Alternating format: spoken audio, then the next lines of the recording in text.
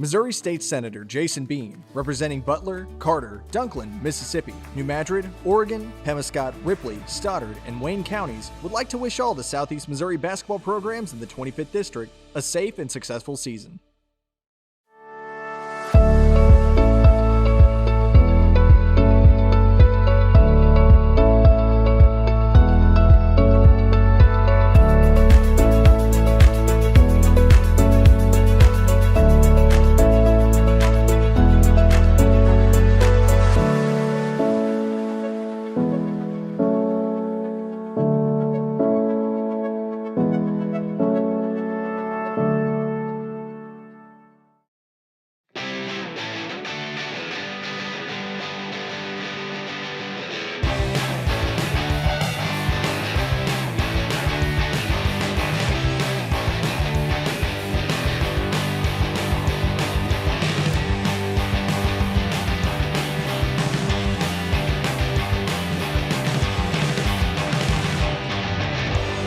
Just remember, if Altry Moreland is not on the back of your vehicle, you paid too much.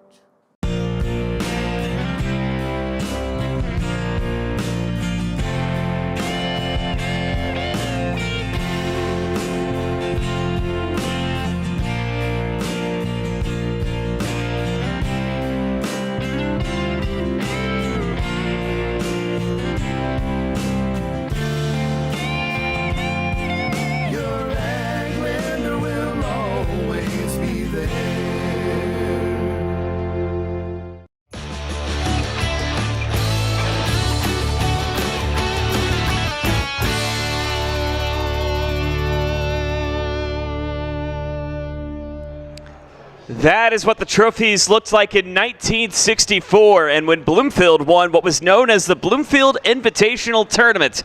And here at the Hall of Champions, another name will be added tonight to the Bloomfield Christmas Tournament trophy. The question is, will it be East Prairie or Malden? We'll find that out coming up in about 4.5 hours or so. But in the meantime, we welcome you back to the top here at Bloomfield High School. Joe Northern, delighted to have you with us. There is nothing like Championship Friday at the Bloomfield Christmas Tournament. It's one of the largest days in the sports calendar in this area, and tonight all eyes, at least in the SEMO basketball world, are going to be focused right here in Stoddard County. And we have 4 great matchups that are going to lead us up to East Prairie and Malden coming up at 8:30 tonight. Twin Rivers and Hayti, a very intriguing matchup of 2 contrasting styles. Javonta Payne for Hayti has been on an absolute tear, getting 27 points for the Indians yesterday in the double overtime victory over South Pemiscot. But Twin Rivers, they've also got some firepower in their own in Zach and Luke Hester. So Seth McBroom's squad going to be wanting to come out to play to take home some more hardware here in Bloomfield. Coming up in our 5th place game, it's the 7 versus 9 matchup between the Richland Rebels and the Porterville Bulldogs. Again, a very interesting game of contrasting matchups as the Rebels, again, really rely on their big guard presence in Tucker Hughes and the sharp shooting of Hunter Sanders. But then again, Layton Kellum, whenever he's hot behind the three-point arc, he is hot. So keep that in mind. And again, TJ Smith's Bulldogs looking to take home the 5th place crown. Regardless, one of those 2 teams is going to go home with a higher ranking than what they came in here. Then in our 3rd place game, it'll be the Puxico Indians and the Van Buren Bulldogs. Puxico hanging in with Malden all last night in their championship semifinal, but the Indians losing Skylar Zimmerman early on were not able to completely recover after that as the Green Wave took care of business 70-62.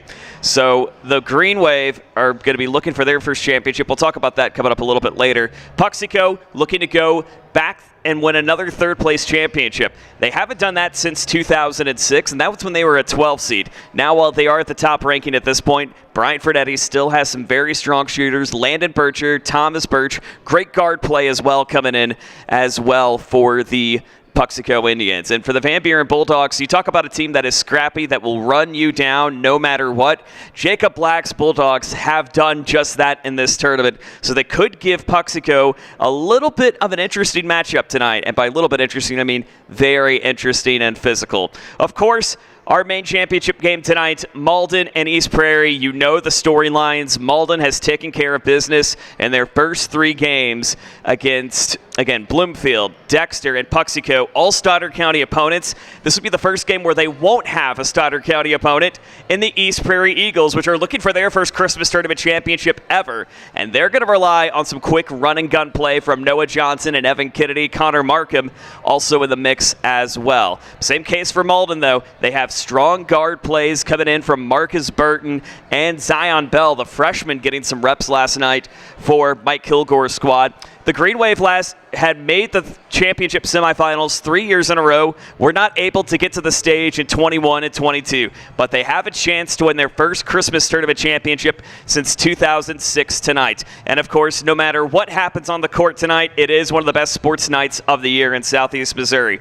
Now, before we send it over to Tristan and Joel, we do have a note from the SEMO Basketball Officials Association. You're going to notice that there's going to be pink whistles that the officials are going to be wearing tonight, and that is in tribute to all of those that have passed, currently, or will struggle with someone that has cancer or a loved one that has cancer, and encouraging that nobody fights alone. So shout out to the SEMO Basketball Officials Association for bringing that in light tonight. And we'll have the trophy presentations after each game, along with the scholarships coming up after the 5th place game of the Bloomfield Christmas Tournament Scholarship Program. Also, too, keep your eyes and ears open during the second quarter of this game, as Joel Aycock and Tristan Johnson will have a little bit of a challenge for you all at home. So be listening in the second quarter for that. But in the meantime, when we come back, we'll toss it over to Joel Aycock and the sharpshooter, Tristan Johnson, for Hayti and Twin Rivers. It's Championship Friday at the Bloomfield Christmas Tournament here on A-Corp Sports.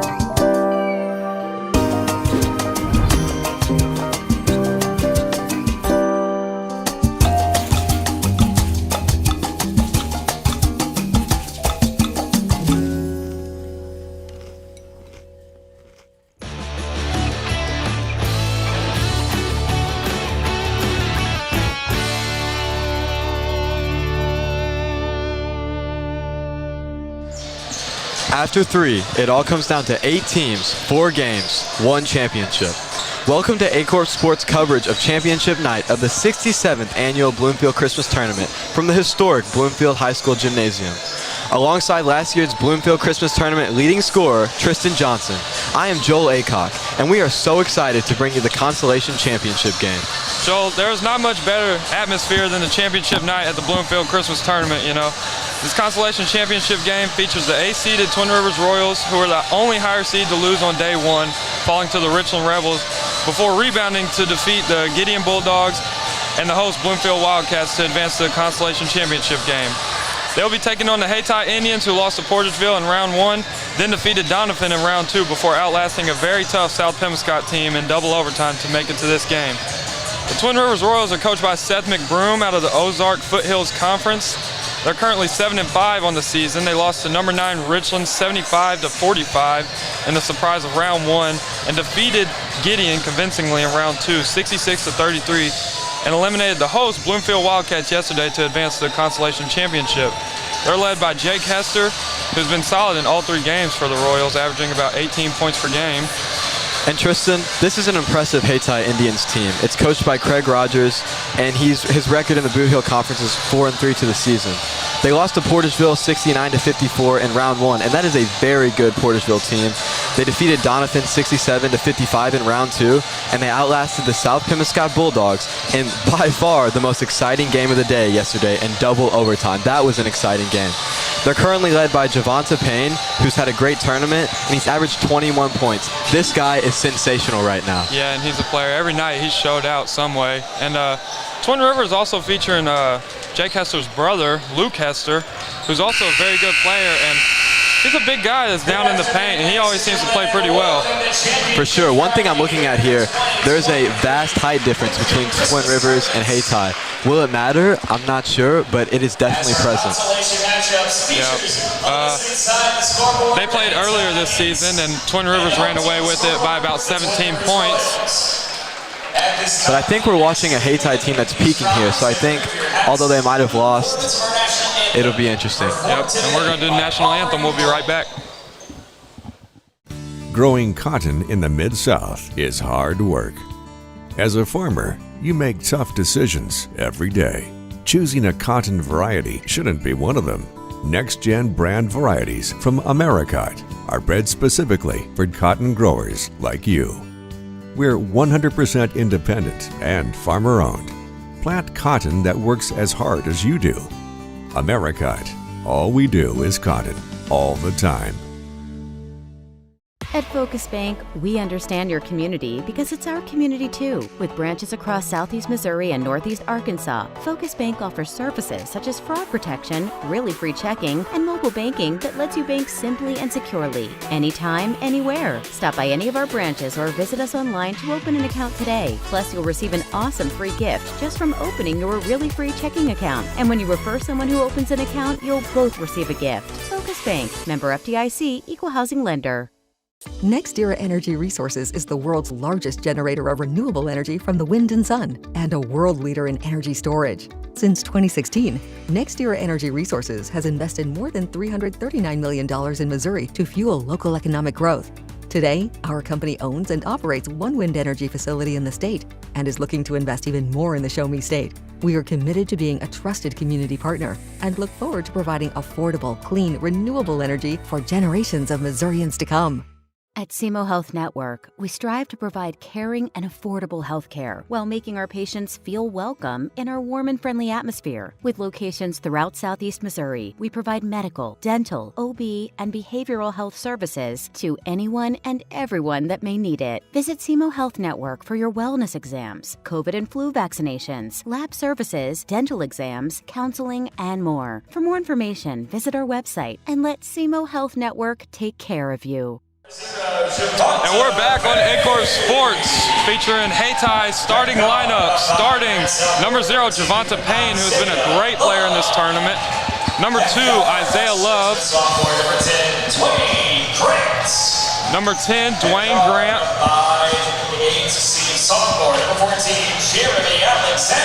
Number 14, Jeremy Alexander. And number 34, Jamari Alexander. And now for Twin Rivers side. And now let's meet the team on the home side of the scoreboard, the Twin Rivers Royals. And guard, the 6-foot senior, number 2, Carter. First up, we have guard, 6-foot senior, Carter Williams. And guard, 5'11" junior, number 4, Jake Hester. Next up, we have guard, 5'11" senior, Jake Hester. 5'9" senior, number 12, Brett. Next up, 5'9" senior, Brett Robards, number 12. 6'4" junior, number 24. Next up, number 24, Luke Hester. And the middle, 6'5" senior, number 30, Zach Joyner. And last but not least, number 30, Zach Joyner. Tristan, there's a magical experience on the last day of the Bloomfield Christmas Tournament. You've played in it. Everyone here gets to observe it. There's just something in the atmosphere that makes it an incredible experience for all that are involved. Yeah, you know, every game's exciting on the last day. You know, this might be the consolation championship, but there's so many exciting players out on this court. Specifically, Javonta Payne is almost a lock for all tournament team, in my opinion. And he's just showed out this tournament. You know, every game with him in it is fun to watch, no doubt. For sure. And he's only a sophomore. That's incredible. The Twin Rivers Royals will have possession. Jake Hester brings it up the floor, passes out to Brett Robards. Luke Hester with the ball. Jake Hester wide open down low layup, good. And we see a wide open Jake Hester down there, which is something you do not want to have happen. Yeah, not the way you want to start a game. Not at all. But on the other hand, it's the way you want to start a game. Javante Payne will take it inside, and he goes up, and good. And that's something I think we'll see many, many times throughout the night. Yeah, no doubt. They already played once in this tournament, or not in this tournament, but earlier in the season, and Twin Rivers came away with that one by 17. Maybe a different outcome today. We will see. We will see. Jake Hester dribbles in on the elbow, loses it. Luke Hester picks it up, passes it to Brett. He'll kick it off back to Jake Hester, to Luke Hester. A lot of cutting going on for Twin Rivers.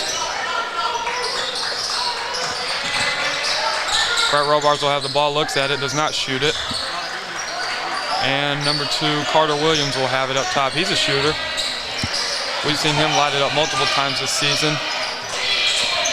Luke Hester will have it, kicks it off to Robars. And they're taking their time here. No need to rush. Yeah. This is something we've seen in previous games as well. We see lots of slashing going on, lots of backdoor cuts, but not been able to get anything going so far. Yep. Zach Joyner in the high post. He's a big guy, standing at 6'5". 6'5". Yep. We've seen him throw it down multiple times this year.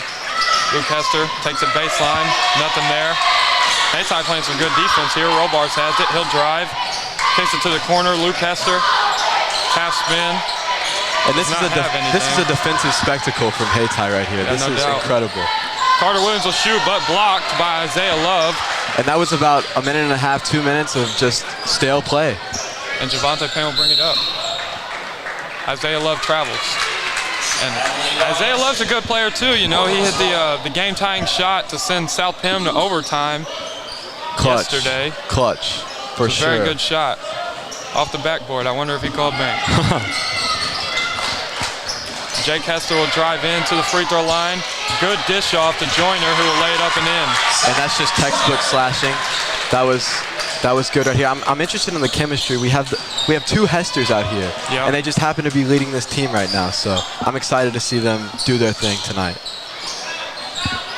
Javante Payne looks at it. He wants to shoot it.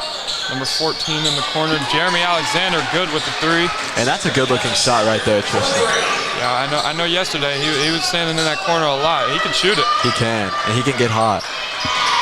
Jake Hester will bring it up. Dishes off to Luke.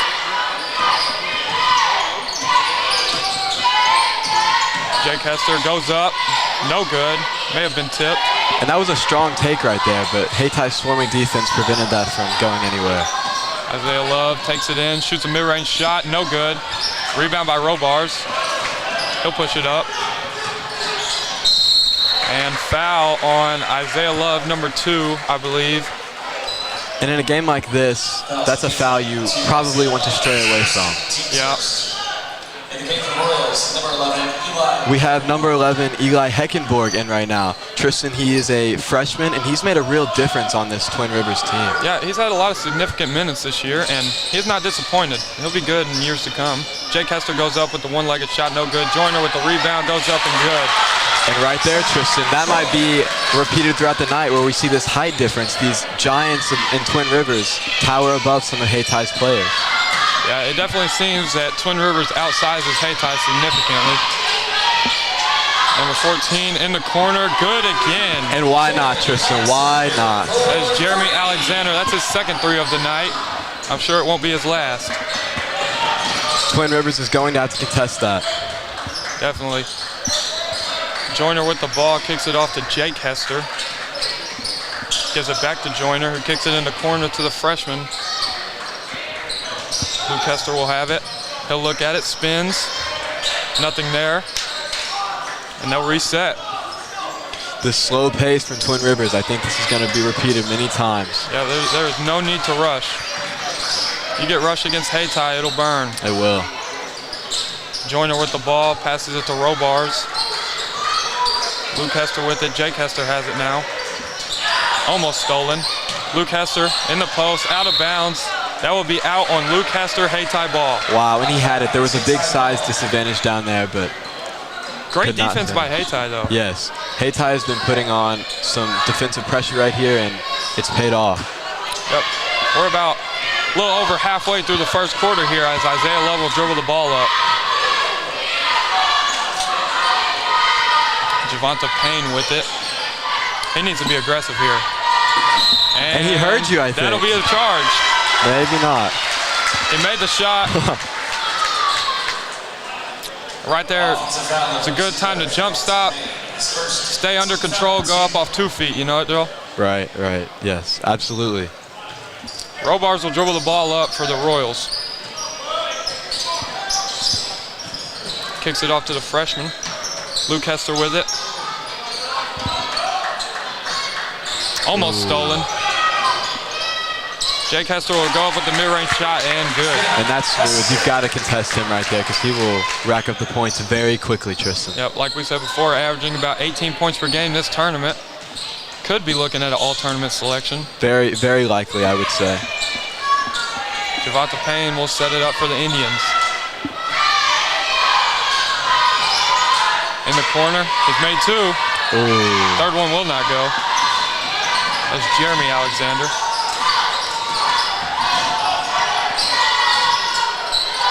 Out of bounds there.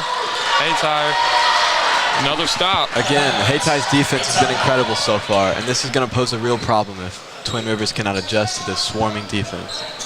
And let's see how Haytai responds. Playing great defense. Offense, a little bit slow to start.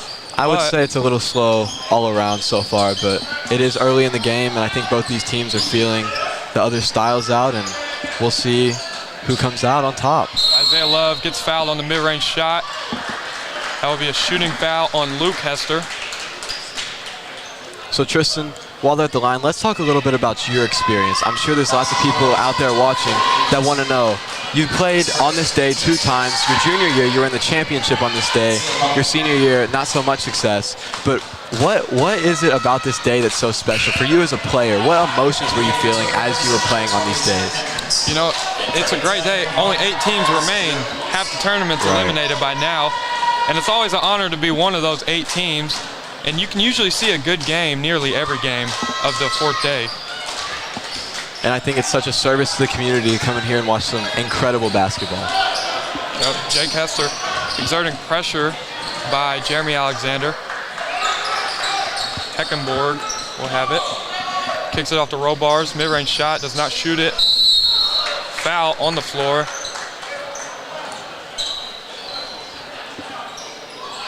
That'll be on number 1, Arnez Jones. Yep. That'll be Haytai's 3rd foul as a team.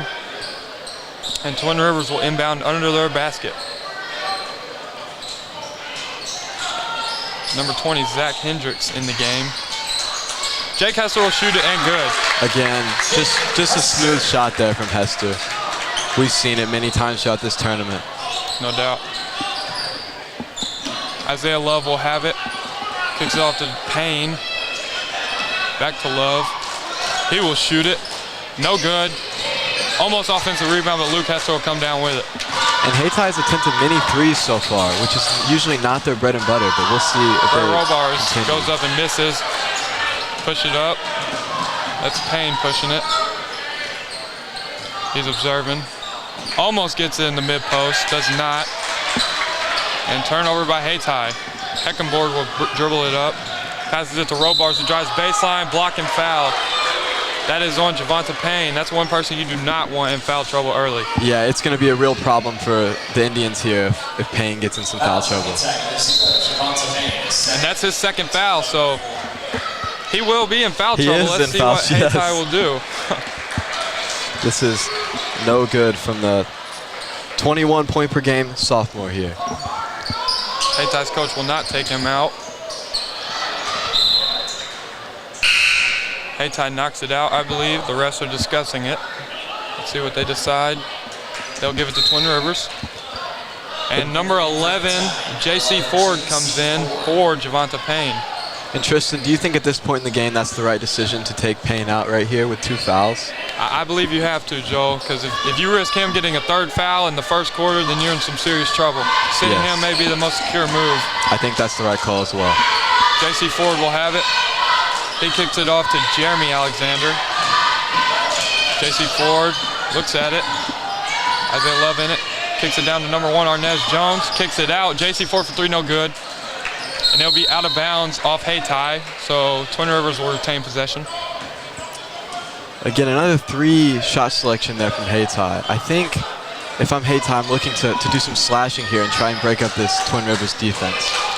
No doubt. And usually Javante Payne is the one that's kind of facilitating, being aggressive, but they don't have him, so they'll have to find something else, different solution.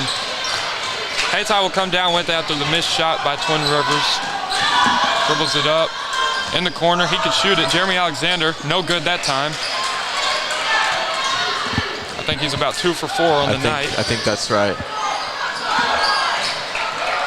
13 seconds remain. Jay Kessler will take it in. May have gotten away with a walk. Does not get called. And that looked good, but Isaiah Love dribbles down. 5 seconds remaining. We know he's one to go to at the end. Jeremy Alexander. Isaiah Love will shoot. No good. And that'll cap off the first quarter here. 10-9. Twin Rivers will lead. We'll be right back here on A-Corp Sports. Growing cotton in the Mid-South is hard work. As a farmer, you make tough decisions every day. Choosing a cotton variety shouldn't be one of them. Next-gen brand varieties from Americot are bred specifically for cotton growers like you. We're 100% independent and farmer-owned. Plant cotton that works as hard as you do. Americot. All we do is cotton, all the time. Tristan, welcome back. First of all, welcome back, everyone. But Tristan, just want to tell the viewers about our A-Corp Sports Facebook page here for a second. We are almost at 10,000 followers. So all of you watching from home out there, wherever you are, we would appreciate if you could go like, comment, follow, and show that page some love. Yeah, if you're on TV right now watching, then your phone's right beside you. It don't take no time to get on Facebook and visit the page and hit the follow button. Yep, just open up that phone and please give us some support. We'd appreciate it. Yeah, it's much appreciated. But we will begin the second quarter here in Bloomfield of the Consolation Championship. Twin Rivers leads 10-9. I really think Hayti needs to be more patient on offense. Like you said, they're settling for a lot of threes. Javante Payne is in foul trouble currently, and I think that's one thing Hayti is going to have to adjust to. I think so as well. Like you said, forcing shots. Some of those shots should not have been taken. I think they all probably realize that now, but we'll see how they adjust. And this is good for Hayti not having their best player in. You can find somebody else to step up and really make some moves on offense and defense. Jeremy Alexander will shoot. No good.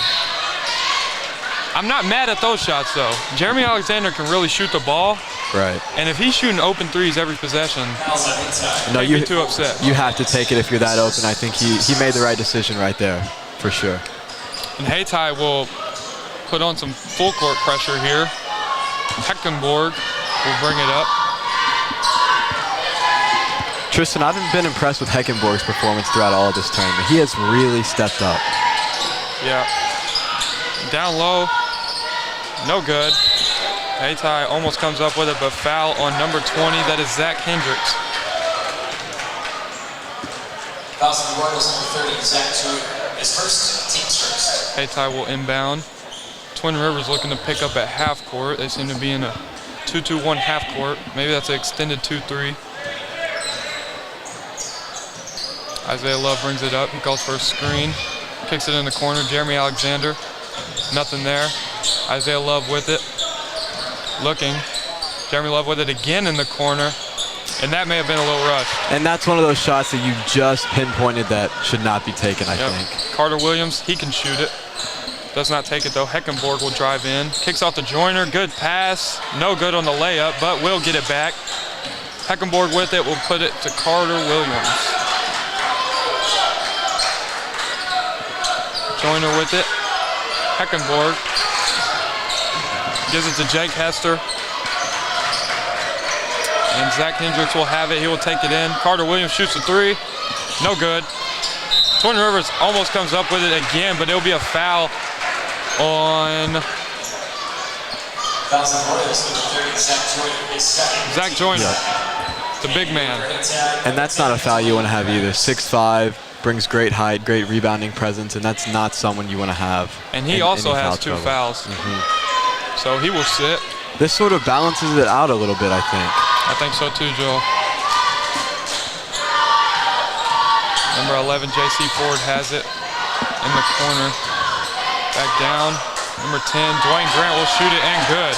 And that's smooth right there. The lefty. K-Ty picking up full court again.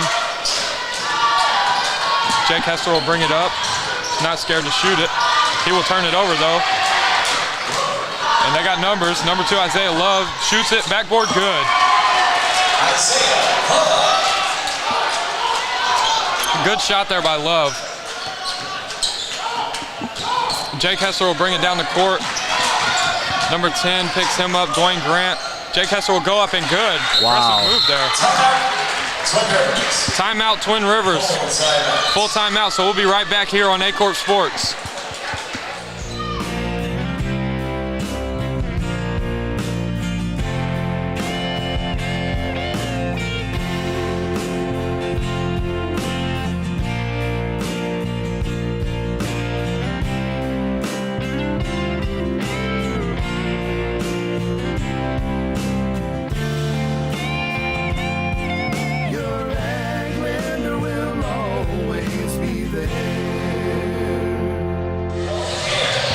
Welcome back to A-Corp Sports, the Bloomfield Christmas Tournament Consolation Championship. We're here with Hayti and Twin Rivers, and it's a close one, Joel. Yeah, so far we have a 14-12 score right here. Tristan, what do you think either of these teams are going to have to do to take a demanding lead here? Because right now we see lots of complacency from both sides. Hayti has taken some shots, maybe they force some, but Twin Rivers really not been able to make anything crazy happen either. What do you think these teams have to do to take a demanding lead? I think Hayti definitely just needs to slow down a little bit on offense. As you see, they are 3 for 10 from 3. That's 30%.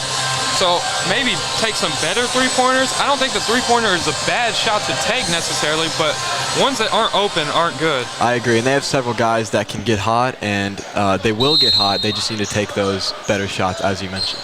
And then Twin Rivers, I think, is doing a good job of getting good inside shots. Yes. But Hayti is keeping it close here. J.C. Ford will have it up top.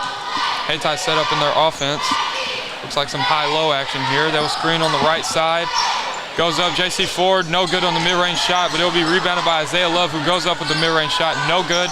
But number 1 brings it down and goes up, no good again. And Hayti battled there, but will not come up with a point. They did battle, and even though they didn't get the desired result, that was impressive given Twin Rivers' height. Jake Hester shoots a 3, no good. Number 1, Arnez Jones will come down with it, and J.C. Ford dribbles it up. Let's see what Hayti does here. Looking to slow it down a little bit, potentially. Number 10, Dwayne Grant with the ball. Will kick it off to Isaiah Love. He'll drive in, mid-range shot, air ball. Not a bad shot, though, necessarily. I think he was just a little ahead of himself there. Zach Hendricks will pass it to Robars. And the foul on Hayti. Definitely some contact there. Yeah, that is number 22.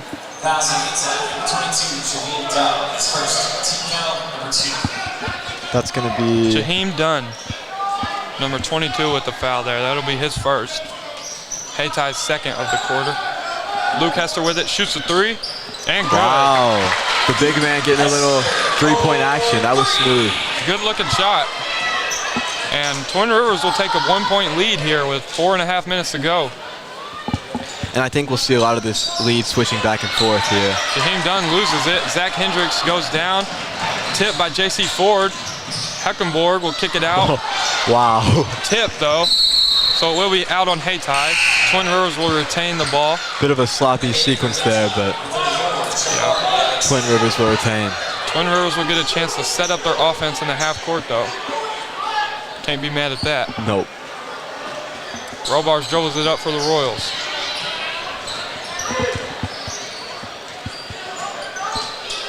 Let's see what he does with it here. Zach Hendricks gets the ball, loses it, stolen by number 1, that is Arnez Jones. Kicks it off. Foul on Luke Hester. And that's another guy here, Tristan, that you do not want to be out for the Royals here. Jamari Alexander will be at the line shooting 2 for Hayti. And Tristan, look out in the stands right here. This is 4 o'clock-ish, you know? First game, Constellation Championship, and we have a decent portion of the gym here. This is exciting. This is going to be an exciting championship night. Yeah, I can guarantee you by the end of the night it'll be hard to get a seat, Joel. And it will be hard to hear. It's going to be loud. Jamari Alexander will shoot the second, 0 for 2. And I think you have to have those in this game, Tristan. Yeah, that could potentially. Free throws are game deciding when it comes down to it. They are. And close ones. Travel by Luke Hester. I think if it wasn't going to be a travel, it's probably going to be a charge. It was something, for sure. Yep. And number 34, Twin Rivers comes in. That is Chaden Bell, sophomore, 6'3". And Twin Rivers has a pretty strong freshman and sophomore presence here. I'm impressed by that. J.C. Ford looks at it. Stolen by Zach Hendricks. Jake Hester will bring it up. Hayti not scared to pick up full court. No. Heckenborg will go to the elbow. Looks like he double dribbled and carried. Yep. I think so. That'll be a carry on Heckenborg. Hayti ball. And we've seen this a lot with some of these younger players, but some of these turnovers I think can be attributed to some inexperience. But it's amazing that a great player like Heckenborg here is getting the opportunity to play in a game like this. Yeah, not many freshmen can say that they played in the Bloomfield Christmas Tournament. It's special for sure. Isaiah Love will have it in the corner. He's observing. Guarded by Robars, who's a good defender. Very good defender. 34 will have it. Takes a mid-range shot. No good. That's Jamari Alexander. Rebounded by Zach Hendricks. And Heckenborg will dribble it down for the Royals. Robars with it. Looks to make a move. Kicks it out to Heckenborg. Kick. Jake Hester looks at it. Does not take it. Twin Rivers taking their time. And a foul on the ball by J.C. Ford. It'll be Haytai's third, J.C. Ford's first. And I think right here, we're seeing what we thought we would see with Javonte Payne being out. Very complacent on the offensive end. Defense still looking good, but I think Payne brings something to their offense that they can't achieve right now. Yep. Robars will take it up. Jake Hester comes up, gets the ball. They're running some flex action here. Yeah, this is interesting. Heckenborg has it.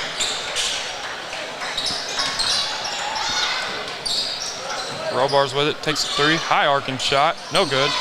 J.C. Ford, the little guy will come up with it. He stands at 5'8". Go up and good, that is number 1. Arnez Jones, the junior, 6'2". And that'll be a timeout. So we'll be right back here on A-Corp Sports with some more basketball. 30 seconds.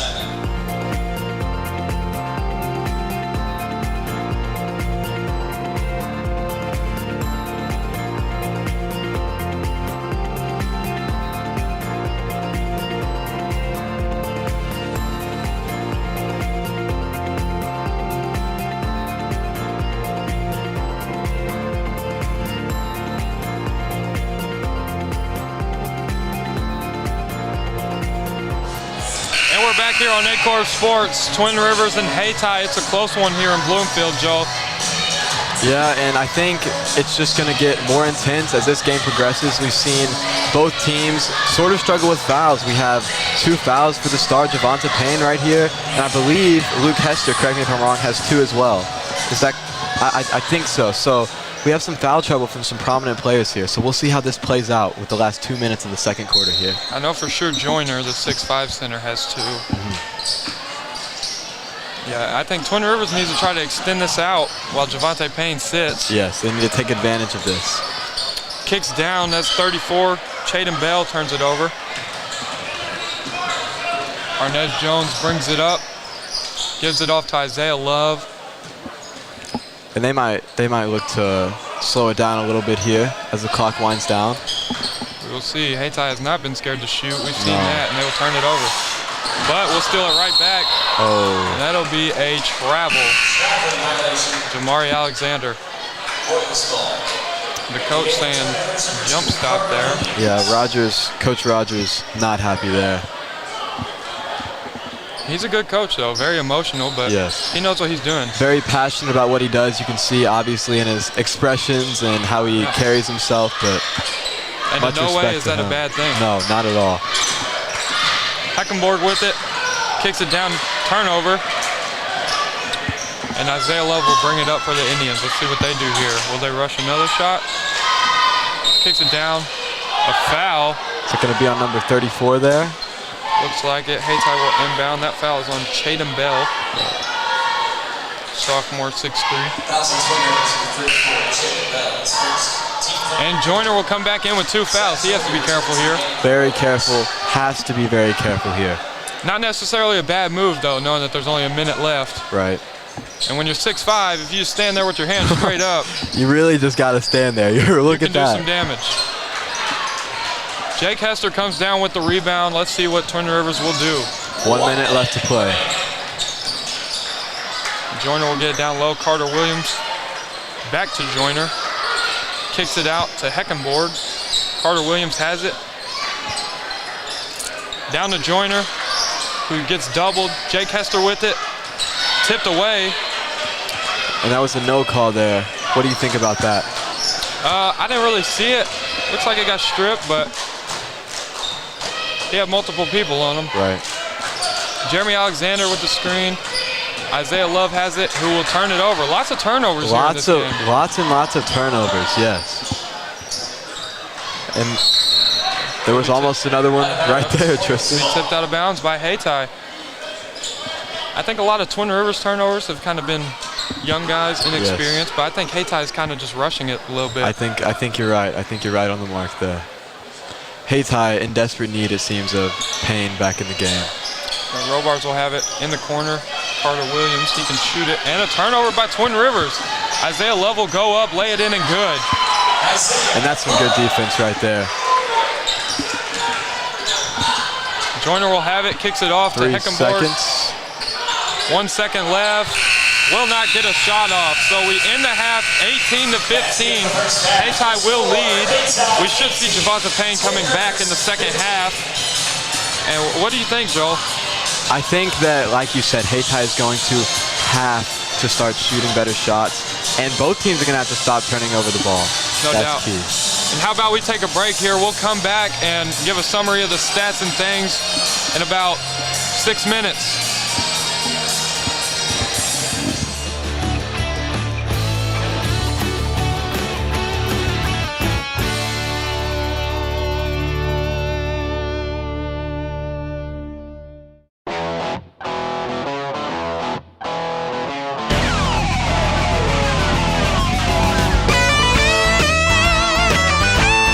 We're right here at King Jerry Lawler's Hall of Fame Bar and Grill on world-famous Beale Street, and as you can see, oh my gosh, we have the best barbecue ribs in Memphis. Oh my gosh, the gumbo is out of this world, but you gotta try the King's Triple Decker Slam Burger. You'll love it.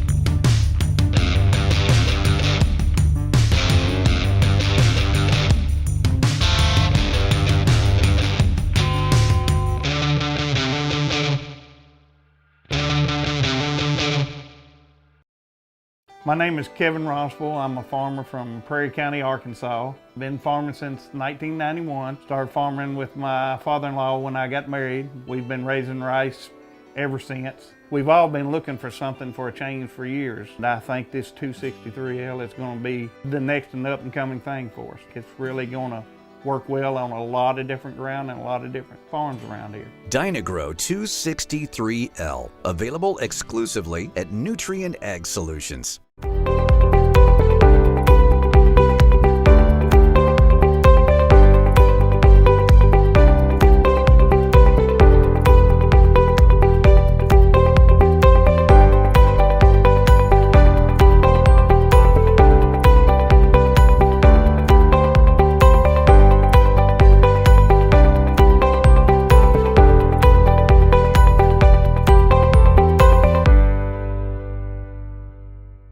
At Young Real Estate, we're Southeast Missouri, just like you. We are parents. We support local education. We are grandparents. We are active in our community. We are patriots. Serving all of Southeast Missouri, and we are here for you. We are young. Allen Christian GMC, your local GMC experts. Explore our wide selection of new and used vehicles. Visit us at 724 Business 60 in Dexter or at allenchristian.com to find your perfect vehicle. Allen Christian, let's get you rolling. Check out the Pro Shop at the Kennett Country Club. Special rates on 18 holes get you a 10% voucher to putters. We also have great apparel so you can always look your best. Golf and apparel, all at the Pro Shop.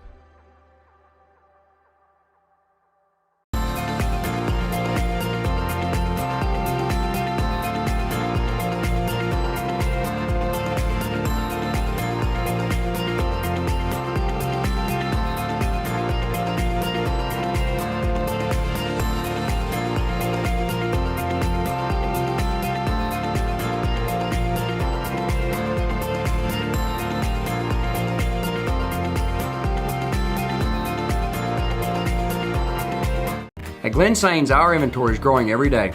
Between all of our 4 stores, we'll have 400 units in stock at any given time. Whether you're looking to buy a GMC, Chevrolet, Buick, or Ford, we look forward to serving you and your family for years to come. Mathis Funeral Home of Dexter and Bernie strives to provide their community with the accommodations and services needed to relieve your family during times of loss. For more information, give them a call and see how Mathis Funeral Home can help meet your expectations in celebrating your loved ones. Southern Custom Meats in Dexter, Missouri is providing you with the best in custom butchering, fresh vegetables, and farm fresh eggs. Call now or visit us today and see the Southern Custom Meats difference for yourself. Fast Break, cold beer, pork steak. Fast Break, the best chicken in the whole state. Fast Break, whoop doggies, I think I need a Fast Break. All right. Fast Break in Bernie, Missouri. Fresh food, lottery, gas, and more. Fast Break. Sandy Small Engine in Malden, Missouri is the best local dealer for all your outdoor equipment needs. From mowers to repairs, we've got you covered. Call now or stop in today.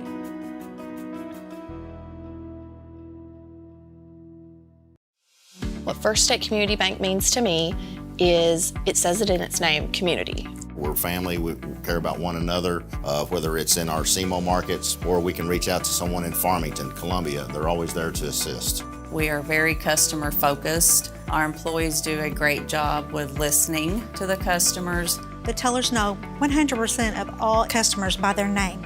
If you want to feel at home, then walk into the doors of First State Community Bank.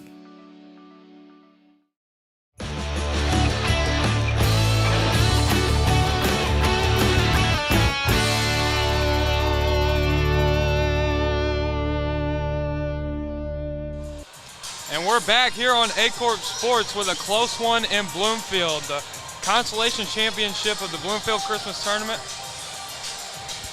And Tristan, I just want to remind all of our viewers out there watching from home, we're about to hit 10,000 followers on our Facebook page. So if you could give us a like, a comment, a follow, we would greatly appreciate it. I believe we're around 9.5 thousand right now. Let's try to get that to 10,000. Let's do it. Let's do it. Let's go over some stats here, Joel. We'll begin with Hayti, who's winning the game by 3 points currently. Javonta Payne in foul trouble right now. He has 2 points and 1 rebound. Jeremy Alexander leading the way for the Hayti Indians with 2 3-pointers, 6 points, no rebounds. Isaiah Love has 5 and 3 rebounds. Dwayne Grant has came in and pitched in 3 points and a rebound. Arnez Jones, on the other hand, leads the team in rebounding, has 4 rebounds and 2 points. Yeah, and so Twin Rivers stats, they tell sort of the story of the game as well.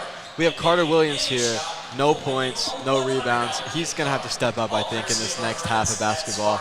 We have Jake Hester with 8 points. We expected this. He's going to do his thing. 3 rebounds as well. He's helped out on the rebounding end. Brett Robards has not scored, but he's been very active on the defensive end, which is sort of a staple of his game. Luke Hester, he was in some foul trouble. He had 2 fouls, didn't get to play that much in the first half, but I think they're going to get to look at him some more in the next half, see him down low because he can go to work. And then we have Zach Joyner finally with 4 points, and he has to have a good half, I think. Yeah, he also has 2 fouls for the Royals. 2 fouls, yes. 6'5", that's a big guy. And that's an important body. Like you said earlier, you literally just have to put your hands up if you're that big, you know. I'm sure you probably played against some big guys. I'm sure it's very intimidating at 6'5" with that wingspan. Yeah, every inch helps, you know. Whenever you're down low and you're that big, you know, if 6'5" against 6 foot, that's a massive difference, you know. It really is, and especially sitting up here from this vantage point, you can sort of see how big the difference actually is. Yeah, and Haytai's definitely undersized. We'll probably get to see Javonte Payne get back in this half. I'm excited to see what he has in store for us, but Jake Hester has really put on a show for the Royals so far. 8 points already, almost in double digits. And I think he's solidifying himself as a part of the all-tournament team right here. But, Tristan, one thing I would like to touch on is Haytai's 4 shots in this first half. What do you think about this? Yeah, I really think that they're just rushing, you know. I think that if they would just slow it down, because if you watch, most of the time they're moving the ball, they're passing it around to the same people back and forth, and then they're kind of driving, forcing a shot. They really need to take their time and get some high-low action going on here. Maybe pass it to a wing, and then the block player comes up for a flash to the high post.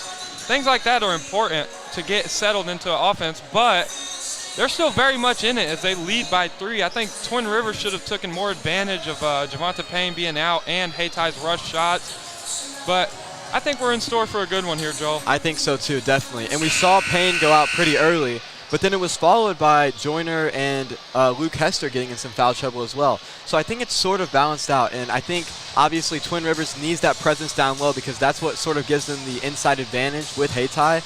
But also Haytai is going to see an incredible offensive piece come back in Javonte Payne.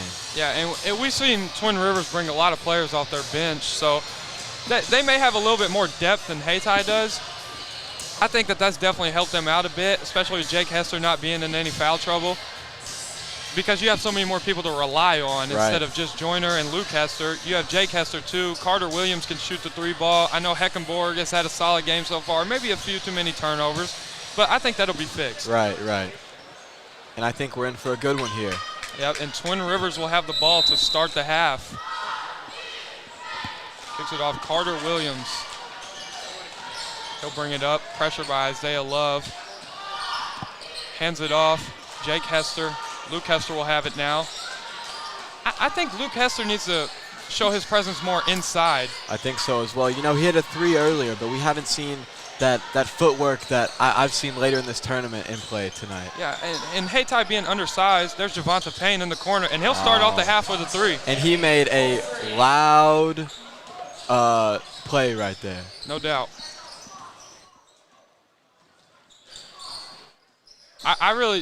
Luke Hester here, he has a guy that's on him, number 10, Dwayne Grant. There he is, he's posting up now. Maybe they heard me. And that's probably a 5-inch but mismatch. Double team. Wow. And I think that's just kind of a forced pass. It is, and Luke Hester frustrated there, slapping the floor. The idea is definitely there. Dwayne Grant will shoot the 3, no good. Haytai in no rush to be patient. Brett Robards will take it baseline, looks at it, kicks out to Jake Hester. Joyner in the high post, Luke Hester with it. Screen, one-legged shot, air ball. Again, Tristan, like you said, he took a shot from the elbow there. I'd like to see him get down there and do some classic post work that I know he can do. Yeah, and we've seen it many times this tournament specifically. I know he got player of the game one game, had double-digit points. I'm sure double-digit rebounds also. Luke Hester, blocking foul. Wow, and that's another one there. Yeah, that's not good. That should be Luke Hester's 3rd, I believe. Dwayne Grant will be at the line. And if you're Coach McBroom here, do you take Hester out? I think you have to for a little bit. Maybe later in the 3rd quarter, throw him back in there with like 2 minutes left or something, but he'll leave him in though. That may be some subs coming in for him, but. And Luke Hessler's good at drawing charges too. It'll be a foul. Is that on Javonte Payne? It is. That's Javonta Payne's third foul. Again, it's like Twin Rivers answered with the foul right, or excuse me, Hayti answered with the foul right there. Yeah, and lots of fouls we've seen in this game, Joel. And not only fouls on the offensive weapons for both teams. Yeah, no doubt. Heckenborg will dribble down to the elbow, dishes it off to Zach Hendricks. Jake Hester will take it, goes in for the shot, and good. And that's just a good take right there. We've seen it countless times throughout this tournament. At this point, it's just like, you know, it happens. Yeah, he's a great player. Javonta Payne, who is still in the game, one-legged shot. Those are risky, Joel. Those can get charges drawn. They can, as it did earlier. Yep. Hayti putting pressure on Robars. Kicks it out. Zach Hendricks with the ball to Joyner. Brett Robars open for three. No good. And boy, that shot has some arch on it. I was just about to say that, yeah. Isaiah Love travels. Turnover by Hayti. And like you said earlier, this has been a game of fouls and a game of turnovers. Both factors might just decide this game. We will see. Hayti, with a somewhat commanding lead, could be broken of 24-17. Yeah, and with the way these teams play, either of them can get hot quick. Hayti could easily extend this lead by double digits if they get hot. Twin Rivers the same way could come back just as fast. Mm-hmm. It could certainly work both ways. You know, Twin Rivers has shot a decent amount of threes. If those start falling, as Joyner will go up with it and miss. Jake Hester with the rebound, no good. Almost gets the and one. He'll be shooting 2. And that's impressive for 5'11" Jake Hester to rebound that right there. I think that is his 5th rebound. He could have a double-double here today. So I think he's on his way to a great performance here. Yeah, and that foul will be on Dwayne Grant. That's his first. Haty's second in the quarter. Jake Hester will take 2. So, Tristan, we all want to know, what's your prediction for the championship tonight? Malden East Prairie, that's going to be a great game, Joel. I'm very excited to watch it. Malden with the upset against Puxico last night, which was also a great game. Skylar Zimmerman got hurt early, which hurt the Indians pretty bad. If you had to pick a best player on Puxico, I would say it would be him, even though they're a very deep team. Right. But I'm not sure, Joel. I think I'm going to go with Malden on that one. Okay. But we'll see. We will see. Back to this game, though. Twin Rivers will get the steal. Jake Hester goes down. Euro step up. No good. Joyner, 6'5", with the rebound. He shows it. And there's that height right there, like you said, coming into play. It's going to be important to mount this comeback. Yeah, Twin Rivers, some 1-2-2 press going on here. Jeremy Alexander with the 3, and good. What a shot by Alexander there. And Hayti answers. And those are very quick shots, but whenever they fall, it can make it worth it. Mm-hmm. Jake Hester will take Alexander down, but kicks out to Robars. Robars looking, screened by Joyner. Heckenborg will take it in, goes up, and won by Heckenborg, the freshman. What a take there. And that's a beautiful take. And given his age, that is so impressive. This is his first Bloomfield Christmas Tournament, and the fact that he can pull something like that off with contact, he's going to be one heck of a player. And we lied. Not an and one. It will be a foul on the floor. It looked good. It looked like an and one to me, Joe. Dwayne Grant with the foul. It'll be his second. Haty's third. Robars will have it. Kicks it out to Heckenborg. Robars cutting back door. Some pressure by Hayti. Almost got the ball, does not. Jake Hester will go up with it, and that will surely be an and one. Yes, okay. Good shot there by Jake Hester. And he has 13 now, an impressive 13 points. And he will be shooting one more, give them the opportunity to get 14. Yes. He has 5 rebounds also. Good night for Hester so far. And that's the second most on the team right here. Joyner, 6'5", has 6 rebounds. These rebounds from Hester, they count. No doubt. Jake Hester will be good on the free throw. Heckenborg picks up Isaiah Love, who will dribble through the trap. Goes up with it, no good. Out on Twin Rivers, it will be Haty's possession. And it seemed like there was some scuffling over the ball, and it's tough to come back when those kinds of sequences are happening. Jeremy Alexander with the ball. He'll give it off to J.C. Ford. Isaiah Love with it. Down low. I believe that is Arnez. And that's that hard fall. That's that wingspan going to work there. Yep. Heckenborg with it in the corner. Shoots the corner three. No good, short. Jeremy Alexander with the rebound. Isaiah Love will take it up for the Indians. Let's see what Hayti does here with a 4-point lead with 3 minutes, 45 seconds to go. Kicks it in the corner. Good catch there by Jeremy Alexander. And a charge there by Hester. And I think that was the call there. He planted his feet. He was still. He got ran over, bulldozed, as we saw. And, yeah, that was just fundamental charge right there. Luke Hester will come back in the game for Joyner.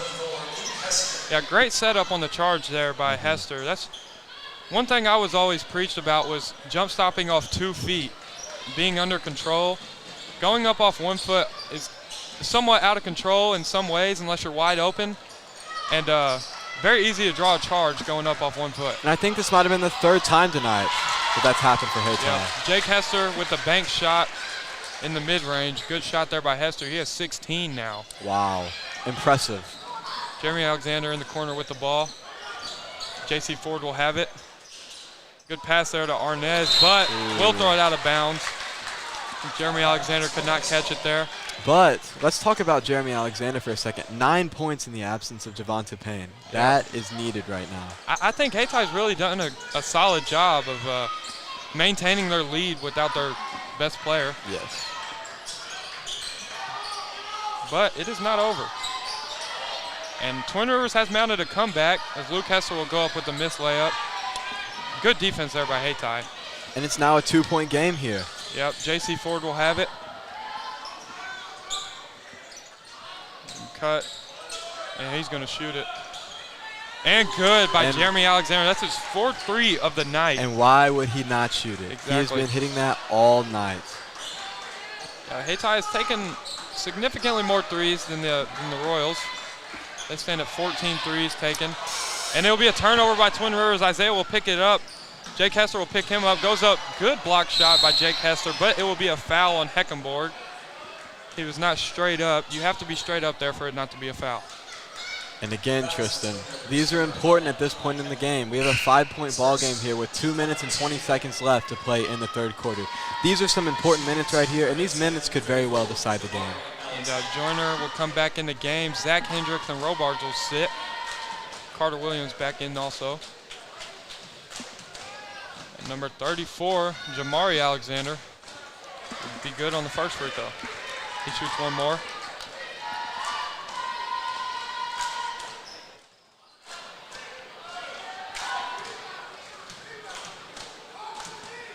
Second free throw, no good.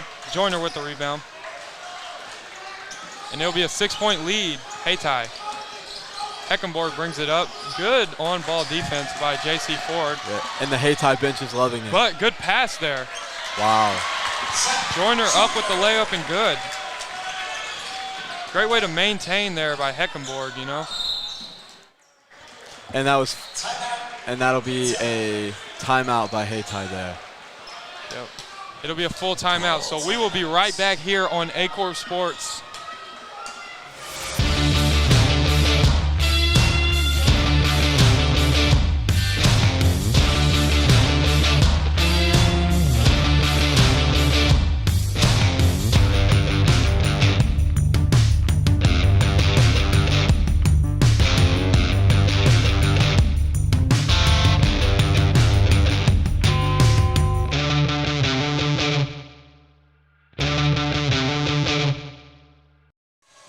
And we are back here on Acorn Sports as Hayti maintains their lead. They are winning by 4 points, 31-27.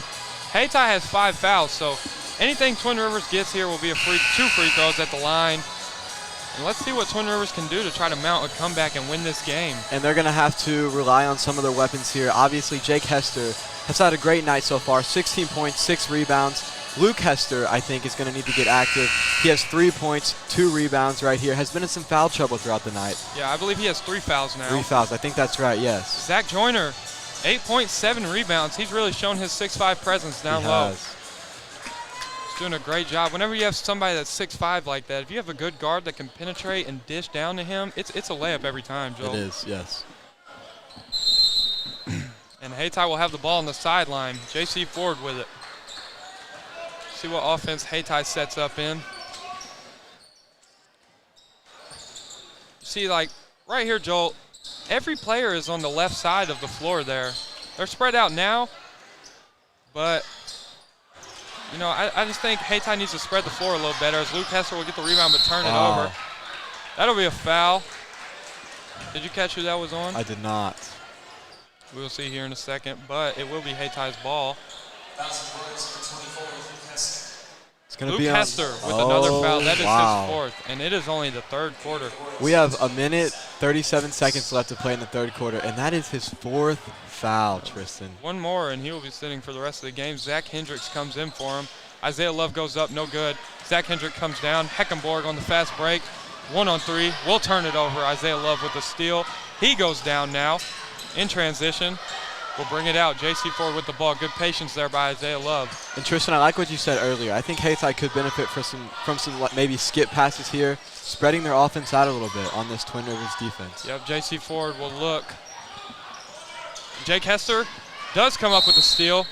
Timeout by Twin Rivers. Good play there by Jake Hester. He's had a great game, Joel. He is. And let's see if it'll be a full timeout. It will. They will sit, and we will be right back here on A-Corp Sports. First State Bank and Trust wants to thank the Dexter community for 20 years in business. We're there for you for your first paycheck, buying a home, opening a small business, starting a family, or planning to retire, and everything in between. We're the local bank you know and trust for all of your financial needs. Visit fsbtrust.com or stop by our Dexter branch to explore all your financial options.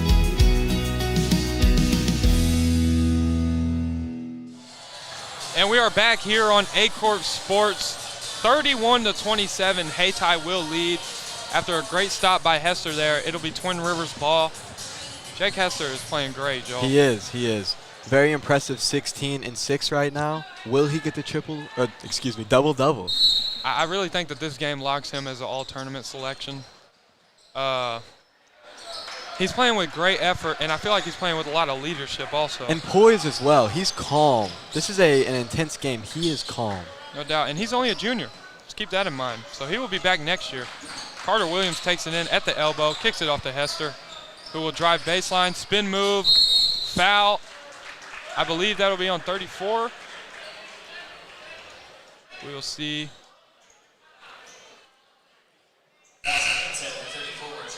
Yep, number 34, Jamari Alexander with the foul. That's his fourth foul. We've seen a lot of fouls here tonight, Joel. That's been the story of this game, turnovers and fouls, as I said before. That could decide the game. Actually, that was a mistake. That's his third foul, not fourth. Jake Hester at the line shooting 2. So they will be in the bonus now. Good on the first. And Robars will come in for Carter Williams. Robar's a great on-ball defender. And he's played hard tonight. Yes, he plays hard every game. Yes. And let's see if Jake Hester will go 2 for 2 here at the line. He does not. 1 for 2. Yep, he will have 17 points now. Isaiah Love with the ball, looking it over. Hayti in a high-low set. See, and they're just kind of standing. They will turn it over, maybe. Jake Hester comes down with it. Another steal by Hester, and the foul on the ball. I believe that was Arnez Jones. Excuse me. J.C. Ford, his third foul. Another player with 3 or more fouls still. Yeah. There may be 4 of them out there tonight, 4 or 5. Yes. And you can tell that this Hayti offense is not benefiting from all these fouls here. Jake Hester not good on the first one. And let's see if he can take it to 18 points on the night here. Jake Hester with the second. Also no good. J.C. Ford will bring the ball up for the Indians with 25 seconds to go in the third quarter. They maintain a 3-point lead. J.C. Ford will go down with it. Good layup and good. What a take by J.C. Ford there. Heckenborg will take it up for the Royals. Kicks it off to Jake Hester. 4 seconds to go. What will he do with it? He will shoot a mid-range shot, and it goes. It is good. Great shot by Jake Hester. And that's a great way to end the third quarter there for Twin Rivers. 33-30, Hayti leads, and we will take a break here on A-Corp Sports. What First State Community Bank means to me is, it says it in its name, community. We're family, we care about one another, whether it's in our SEMO markets or we can reach out to someone in Farmington, Columbia. They're always there to assist. We are very customer focused. Our employees do a great job with listening to the customers. The tellers know 100% of all customers by their name. If you want to feel at home, then walk into the doors of First State Community Bank. And we are back here on A-Corp Sports, 33-30. Hayti will lead. A lot of fouls tonight. That's kind of been the story of this game. You have multiple key players in foul trouble. We're going to see what Hayti does to maintain this lead, and we're going to see what Twin Rivers tries to do to build their lead back. Tristan, yeah, and we see the star, 21 points per game. Javante Payne, 4 fouls. Yeah. That is no good for the Indians, and they are going to need him to finish strong in this last quarter. I'm curious to see how Coach Rogers will maintain his playing time, if he'll throw him out there to start or if he'll wait a little bit. What would you do, Joel? What do you think? I think right here, you want to jump out strong. You want to get some momentum right off the bat. So I think I'd put Payne in to try and get more of a demanding lead here. How about you? Yeah, I'm just not sure. You know, he's came in multiple times. I think they've gave him the opportunity, but every time he's gained another foul and went right back to the bench. But he will sit to begin the fourth quarter. And we have a good one here in Bloomfield. J.C. Ford with the ball. Jeremy Alexander open in the corner. He will get the ball. He'll shoot it. And good. And that's 15 for Jeremy Alexander. His 5th three tonight. He can shoot. You know, what can you say? I think they've all been from the corner also, Joel. I think so. That's his spot for sure. Yeah. He likes some corner threes as Robars will attempt one. No good. But they'll get it back. Robars drives in, loses it. Will Hayti come up with it? No. Jake Hester will. He'll spin move. No good. Joyner with the ball. Now, no. Isaiah Love will have it, and Jeremy Alexander stops, and he'll pop. Will it go in? Yes. Wow, and he is on fire here tonight. That is number 6 for Alexander. That is 6 threes for Jeremy Alexander, Joe, yes. It's incredible. He's a great shooter. Jake Hester will now take one from the corner. No good. But Robars will come down with it. He's a very grit and grind player. Heckenborg tries to get it down to Zach Hendricks, will not. And they will foul. Was that Heckenborg on the foul? It was, yes. And that was one of those fouls that you do not want to have here at this point. And the turnover right there, as we said, Heckenborg, excellent player. He's going to have lots of time to grow throughout this season. J.C. Ford getting double teamed. Jeremy Alexander with the ball in the corner. That's where he likes to be. Yeah, notice they rushed over that time. J.C. Ford shoots, no good. Zach Hendricks will pull it down. Robars brings it up on the fast break. The big man takes it coast to coast, but we'll turn it over. J.C. Ford with it, and he makes a layup. That'll extend Hayty's lead to 11 points. Great run there by Hayti, and it all started with Jeremy Alexander's 2 threes. It will be a full timeout, so we will be right back here at the BCT on A-Corp Sports. Do you need personalized merchandise? Trying to celebrate the season of that big state run? Then Juju Promotions in New Madrid has you covered. Whether it's heat presses, screen printing, or embroidery, we always have an option that will leave you satisfied and looking your best. With seasonal styles and plenty of accessories, there's something here for everyone. So come in and shop around. You'll be welcome with a smile and leave more fashionable than ever. Call us at 573-748-4040 or visit us in New Madrid. And we are back here on A-Corp Sports. Hayti takes a demanding 11-point lead with 6.5 to go with no Javante Payne. Yeah, Tristan, I think Jeremy Alexander has stepped up. 18 points, 6 threes. This, Tristan, is impressive. Yeah, and if you look at the stats here, Hayti shooting 8 for 17 on the night. That is very good three-point shooting, nearly 50%, little under it. Twin Rivers, on the other hand, 1 for 10 from 3. And I think all of this is reflected in the score, and Twin Rivers is going to have to get something going here to come back from this 11-point deficit. No doubt. If Twin Rivers is just shooting 30% from 3 here, then it's only a 5-point lead by Hayti. It's a different ball game for sure. Yeah. And Twin Rivers will bring it up. Jeremy Alexander picks Jake Hester up full court. Jake Hester looking. Luke Hester back in the game with 4 fouls. Cannot get another one. Jake Hester will have it. He'll go up. And one by Jake Hester. And that's just unbelievable right there. That puts him at 21 points with the potential to make it 20. It was on the floor. They've done that twice to me. I think they know. Okay. Okay, never mind. It was an and one. It's hard to read that. But yes, great take there by Jake Hester as he is now in the 20-point range. He'll be good on the second. And that's going to make it 22 points and 7 rebounds for Jake Hester in the consolation championship. Javonta Payne comes in for J.C. Ford. Key player here. Let's see what he can do. Hayti will bring it up. Full court pressure by Twin Rivers. Kicks it in the corner. Jeremy Alexander. Can he make a 7? No. Jake Hester comes down with the board. Kicks off the Heckham board. Who will throw it down to Robar's in the corner. And he will throw it away. That may be a backcourt unless it was tipped. Yes. It will be a backcourt. Backcourt violation on the Royals. Going to be Hayty's ball here. And we have Payne in the game. This should be interesting. 8-point lead for Hayti. Let's see what they can do to maintain or extend their lead. Isaiah Love grabs it. Twin Rivers really trying to put pressure here on Hayti. I can't blame them. Number 10, Dwayne Grant in the corner. Gets trapped, almost loses it. Javonta Payne, they need to get out that corner, Joel. Yes, they do. Javonta Payne takes it in. Good pass there by Payne. Will not go by Arnez Jones, but the second one does. Jones got his own rebound right there. Beautiful pass there by Payne. He's an excellent player. We all know this. No doubt. And he'll come in this game and just be aggressive. Joyner with it, no good. And Grant will come down with the rebound. Isaiah Love almost loses it. Grant will have it again, almost loses it again. And it will be out of bounds off of Twin Rivers. And Twin Rivers is really doing a good job of trying to get steals here. They've almost came up with 3 right there. Mm-hmm. And Coach Rogers not happy right here. I can't blame him. Javonta Payne. I think they really need to take their time here, Joel. They have 5 minutes to go. A 10-point lead is a lot in hindsight, but maintaining it is not easy. Javonta Payne will take a 3.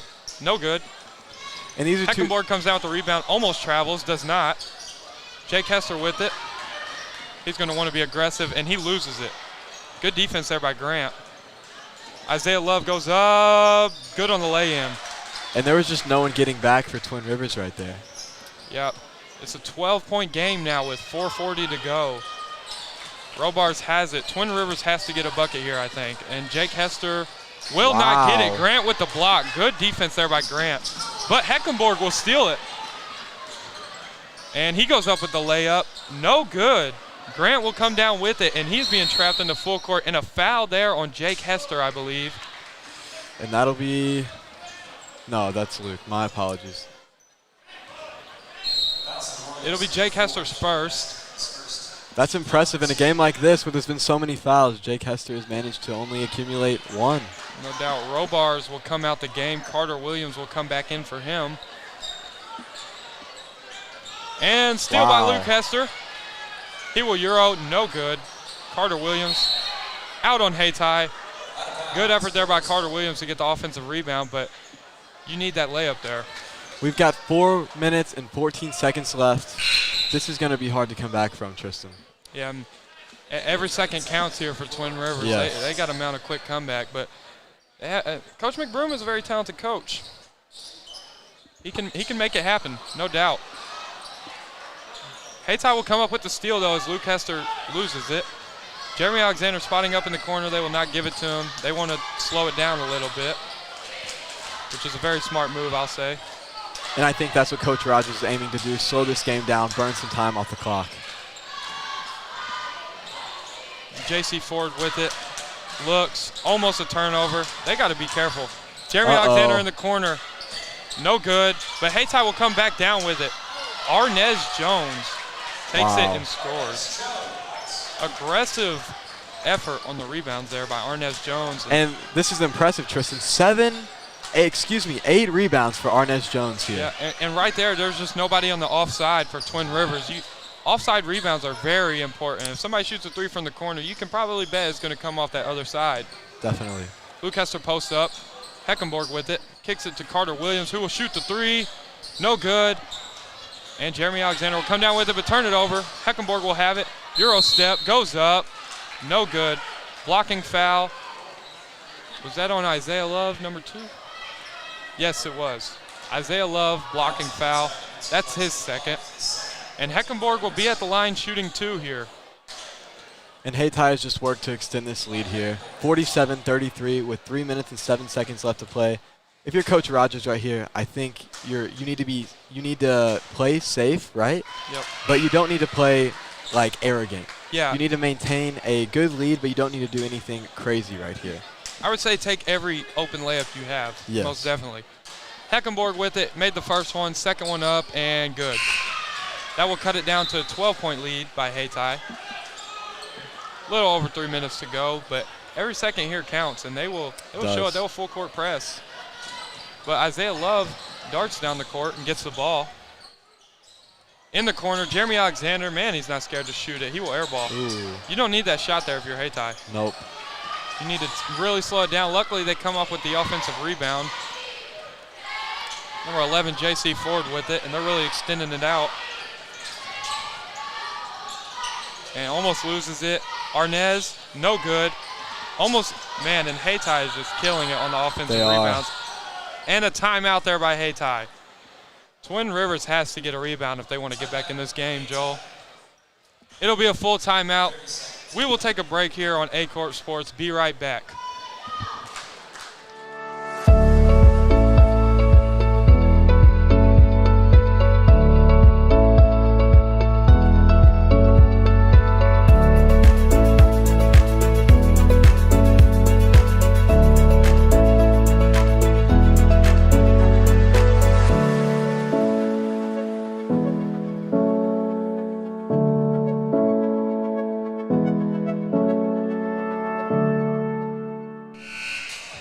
And we're back on A Corp Sports Networks, folks. 47-35, Hayti Indians advantage with 2 minutes and 36 seconds left to play in the fourth quarter. One more reminder, we would like to remind you all to go like, comment, follow our Facebook page, as it is almost at 10,000 followers. Yeah, and it's much appreciated, everyone that does so. If you're watching on TV, grab your phone right now or during a timeout, and just go to our Facebook page and follow it. We're almost at 10,000. Travel there by J.C. Ford. Turnover by Hayti. It'll now be in Twin Rivers' hands. And really in this last 10 minutes, I would say, Hayti's established a lead here, a safe lead. Yeah. And I think that they really proved the point tonight that they don't need Javante Payne to win games. I agree completely, yeah.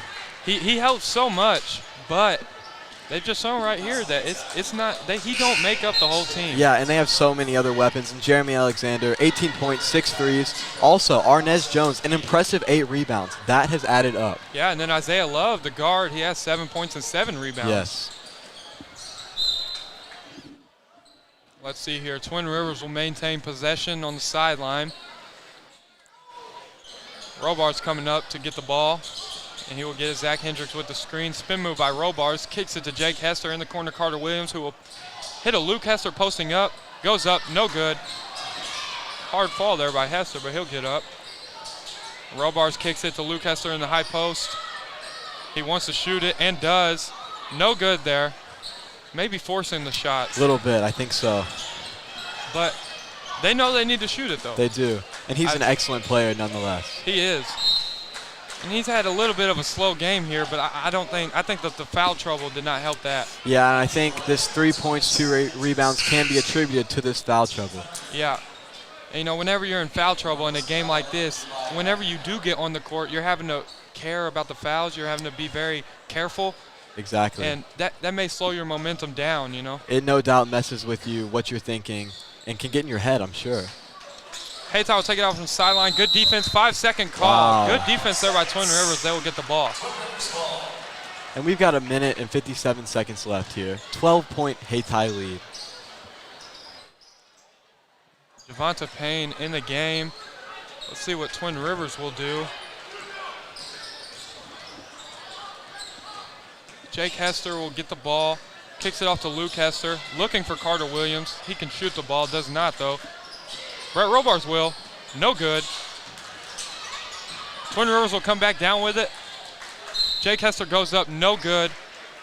Foul on 34, Jamari Alexander, I believe. Jake Hester will shoot 2 at the line. This will give him an opportunity for 24 points. One more rebound, he has a double-double, Joe. He is right on that line right now, and he has put on an amazing performance here tonight.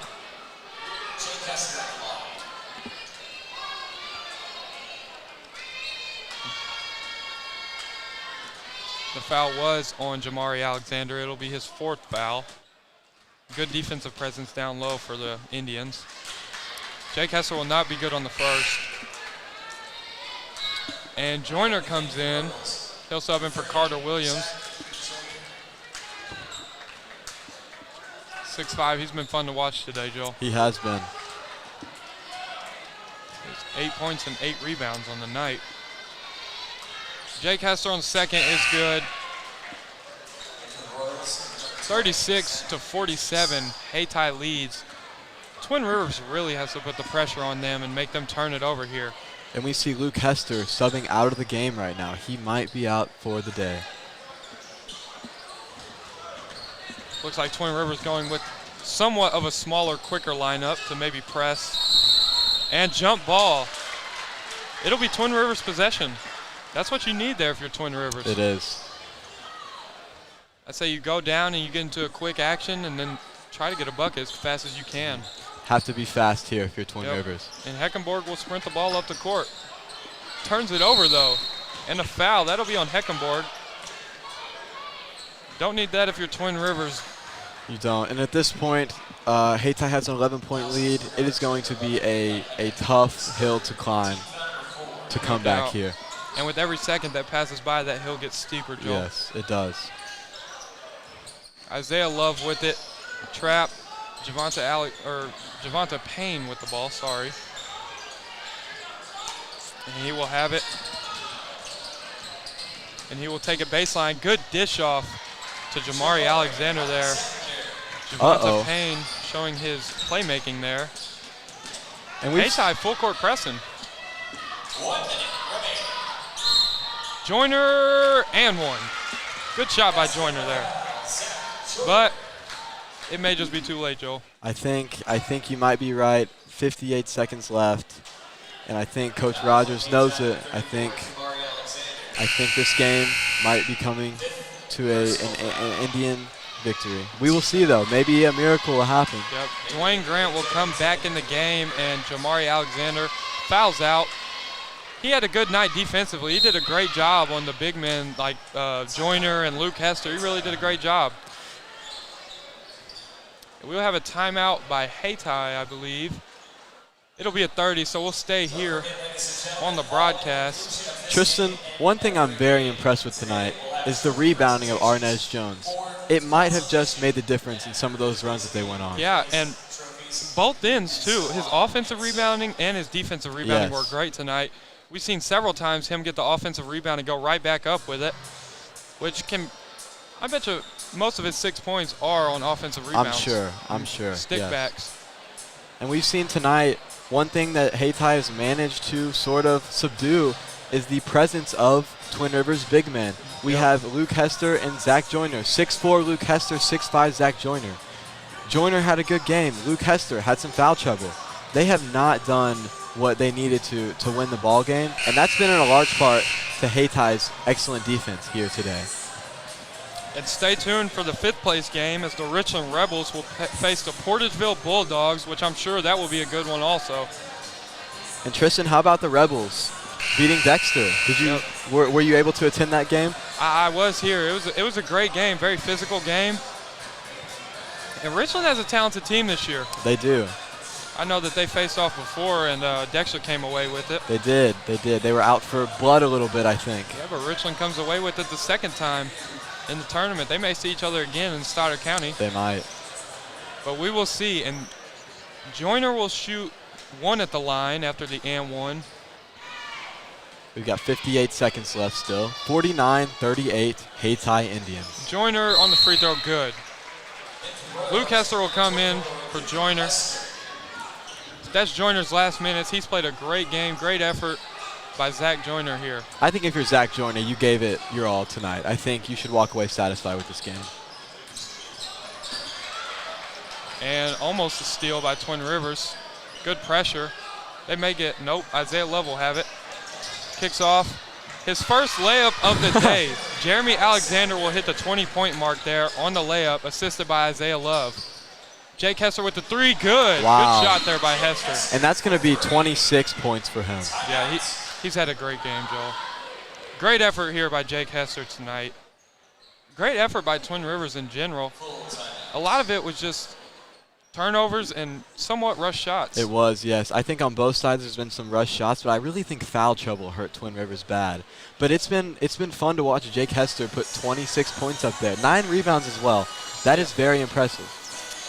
Yeah, looking at it from the field, Twin Rivers 16 for 48. Yeah. But Hayti not far behind them. 4 more made shots, though, 20 for 47. And I think that it almost came down to rebounds. That seems like it was the story of the game here. Similar shot percentages, not so similar rebounding presences. Yeah, and Twin Rivers 2 for 13 from the three-point line tonight. Yeah, that is another factor that's worked against them for sure. Yeah, and Twin Rivers will pick up full court. Almost gets the steal. Zach Hendricks, that is. Good effort there. Coach McBroom not happy there. Bit of conversation with the ref there. Hayty's going to have to be careful here. 36 seconds to go. You have a 9-point lead. You can't say this game is over until the buzzer sounds. It's true. Hayti. And they'll throw it away. Wow. Luke Hester goes up with it. Blocking foul. That'll be on Arnez Jones, I believe. And that's going to send Hester to the line here. Yep. Jake Hester will shoot 2 at the line. Good aggressive take there. This can make it 28 here if he hits both of them for Jake Hester here today. No good. That's one thing. Jake Hester has missed some free throws tonight. He has. And that may have, that's not the reason they lost, but it definitely helps whenever you make all your free throws. It does. And for him personally, if he made all the free throws he missed, he'd have 30, I believe. Yes, yes. Second one good, though, by Jake Hester. He will have 27. Hayti looking at a 10-second call if they don't hurry up. Oh, but Twin Rivers will foul. That foul will be on Luke Hester, and Luke Hester leaves this game with 5 fouls. Great effort by Luke Hester tonight. And yeah, there's not much you can do about him about that in this situation. He's dealt with it all night. He's an excellent player. It's sort of hurt him tonight. I don't think that this diminishes him at all. I think he's still a great player. It has just hurt him in this specific moment. Yep. And Dwayne Grant will make the first free throw at the line.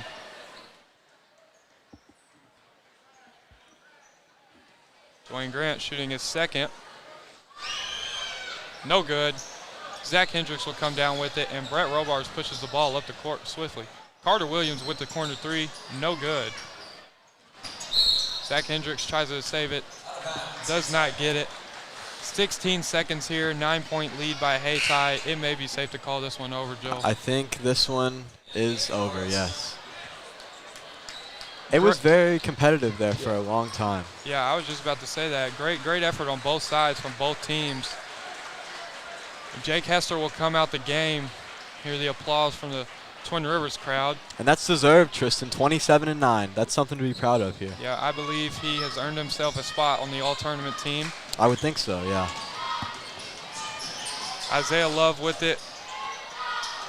And they will dribble this clock out unless Twin Rivers does trap.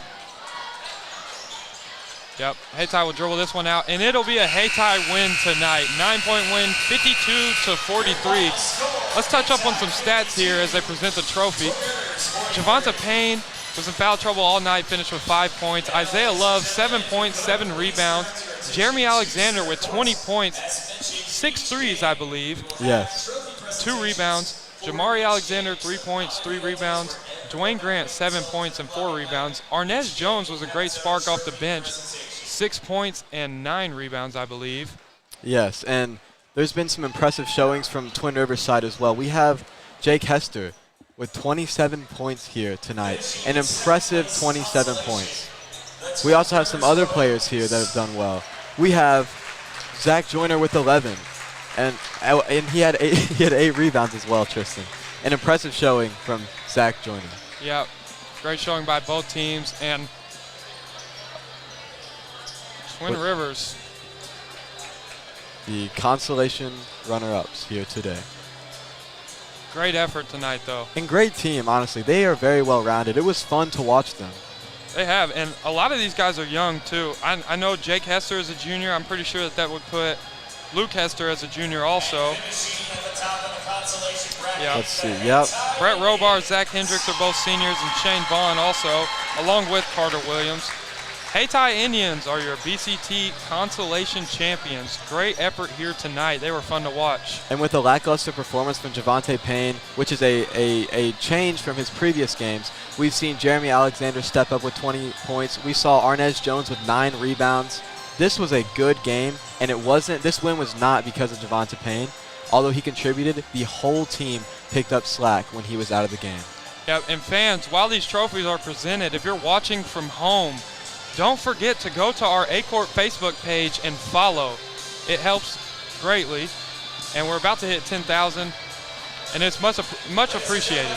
It is, and we are in for some good basketball for the rest of the night. Next up will be Portageville versus Richland.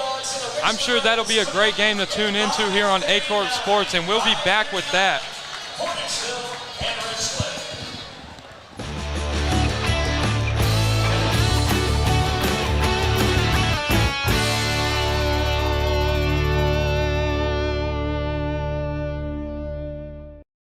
Do you need personalized merchandise? Trying to celebrate the season of that big state run? Then Juju Promotions in New Madrid has you covered. Whether it's heat presses, screen printing, or embroidery, we always have an option that will leave you satisfied and looking your best. With seasonal styles and plenty of accessories, there's something here for everyone. So come in and shop around. You'll be welcome with a smile and leave more fashionable than ever.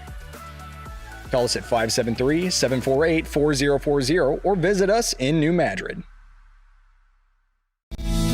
First State Bank and Trust wants to thank the Dexter community for 20 years in business.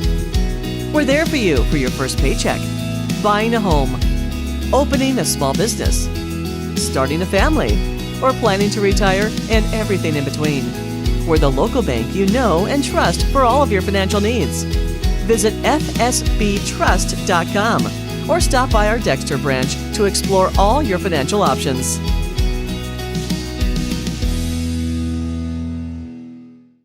Missouri State Senator Jason Bean, representing Butler, Carter, Dunklin, Mississippi, New Madrid, Oregon, Pemiscot, Ripley, Stoddard, and Wayne counties, would like to wish all the Southeast Missouri basketball programs in the 25th District a safe and successful season.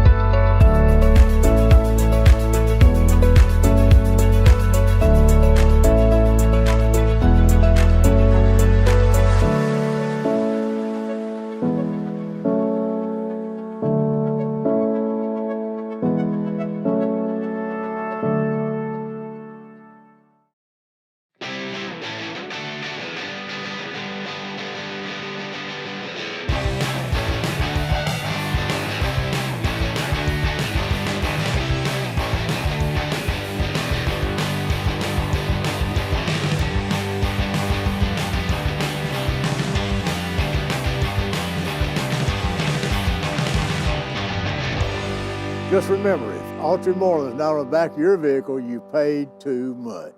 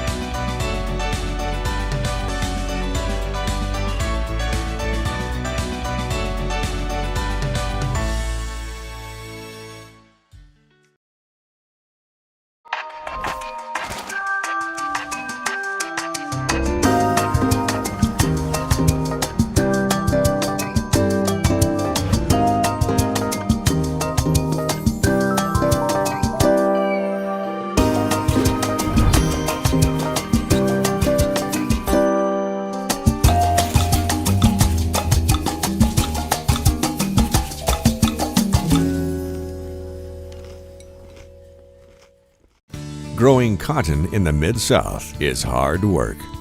As a farmer, you make tough decisions every day. Choosing a cotton variety shouldn't be one of them. Next-gen brand varieties from Americot are bred specifically for cotton growers like you. We're 100% independent and farmer-owned. Plant cotton that works as hard as you do. Americot. All we do is cotton, all the time. At Focus Bank, we understand your community because it's our community too. With branches across Southeast Missouri and Northeast Arkansas, Focus Bank offers services such as fraud protection, really free checking, and mobile banking that lets you bank simply and securely, anytime, anywhere. Stop by any of our branches or visit us online to open an account today. Plus, you'll receive an awesome free gift just from opening your really free checking account. And when you refer someone who opens an account, you'll both receive a gift. Focus Bank, member FDIC, equal housing lender. NextEra Energy Resources is the world's largest generator of renewable energy from the wind and sun, and a world leader in energy storage. Since 2016, NextEra Energy Resources has invested more than $339 million in Missouri to fuel local economic growth. Today, our company owns and operates one wind energy facility in the state and is looking to invest even more in the Show Me State. We are committed to being a trusted community partner and look forward to providing affordable, clean, renewable energy for generations of Missourians to come.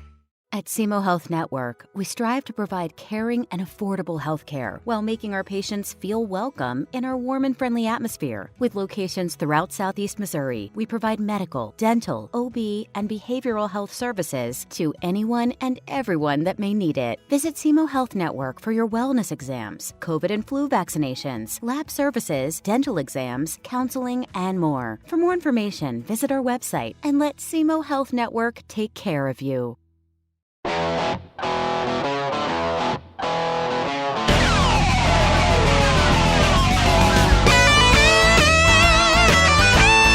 We're right here at King Jerry Lawler's Hall of Fame Bar and Grill on world famous Beale Street, and as you can see, oh my gosh, we have the best barbecue ribs in Memphis. Oh my gosh, the gumbo is out of this world, but you gotta try the King's Triple Decker Slam Burger. You'll love it.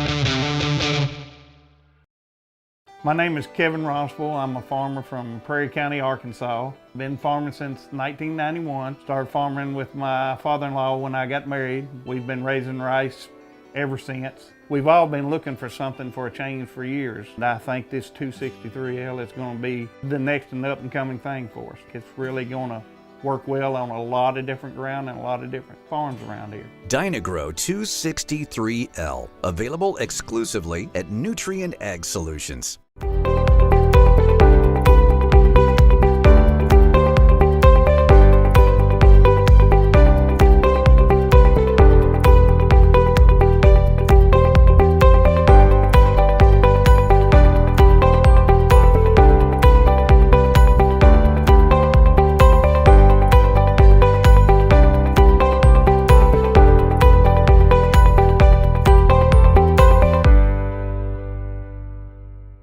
At Young Real Estate, we're Southeast Missouri, just like you. We are parents. We support local education. We are grandparents. We are active in our community. We are patriots. Serving all of Southeast Missouri, and we are here for you. We are young. Allen Christian GMC, your local GMC experts. Explore our wide selection of new and used vehicles. Visit us at 724 Business 60 in Dexter or at allenchristian.com to find your perfect vehicle. Allen Christian, let's get you rolling. Check out the Pro Shop at the Kennett Country Club. Special rates on 18 holes get you a 10% voucher to putters. We also have great apparel so you can always look your best. Golf and apparel, all at the Pro Shop.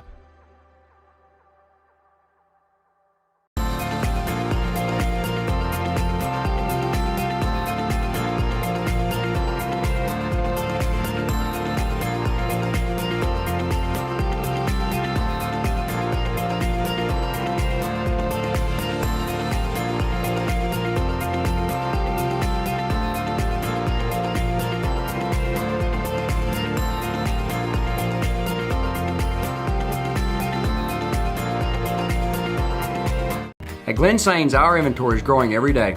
Between all of our 4 stores, we'll have 400 units in stock at any given time. Whether you're looking to buy a GMC, Chevrolet, Buick, or Ford, we look forward to serving you and your family for years to come. Mathis Funeral Home of Dexter and Bernie strives to provide their community with the accommodations and services needed to relieve your family during times of loss. For more information, give them a call and see how Mathis Funeral Home can help meet your expectations in celebrating your loved ones.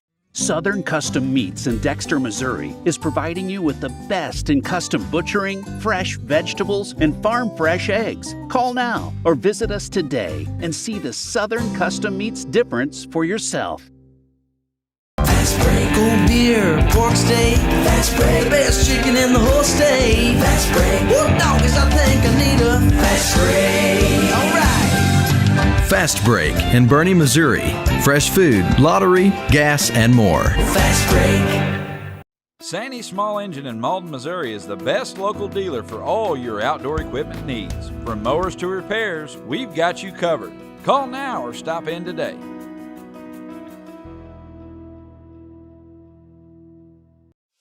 What First State Community Bank means to me is, it says it in its name, community. We're family, we care about one another, whether it's in our SEMO markets or we can reach out to someone in Farmington, Columbia. They're always there to assist. We are very customer focused. Our employees do a great job with listening to the customers. The tellers know 100% of all customers by their name. If you want to feel at home, then walk into the doors of First State Community Bank. Do you need personalized merchandise? Trying to celebrate the season of that big state run? Then Juju Promotions in New Madrid has you covered. Whether it's heat presses, screen printing, or embroidery, we always have an option that will leave you satisfied and looking your best. With seasonal styles and plenty of accessories, there's something here for everyone. So come in and shop around. You'll be welcome with a smile and leave more fashionable than ever. Call us at 573-748-4040 or visit us in New Madrid.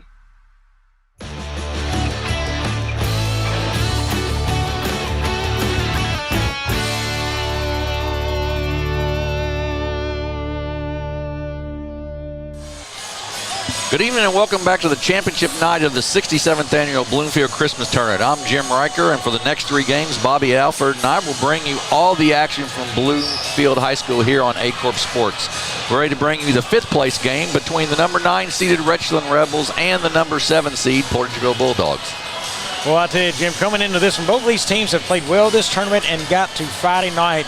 Portersville got here last night, knocking off Kennett by 10 and advancing to tonight's game. But, hey, I'm going to spend a little time focusing on the Richland Rebels and what they have done. First 2 games of this tournament, they put up over 70 points for this team. Last time that Richland put up 70 points in this tournament, the first 2 days, I don't remember it because I haven't seen it. Last night, they knocked off a Dexter team that we said it was a revenge game, and it was. You know, matter of fact, that is the first time in 27 years Richland has beaten Dexter in a high school varsity basketball game. What a monumental game that was. Something these kids can talk about forever, because it's a big deal when smaller schools like that, Richland, can knock off a team like Dexter in a town like that. That is big, big, big for this program. Big deal by Coach Klein. I mean, he coached hard this week on these kids. They had to come off a tough loss and find a way to dig back in and beat a Dexter team last night, and did. And they've made it to Friday night doing so. Yeah, great job of getting to Friday night getting to the 5th place game here. Obviously, both these teams, whoever wins it, both of them are playing above their seed. So that's always what you hope for as you come into a tournament, I think, is, I mean, you want to win the tournament, but you want to play above your seed. So just want to mention our officials for tonight's game will be Denver Stuckey, Bobby Godwin, and Richard Trout. You might notice they're wearing pink. They're wearing pink whistles tonight, and that's for those who, in tribute to all those who in the past or currently or will struggle with cancer in a loved one. Just remember, nobody fights alone, so good of them to do that tonight. We have I think what's going to be a good game here tonight. Yeah, I really do. You know, both teams have played well in this tournament. A little interesting to see how Richland's going to respond after last night. Right. Only shooting a tougher night, so see how they respond on this one. Absolutely right. We are going to have the playing of God Bless America here before we start this ball game tonight. And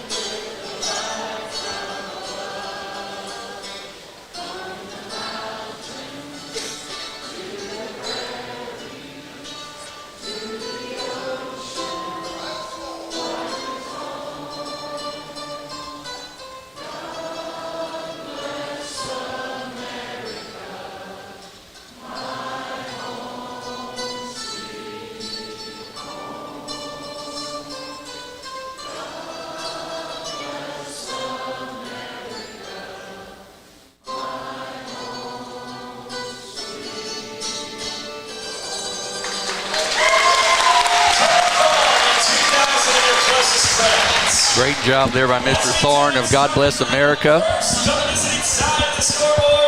And we are set here for the 5th place game tonight.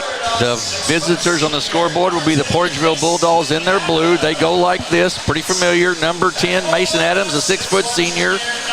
Number 11, a junior, and sort of a breakout star for them, Layden Kellum, a 6'1 senior. Number 15, Connor Jeffries, a 6'1 senior as well. Number 24, Jamarion Smith. And finally, number 35, a 6-foot senior, Brandon West. The Bulldogs are coached by T.J. Smith, assisted by Jalen Mosby, Nathan Hampton, and Jordan Bidewell. And on the home side of the scoreboard tonight will be the Richland Rebels. They will be in white, dressed in red, and they will start like this. A 6-foot junior, number 4, Eric Williams. A 5'10 sophomore, number 5, Hayden Connor. A 5'9 junior, number 10, Hunter Sanders. Number 12, a 6'3 sophomore, Gary Tilley. And a 6'3 junior, number 23, Tucker Hughes. The Rebels are coached by Matt Klein, assisted by Stephanie Depew. And no seniors in that starting lineup as opposed to 4 of the 5 for Portageville. So Portageville's got a little experience, but these Rebels have been playing really well.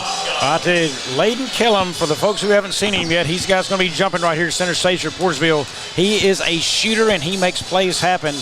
And they've got a fine team, but I'm telling you, this Richland Rebel team has impressed this week. I'm telling you, Jim, right now I think they got their shooting woes out of the way last night against Dexter. I think they come back strong tonight. Give me the Rebels in this one. We are set to go. Hughes, Kellum, and it goes to the Rebels to start off with. Matt Sanders with it. Kicks it off to Connor.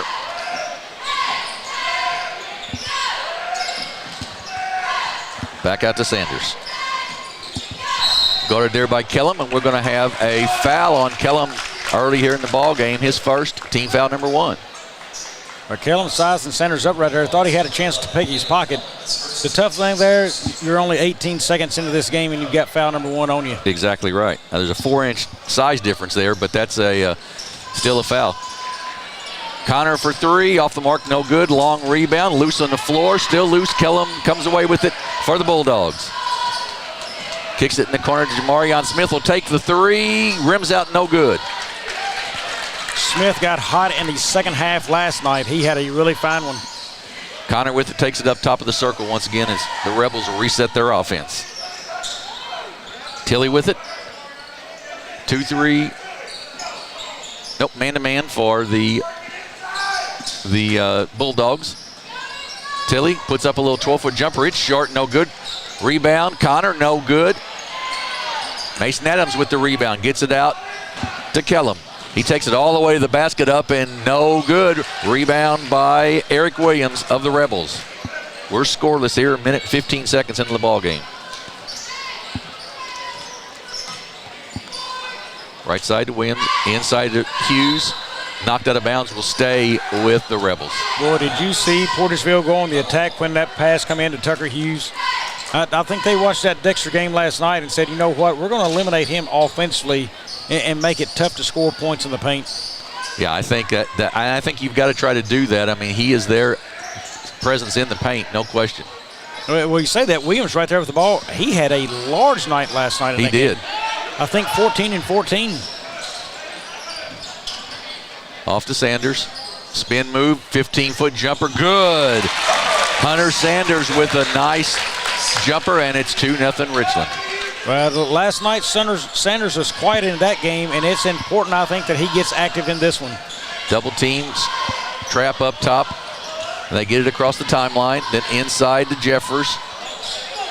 Bad pass taken away by the Rebels. Hughes will bring it up for Richland. Cut off there nicely to Tilley for 3. No good. Rebound loose on the floor. Taken away by Hughes. He goes up. No good, but he'll be fouled and he'll shoot 2 free throws. Richland getting after on the boards early. Yeah, I think it's important they rebound and find ways to score against this Portersville team inside. Jamarian Smith with the foul, his first, team foul number 2. Tucker Hughes with the 2 free throws. First one is good. He's an impressive junior for this Richland Rebel team. Has a second one. He is also good. 4-0 Richland here. 2 minutes, 20 seconds gone in the ball game. Richland in a trapping zone. Try to get it inside. Good defense there by Williams to Sanders. Good game plan so far for the Rebels.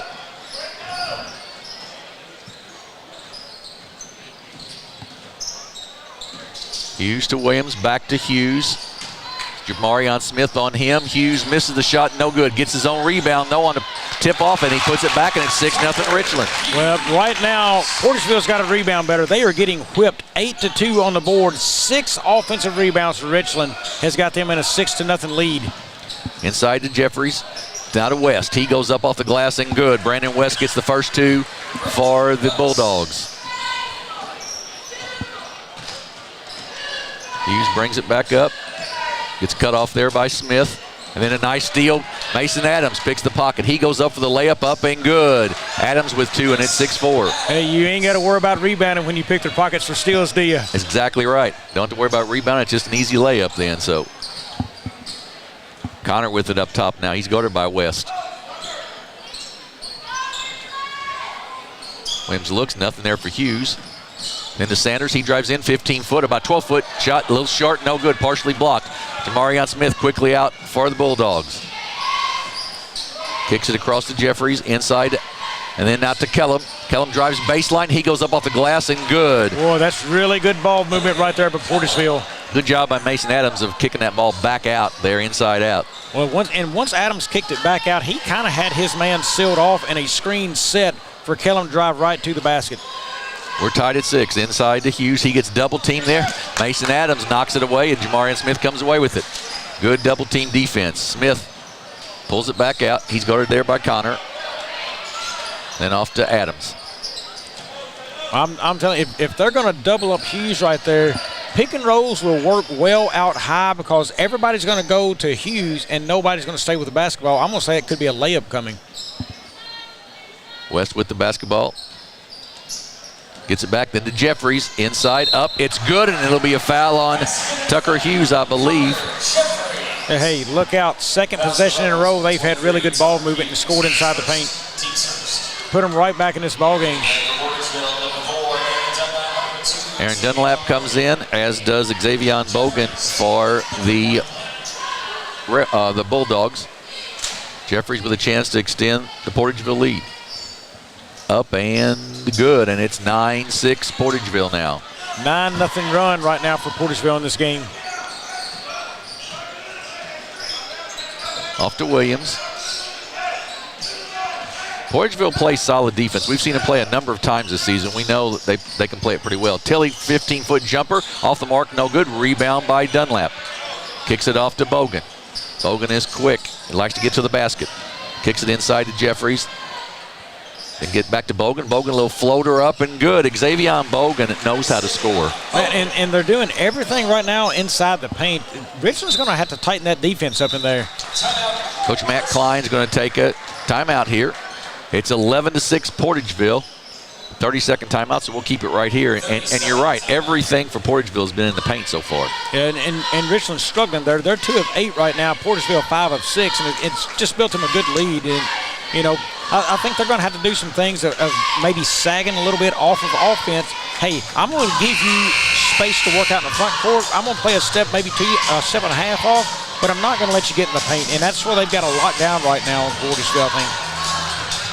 So it is 11-6. This is the second of 4 games tonight. Congratulations once again to the Hayti Indians for their 52-43 win over the Twin Rivers Royals and in the Consolation Championship.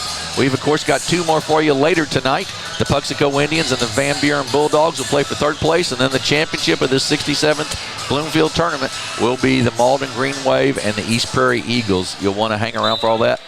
And Bobby, we want to thank all our viewers, man. We've had great viewership through this whole tournament. What an outstanding display of people tuning in to 8 Court Sports. I mean, we just put on a show, and you guys put up the numbers, and it has been an amazing amount of support we've gotten. Inside, Williams up off the glass and good. Good feed there by Jaden Pope, who's in the ball game, and it's 11-8. Yeah, that stopped an 11-0 run by Portersville right there. That score did. Jamarion Smith for 3, good. He can get really hot really quick. We saw that last night. Every one of the starters for Portersville has scored so far, so great distribution of the basketball. And it's so important. We noted it last night. Smith had to get involved in that game in the second half. He had 0 points in the first half and just absolutely started in the second half. He has to be a player in this game for them. Williams to Hughes, up and good. Good catch inside the lane by Hughes. He puts it in, and it's 14-10. You know, one thing, too, Jim, I think tonight for Portersville, their offensive flow is going quicker and not as stagnant. Yes. I think they've got better timing and pacing going on right now for this basketball game. Bogan in the corner with it. Out top to Dunlap. Marion Smith gets it, kicks it back around the perimeter. Bogan looks inside, it's not there. Good job of sealing Jeffries inside. And Bogan drives in the lane, he goes up. Nice defense there by Tucker Hughes of not putting his hands up. And shot is missed by Sanders. To Bogan, up and blocked by Tucker Hughes, and then he saves it. Great job to Williams. He's quickly down to Sanders, then to Pope. Back out to Sanders. They'll reset some offense with 50 seconds to go in the quarter. That was very good positioning a second ago by Smith on that play defensively. Pope. Yes, it was. Pope, nice turnaround, up and good. Yes, Smith's body positioning right there caused that missed shot from Hunter Sanders. Yeah, and to not reach over and get the foul, too. Yeah, would have been easy to do. Sanders felt the pressure, and that was key from Smith. He was close enough to give pressure and not make contact. Dunlap for 3, no good. Tipped up. Jeffries with the rebound. Kicks it back out to Jamarion Smith. Top of the circle 3, long, no good. Rebound by Tucker Hughes. 14 seconds to go in the quarter. Richland with the chance to tie or take the lead. Right through Pope's hands to Bogan. Ahead to Kellum. He goes up for the layup. It's no good. Bogan puts it back up, no good. Rebound by Hughes. 1 second to go. Williams doesn't get it off, and it's blocked anyhow by Smith. So we're at the end of 1. It's been a game of flow so far, a game of runs. But right now, Portersville's got the better of it. 14-12 at the end of 1. We'll take a 30-second break and be back here on the Acre Sports Network. NextEra Energy Resources is the world's largest generator of renewable energy from the wind and sun, and a world leader in energy storage. Since 2016, NextEra Energy Resources has invested more than $339 million in Missouri to fuel local economic growth. Today, our company owns and operates one wind energy facility in the state and is looking to invest even more in the Show Me State. We are committed to being a trusted community partner and look forward to providing affordable, clean, renewable energy for generations of Missourians to come. We are back at Bloomfield High School, getting ready to start the second quarter here, this 5th place game. Jim Riker and Bobby Alford along with you. 14-12. Portersville with the lead, but you were looking at the stats here, Bobby, and pointed out Tucker Hughes has got a nice line going already. Yes, 6 points and 7 rebounds. I'm going to give some neat information. I hope he doesn't mind me sharing this. If you're a child right now with diabetes, listen up. Tucker Hughes is a type 1 diabetic. You can see his thing on the back of his arm there. That checks his blood sugar. He is out here playing high-level basketball and one of the big players in this tournament, and he's a type 1 diabetic. Folks, I am as well as type 1. If you have diabetes in your child, do not let that slow you down. Go out and do what you want to do. There's plenty of things out there to keep you in the game. Great point. And he gets his 8th rebound on cue. Ahead to Tilley, but stolen by West. Just tried to go a little too far, and then nice job by Sanders, but Kellum keeps it.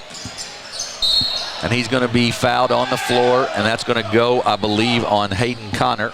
Richland wanted that as a jump ball right there because Connor come out there with the ball in his hand.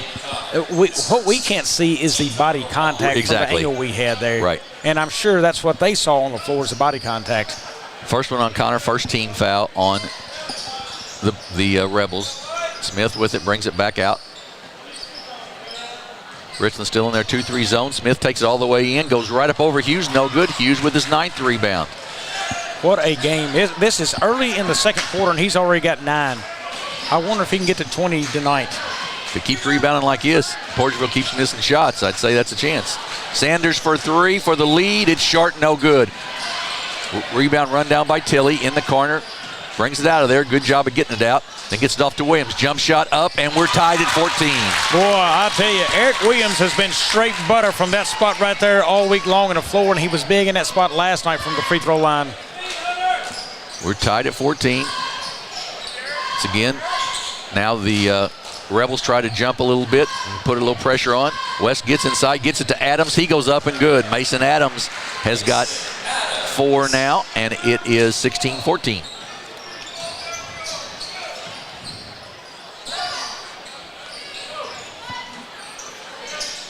Hughes with it back door. Little too much on to Tilly there. It goes out of bounds, and it'll go back to the Bulldogs.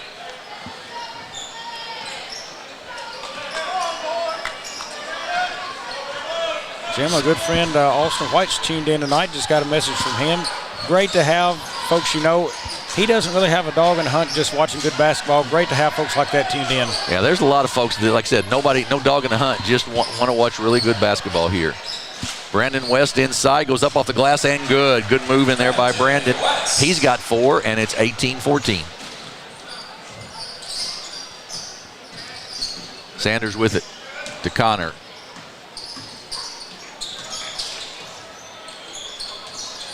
To Tilly. Well, Tilly had a chance to get that to Hughes, and now it's crowded up on him. Yeah, he's triple teamed there, but Hughes goes down the baseline. Shot up, no good. Rebound taken down by Kellum. I'm going to say one thing I see right there. If Richland can overload the one side of the floor and find a way to work that back around to Hughes and isolate, they need to take advantage of that. He's drawing double teams every time he touches the basketball. Adams out to Smith. And a steal by Williams. Kicks it back out to Hughes. Keeps it himself. In there, fall away jumper up and no good. A little bit long, rebound by West. And that was a little bit of the case, Jim. 3 guys on the opposite side of the floor and Hughes and 1 guy on this side. They had to respect the other guy. Hughes had a chance to try to take a guy one-on-one a little bit more so there. West kicks it out to Kellum. Pass inside, knocked away, but Jeffries gets it back, and then to Adams, up blocked by Hughes, his second block of the night. He gets it ahead to Tilly. Tilly all the way to the basket, gets it knocked out of bounds by Adams. Good hands, and it'll go back to the Rebels. I don't know if Tucker Hughes has heard about it or not, but there's an all-tournament team that's selected at the end of this thing. Right. He's making a case. Absolutely. He has 6 points, 10 rebounds. He's taking a little breather here. Pope comes in for him. They get it into Williams. Williams' shot is short, no good. Rebound, Tilly up off the glass and good. First 2 for Gary Tilly, and it's 18-16. Well, Jim, I love how everybody on that Richland team contributes. West will take the 3. Rims out, no good. Jeffries, though, nice strong rebound. Now to Smith, top of the circle. He doesn't take the 3, then to Adams. Jeffries gets it back. 5-out offense right here for Portersville. Watch for cutters. Now they're going to pop to the high post. Then to West. Back to Bogan. Bogan with the cut, just like you mentioned, and it's going to have a jump ball, and it'll belong to the Rebels. Good job in there by Jaden Pope of keeping his ground on defense. Well, and the problem there, what happened, that ball was inside the arc and kind of back down toward the basket. That was a tough cut where he caught it and where the cut was coming from. And a great shot, good step around there by Eric Williams, and we're tied at 18. Yeah, that defense was able to sag right there for Richland. Let's see if they can, if they go back to it, let's see if they adjust a little bit on that offense. Jeffries at the high post here. Then to Smith. Thought about the 3, doesn't take it. Bogan. They cut him off nicely. Then to Jeffries. Pulls it back out. That was a give and go pass. You saw that go into Jeffries, and Bogan cut right behind him. Steal. Tucker Hughes down. That's going to be Bogan on the push on the floor. And that time, they got the cutter with Jamarion Smith in there, but the hands were a little too quick for Richland. Yeah, now I like those plays there. If you can get it to the high post to Jeffries like that, look, I think you may see Jamarion Smith or Bogan. Both of them have the speed and ability to get in front of that defense and go to the rim and score. Just a little give-and-go pass would work great. Williams goes to the basket. He's going to be fouled by Weston. He'll shoot 2 free throws. He took it at the free throw line and determined he wanted to go to the basket. Took it and got fouled. I tell you, Williams has had a really nice tournament as well for us. He has. Second team foul, first one on Brandon West. Free throw is good. Richland with the lead, 19-18. Dunlap and Kellum checked back in for the Bulldogs. Portageville probably a little deeper than Richland. Play a few more kids. And this is the 4th day in a row everybody's played, of course, so we'll see how that plays out in the second half. 2018, Richland with the lead. Ahead to Bogan. Good catch there. Into Adams.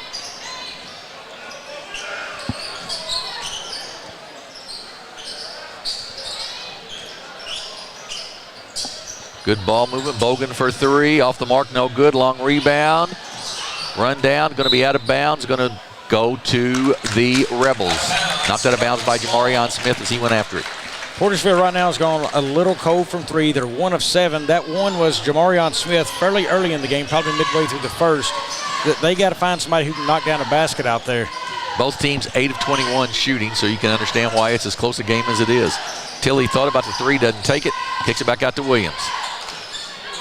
Puts it on the floor, kicks it to Tilly. He'll take an 18-footer. It's short, no good. Rebound by Bogan. 2:28 to go here in the first half. To Smith. Takes it to the basket, up and no good, but it'll be a blocking foul as Hayden Connor moved a little bit before when he got hit by Smith. Yeah, that's going to be Connor's second that he picks up there, and we're 2:25 left here in the second quarter. Connor, a nice ball handler too, and a shooter from outside, and he's going to have to check out. Yep, Jacob Wally checks in, a 6-foot junior for the Rebels. Jamarion Smith, the senior, will have another free throw here. Up and good. So 2019, 2:23 to go here in the first quarter. Pace of play, I think, probably favors Portageville a little bit. Tilly's jumper up and good. Man, Gary Tilly just drilled it from 18 foot. You know how I feel about pull-up jumpers. I love seeing those kind of shots out of kids like that. They don't take threes and they get inside that lane, a good pull-up jumper. I really enjoy that shot. Bogan with it, tries to get it inside, can't. Back to Kellum. He puts it on the floor. He's going to drive in the lane. A little runner lane shot, short, no good. Rebound. Another one by Tucker Hughes. Gets is going to drive down the baseline. Man, no call on a lot of contact there. Then Hughes puts it low, and Marion Smith takes it away. He goes all the way to the basket, up, no good. Rebound taken down by Tilly. To Williams, ahead to Sanders, then to Tucker Hughes, up and good. Boy, that was a nice fast break right there by the Richland Rebels. Yeah, they put it together well on a missed shot on one end, back to the other end, missed, and then Richland converts. 24-19, Richland. Kellum, he's been fairly quiet so far tonight. Smith for 3, off the mark, no good. Long rebound. Dunlap tries to run it down, can't do it. It's out of bounds, and they'll go back to Richland. Well, look what's happened all of a sudden offensively for Portersville. They're not passing the ball into the paint any. It's perimeter passing, perimeter shots. Look, Adams needs to be highly active in there. Get vocal, get a pass in. You haven't got to shoot it. At least touch it, make the defense move, give you some looks to drive or shoot, cleaner looks. Just get away from perimeter passes only. Higginbottom and Hamilton check in, and Hughes gets the easy basket from Hunter Sanders. Hunter Sanders, thank you. Gets the basket, gives it to Tucker Hughes for the basket. And Portersville let Richland get that ball deep into the paint, and nobody stopped the basketball from coming at them. And look, then they had to step up to the ball, left Hughes wide open the baseline. Bogan for 3, top of the circle, off the mark, no good. Hughes, another rebound and a foul on Mason Adams to go along with it. I tell you, again there, perimeter passes, shooting, they've got to find ways to get inside. That's where they made up 11. They went on an 11-point run, matter of fact, and everything was off the glass, and have gotten away from that offense. Tucker Hughes for the Rebels, 10 points, 12 rebounds, 2 blocks already. That's a game's worth of basketball right there, and he's got it in the first half. Sanders kicks it out. Looks inside, not there to Williams then. Williams in the lane. Stop, pop, up off the glass and good. Banks her in, and it's 28-19, a 9-point lead now for the Rebels. That went from nothing available to a score. Jeffries across to Dunlap, in the corner to Hamilton. Back out to Dunlap. He puts up a 3 at the buzzer, no good. And so we are at the end of the first half of this fifth place game. Big second quarter by the Richland Rebels, and they lead the Portageville Bulldogs 28-19. We're going to take a break. We'll be back in about 6 or 7 minutes with the stats, and then the second half of this fifth place action from the Bloomfield Christmas Tournament on the Acorn Sports Network.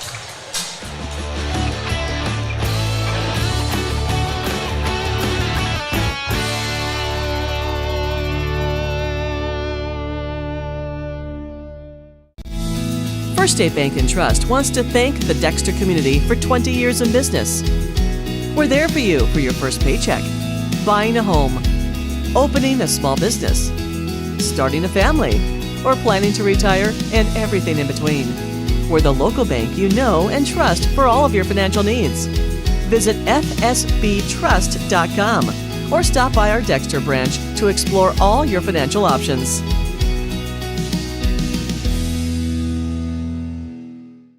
Missouri State Senator Jason Bean, representing Butler, Carter, Dunklin, Mississippi, New Madrid, Oregon, Pemiscot, Ripley, Stoddard, and Wayne counties, would like to wish all the Southeast Missouri basketball programs in the 25th District a safe and successful season.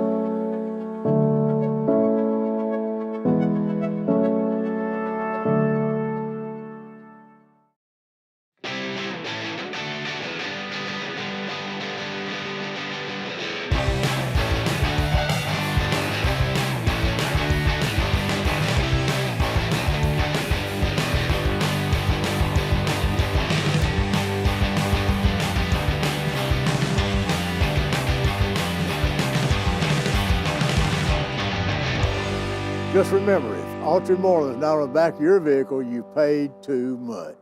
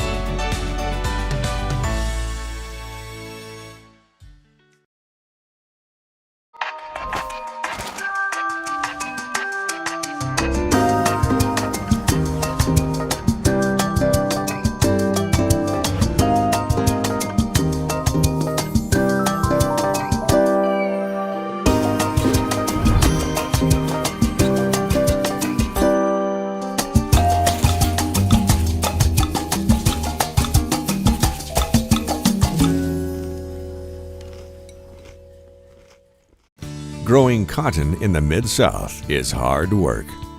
As a farmer, you make tough decisions every day. Choosing a cotton variety shouldn't be one of them. Next-gen brand varieties from Americot are bred specifically for cotton growers like you. We're 100% independent and farmer-owned. Plant cotton that works as hard as you do. Americot.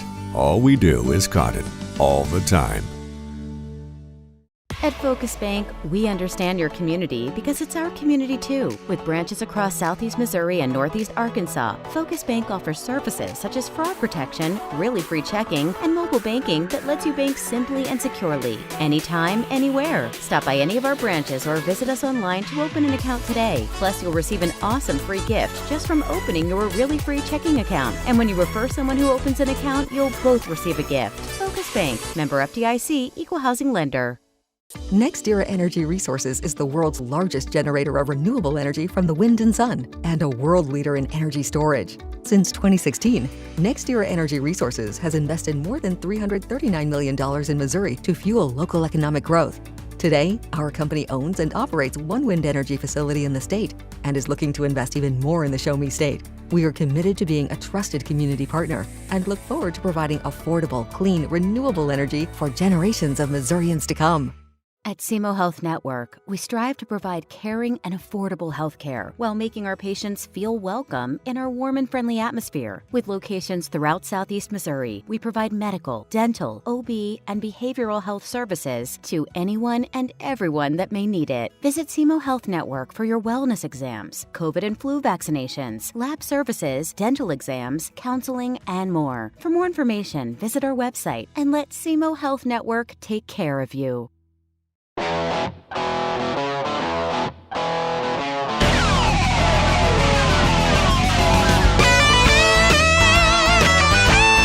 We're right here at King Jerry Lawler's Hall of Fame Bar and Grill on world-famous Beale Street, and as you can see, oh my gosh, we have the best barbecue ribs in Memphis. Oh my gosh, the gumbo is out of this world, but you gotta try the King's Triple Decker Slam Burger. You'll love it.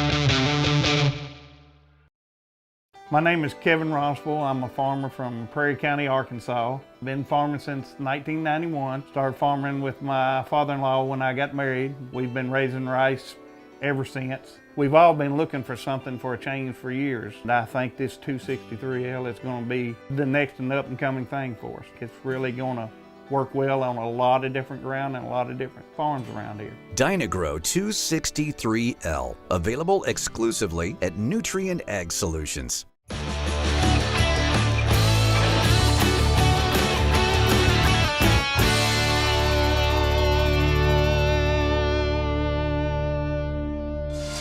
We're back at halftime of the fifth place game here at the Bloomfield Christmas Tournament, and it is the Richland Rebels, 28, the Porterville Bulldogs 19. And Bobby, it's been a good game, but as we look at the stats, we can sort of see why it's the 28-19 game. Porterville has struggled a little bit shooting the basketball. Yeah, and we're going to dig into the stats, and then we'll dig into personnel in Porterville real quick that I noticed. But in the game right now for Richland, they have 28 points on 12 of 27 shooting. That's 44%. 12 of 24 inside the arc and 0 of 3 from outside. 4-4 on the free throws, and they have 7 offensive boards, 12 defensive boards, 19 total. Scorebooks looks like this. Williams with 10 right now, Sanders with 2, Pope with 2, Tilley with 4, Tucker Hughes 10 points and 12 rebounds, 4 of the 7 offensive rebounds by him, and that rounds out their scoring. One thing we talk about, you look at Richland right now, they like to shoot the 3 usually. Only 0 of 3. They have not shot themselves out of this game. Matter of fact, they sent the ball inside and scored and kept themselves in it with a lead right now. Right. As we hop over to the other side of the board, I was talking right before we went to the half, they're not getting entry passes, not sending the ball inside enough. They've settled for outside shooting. Outside shooting, we're going to go through the percentages first. They have 19 points on 8 of 27 shooting. That's 30% from the floor. 7 of 18 inside the arc at 39%. Only 1 of 9 outside at 11%. 2 or 3 from the free throw line, 6 offensive boards, 8 defensive, 14 total. You know, when I look at those numbers, they're struggling outside. They got to get inside. The big presence they're missing over there on the sideline, I just realized A.J. Larry not dressed here with us tonight. I'm assuming he may be out sick. Right. That's because he's been here every other night. But without that presence, you lose a big force who can help get some points in there. In the books for them real quick, it is Bogan with 2, Jeffries with 3, Adams with 4, Kellum with 2. That's a big part. Kellum has not shot a three-point shot yet tonight, and he's one of their bigger shooters from out there. And also a big scorer. 4 points in the game for Smith, 4 for West, and that rounds out their scoring. I think if Portersville wants to have a chance to get back in this one, they've got to take the basketball inside, Jim. Yeah, I would absolutely agree with that. They can't keep shooting the threes. It is 28-19. Just a reminder, we've got 2 more for you tonight, and then next week we start our regular season coverage here on A-Corp Sports. You know, we started our season at the Riverbend Classic, then the Bernie Invitational, the SEMO Conference Tournament, the Clarkton Tournament, now this Bloomfield Tournament. Next week we start with from Sykeston High School next Friday night, the 5th, as it'll be P.J. Farmer and the Bulldogs will welcome in their rivals from the East, the Charleston Blue Jays. Sykeston playing up in that tournament in St. Louis, St. Dominic tournament, I believe it is, and they've just dominated it so far. Charleston will be playing for 3rd place up in Cape tomorrow night. So you'll want to join us with our regular season coverage starting next week. But first, we got 3 more here. Jim, yeah, we got 3 more here, and that's when we get to start our break because we have had one busy December bringing you guys basketball. You are not kidding. After we finish up tonight, we'll have had 72 games in. So Kellum with the basketball for the Bulldogs, kicks it off to Adams. Inside, knocked away, taken away, and here comes Hughes all the way to the basket, up no good. Rebound by Jeffries, gets it out to Kellum. 2-on-1 break. Kellum gives it off to Jamarion Smith, up and good. Look where that basket just happened right there at the rim. Exactly right, and Kellum did a nice job of bringing the defense to him, which opened up Smith for the easy basket. Man-to-man defense for the Bulldogs. Inside to Hughes, he gets double teamed. Adams drops down on him. He goes up, short off the glass, no good. Ball's loose on the floor. Smith comes away with it for the Bulldogs. Nice spin move. 4-on-2 break. Kicks it off to Mason Adams, no good. It's stuck, and that'll be a jump ball, and that will go back to Richland. Boy, you talking about a bad break right there, getting that stuck in that spot. Portersville was about to bring that down to a 5-point game. 5-point game, right. Sanders walks it up, kicks it off to Tilley, and back up to Connor. Williams, who's got 10 in the first half. Tilley will take a 3, off the mark, no good. Long rebound, gets it, kicks it inside to Hughes, up and good. He'll go to the line to shoot 1. Really nice look by Gary Tilley after the rebound. I'm going to tell you, he makes Tucker Hughes look great on that play, going up and getting the points in the foul, but he stayed with his shot. Once he shot, he pursued down, got his own rebound, and didn't just try to throw it back up and score real quick. He was getting near the rim. He saw the chance to feed it into Hughes and get a better score. Hughes makes the free throw, gives him a 10-point lead. Tucker Hughes 13 points, 12 rebounds now. A little full court pressure. And then a steal almost by Adams, but kicks it by Williams. Jeffries with it, goes down baseline. Hughes is there, and Hughes is going to foul him, and Jeffries will make the basket. Bad decision by Hughes right there. Well, 2 made baskets already this quarter, and it's off the glass for Portersville. So good adjustment at halftime. Right. You know, that was a concerted effort. Jeffries had it outside. He got a shot to 3 and brought it in baseline and scored. Free throw up and good. That was the first one. They have 24, and the board I believe is 23. First one on Tucker Hughes. 31-24. Williams with it. Cut off there nicely in the lane to Tilley. 18-foot jumper for Tilley. Good. Man, that pull-up jumper he is sharp with, and he's got 6, and it's 33-24. Yeah, just a lot of contributors on this Richland team we've seen this week. Smith with the basketball. Gets to the cross, gets double teamed, then gets through it, drives all the way to the basket, up and good. Jamarion Smith showing his athletic ability, gets to the basket, and it's 33-26. I'm telling you right now, great halftime adjustment by Portersville. Sanders inside to Williams, knocked away, staved. And then Tilley gets it back inside to Williams. He gets it back once again up off the glass and good. It was a little, not real pretty, but it was a basket. How about that? Twice by Tilley down low now, giving it to another man who operates down near the rim. Absolutely right. So Coach Klein takes a quick timeout here. And you talked about Portageville, they were 8, I think, of 28 or 27 or something, and now 11 of 31 because they've taken the ball inside a little bit. Yeah, and that's coaches know what's going on in the game right there and seeing guys. We're just throwing the ball around the perimeter, not getting inside and getting touches there. And Smith, again, put it on his back. He drove right to the rim. Kind of the same mentality we saw of him last night. Didn't have a point in the first half and struggled. And then all of a sudden in the second half, he says, you know what, I'm fixing to take over this game. And he did. Things like that, he used some explosiveness, going right around the guy to the rim. I mean, those are things you need to see out of Smith. And he's the guy who can blow past people. I mean, Bogan can hop around him and skip, but Smith really can use the power to get by guys. Portageville with the ball. They trail by 9, 35-26. 6 minutes to go here in the third quarter of this 5th place game. The other thing about that, I think Smith doing that will help free up Kellum for a good look. Smith hounded out top. Break it down. Jeffries inside. Up off the glass and good. Connor Jeffries now with 8. Well, I don't understand Richland wanting to come out and attack the basketball that high. Look, stay back, because if Portersville got in trouble, a lot of times you revert back to old habits, passing around the outside. Protect the paint. That's where they've been beating you, and you gave up the paint right there. Tilley, 14-foot jumper, short, no good. Rebound taken down by Jamarion Smith. He's up the floor quickly for the Bulldogs. He goes to the basket. It's no good, but he'll be fouled by Hayden Connor and will shoot 2 free throws. I think that's going to be the third on Connor, Jim. Yes, that is correct. Second team foul on the Rebels. Boy, and this is the guy you want if you're Portersville shooting the free throws. Free throw up and good. Smith with 9 now. I think we said he had, 2 or 4 at the break, and he has come to life. He's got his second one. He had a big third quarter last night as well. Misses this free throw. Rebound taken down by Hughes. He'll bring it up for the Rebels. That's board number 13 for Tucker Hughes. Pope in the ball game. Kicks it back out to Tilley. Sanders with it. Stop, pop 3. Off the mark, no good. They'll rebound. Tilley up and good. Gary Tilley with the basket. He's got 8 now. 5 rebounds. That is the 9th offensive board this game for Richland. 37-29. Richland with the lead. Adams with it. Kicks it inside to Kellum. Beautiful. Up and good. Yep. Beautiful. Got to front Kellum a little bit there. And it's 37-31, 6-point game. Williams to Tilley, loose on the floor. Jamarion Smith in a timeout.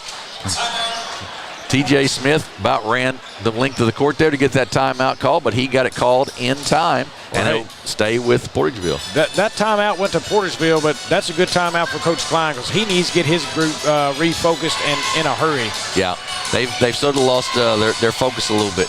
Folks, once again, we want to thank all of our advertisers this week.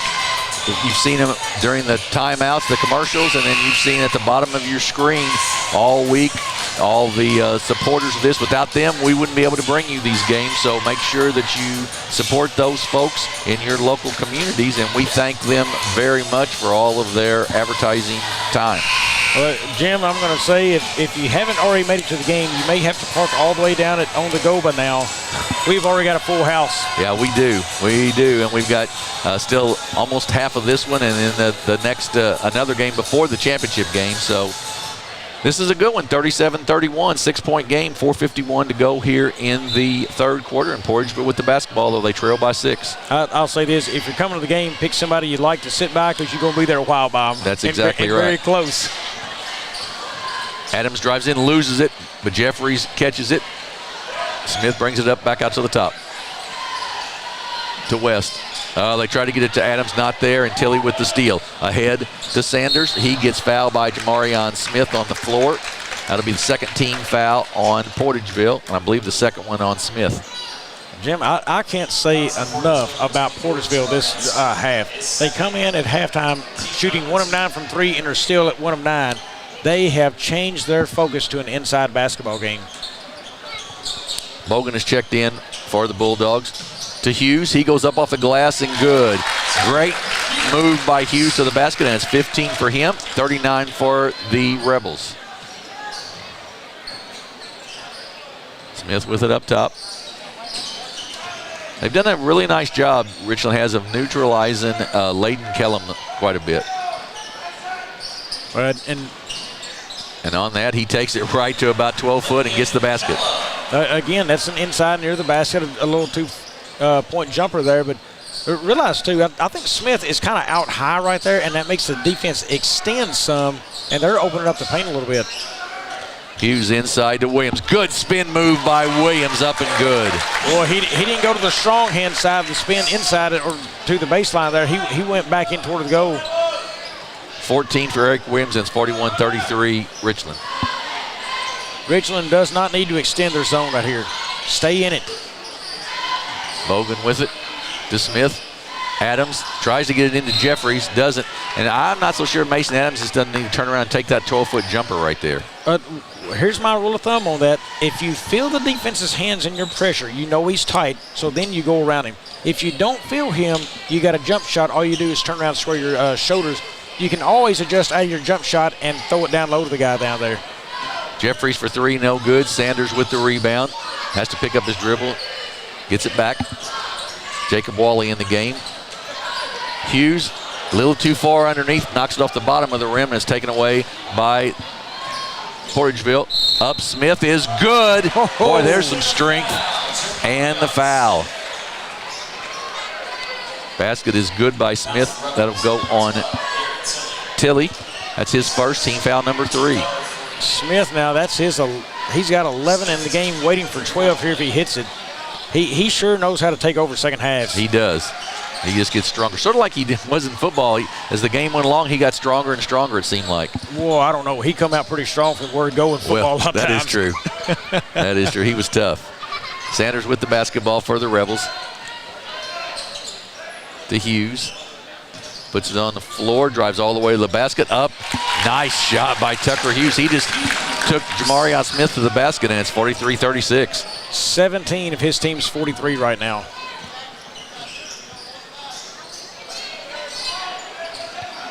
Right side to Bogan, then to Adams in the corner. Cross court to Kellum. He got open for the three. It's up, it's long, no good. Rebound by Jeffries. Mason Adams, he'll take the three ball. Off the mark, no good. Rebound by Williams.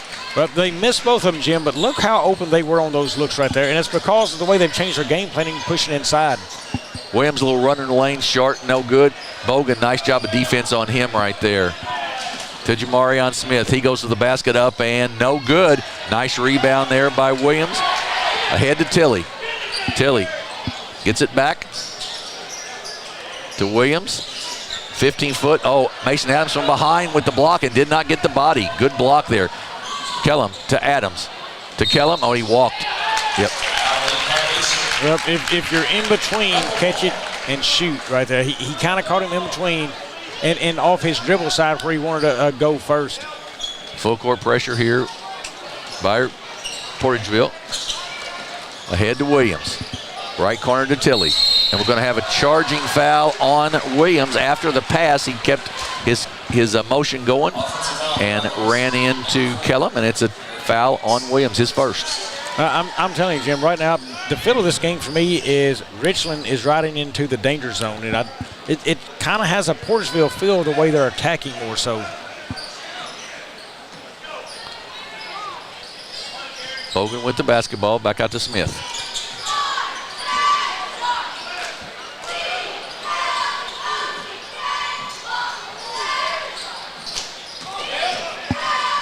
Kellum with it, kicks it in the corner. Bogan, little jumper, short, no good. Rebound, Hughes. Yep. Gets it ahead to Williams. He just couldn't quite get there. And then a save, though, by Adams. Then we're going to have a foul on Jacob Wally, and that will be the 5th one, so that will send Portageville to the free throw line. Of note, that ball for Portageville, that last possession, never touched the paint, and look at the shot they took.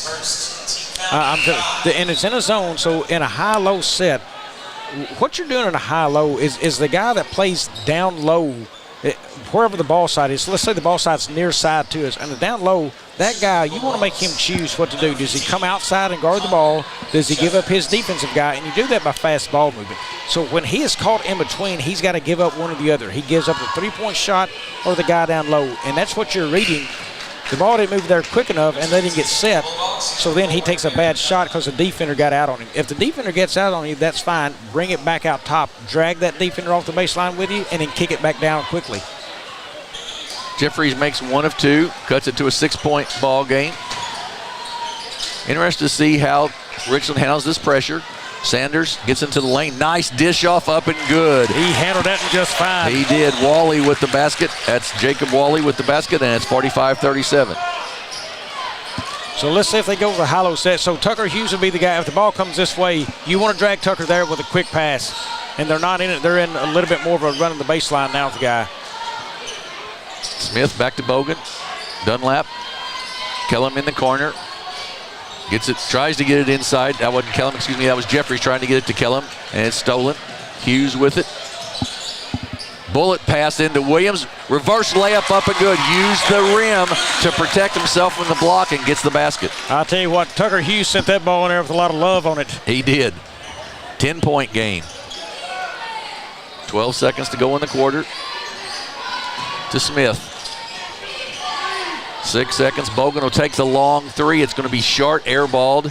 Saved to Wally. Ahead to Sanders, and he can't get it off before the end of the quarter. So we're at the end of 3, and it is Richland 47, Portageville 37. We'll be back in 30 seconds with the 4th quarter of this 5th place game here from the Bloomfield Christmas Tournament on the A-Corp Sports Network. SEMO Health Network, we strive to provide caring and affordable health care while making our patients feel welcome in our warm and friendly atmosphere. With locations throughout Southeast Missouri, we provide medical, dental, OB, and behavioral health services to anyone and everyone that may need it. Visit SEMO Health Network for your wellness exams, COVID and flu vaccinations, lab services, dental exams, counseling, and more. For more information, visit our website and let SEMO Health Network take care of you. We are back. 10-point lead for the Richland Rebels. And Bobby, we were talking the first half of the quarter, Portageville got into the paint. The second half of the quarter, all of a sudden they started shooting the threes again, and Richland jumped back out to the lead. Yeah, they went 0 of 5 late in that third quarter, and it cost them out there. They were doing so good inside and lost focus there. Look, you had closed this game within, at one point, maybe 5 points. You lose focus and start shooting threes, and it's ballooned back out to 10. Hey, if you're going to make a charge, do it now and do it strong. Go right at them. Look, Smith has got to be the guy who leads the charge. He's done it all night, and he's the most explosive to the rim. The only other guy who is explosive like that is Bogan, and he's got 2. He's not really in the flow of that yet. Smith needs to take over right here. He needs to find cuts. Here, I thought maybe Mason Adams was going to set a pick and roll up high, but nope, they're going to spread the floor back out. Smith with it up top. Richland doesn't need to pursue out. Make them start selling for that 3-point shot again. Yeah, 1 of 14 so far for the Bulldogs tonight, shooting the 3. There's a pick and roll. Kick in the corner to West, up, off the mark, no good. Rebound, though, Jeffries. He goes up, and he's going to get a foul called on Gary Tilley. Well, that's a beautiful job of running the pick and roll. Richland stayed in their zone, and that left the corner 3 open. I like that pick and roll right there from Portersville. Good job. Jeffries has 9 points already, 7 rebounds for the Bulldogs tonight. Free throw is good, so he's in double figures now and cuts the lead to 9. Cool, he's been in the line a couple of times tonight, knocking them down. He has. Portageville now 8 of 11 from the free throw line. Sanders gets it across the midcourt, drives into the basket. He goes up, and it's going to be a blocking foul on Connor Jeffries. Didn't quite get there. They're trying to draw the charge pretty much every time when they break through the press. You know, watching Connor Jeffries, we called several Portageville games now to this point, and he does that a lot. He tried to last night. I don't think he got caught twice on blocking fouls he did here, but he's a kid who is not afraid to step in there and sacrifice his body. You're exactly right. Sanders' free throw is good. Richland's been led by Tucker Hughes with 17 and Eric Williams with 16 tonight. They've got 33 of the 49 so far for the Rebels. Both those free throws, though, by Sanders were good. If Hughes can get 5 more rebounds this quarter, he'll be at 20. Sits at 15. Jeffries tries to drive baseline, kicks it off to Mason Adams. Left-handed shot, no good. There's one of them right there. Tucker Hughes with the rebound. That was good basketball by Portersville. They just didn't finish. Tilley for three, the first three they've hit. And it is 52-39. Gary Tilley now with 11. I can tell you, Connor Jeffries at last position did everything right. He crab stepped along the baseline and then the little short bounce pass inside. To Kellum.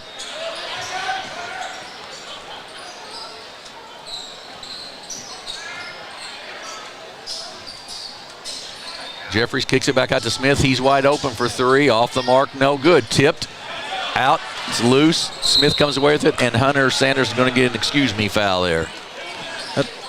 I feel bad for Portersville not getting a shot to fall. They're doing everything right in their offense right now. They're doing good things, and they're finding wide open shooters. What they're doing is just really good. They just can't get it to fall for them. Hayden Connor checks back in, replacing Jacob Wally, who's given them some nice minutes tonight. 52-39, 6:10 to go here in the ball game. To West. Screen set. West drives into the lane and kicks it back out to Kellum for three. Off the mark, no good. Rebound by Tilley, who gives it off to Sanders. He's up the floor with it. Nice job of stopping and then giving it off. 6 minutes to go in the ball game. Sanders with it up top. Guarded by Kellum. Tilley's wide open for three again. Good again. Gary Tilley's heating it up, and he's got 14 now. Yeah, we noted at the half he hadn't shot a three yet, and he has gotten hot out there so far now. 55-39. To Adams. Back door to Jeffrey, stolen by Hughes. Gets it ahead to Sanders. In the lane, little stop, pop up, and no good. Rebound tipped off of Sanders, out of bounds. Will go back to the Bulldogs. Dunlop and Bogan check back in for Portageville. Just a reminder, folks, after this game, we will have the presentation of the plaques for 5th and 6th place here. You don't want to miss that. We'll stay around for that.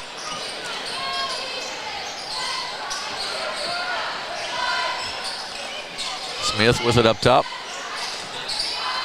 Inside, Dunlap blocked there by Williams. And then, almost stolen by Kellum. Sanders, good job.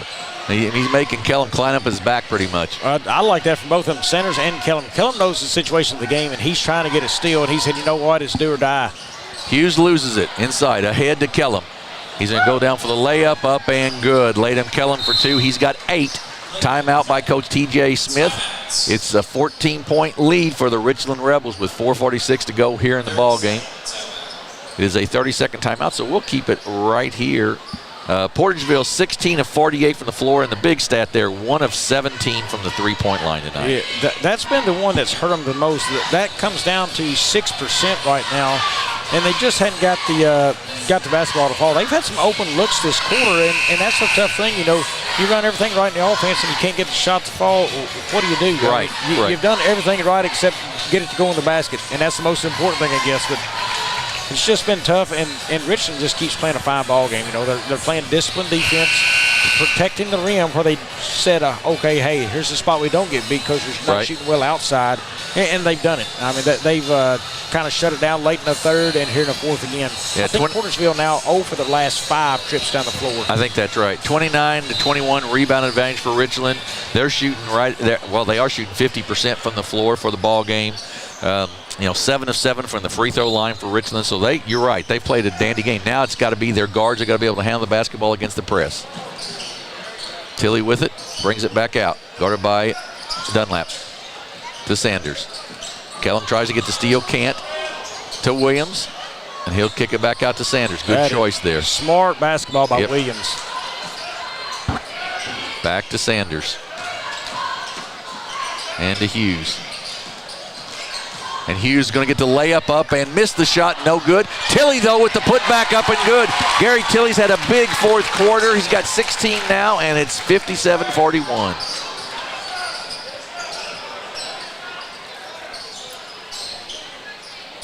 Smith to Kellum. Kellum will take the three. Off the mark, no good. Rebound. You wonder, is that legs a little bit, too, with them shooting the three poorly tonight? Maybe so, in mindsets of not getting some clear looks the way they need to sometimes, just taking a wrong shot at the wrong moment. And it doesn't take much to throw off your timing on that shot. Nice job there by Tilley. He had the wide open three, but with the 16-point lead, takes some time off the clock. Williams gets it knocked away, but gets it back then to Tilley. They're very content to run clock unless they get a layup. Hughes does get the layup. It's partially blocked by Dunlop. Adams comes away with it. Quickly down the floor with it to Bogan. Up and good. Xavion Bogan with the basket. He's got 4 on the game, and it's 57-43. Out of bounds. Will stay with the Rebels. Richland just needs to slow that down a little bit and work it up the floor and spread that floor out a little bit if they can on Portersville here. Burn clock. In the corner to Tilley. He dribbles out to the top. In the corner to Sanders. Back out to Connor. Good job of running some offense off here. And then a steal by Smith. As Hughes looked away, up by Smith, up and good. That's smart basketball again by Hughes there. He didn't foul him down there. And then we're going to have a foul out on the floor. Hughes going to, no, I take that back. It's going to be a foul on the floor, and it is the second team foul. Third foul on Smith. Wally checks in the ball game. And Hughes takes the seat. And Dunlop will pick up a foul there, trying to get a steal on the pass to Williams. That'll be the third team foul.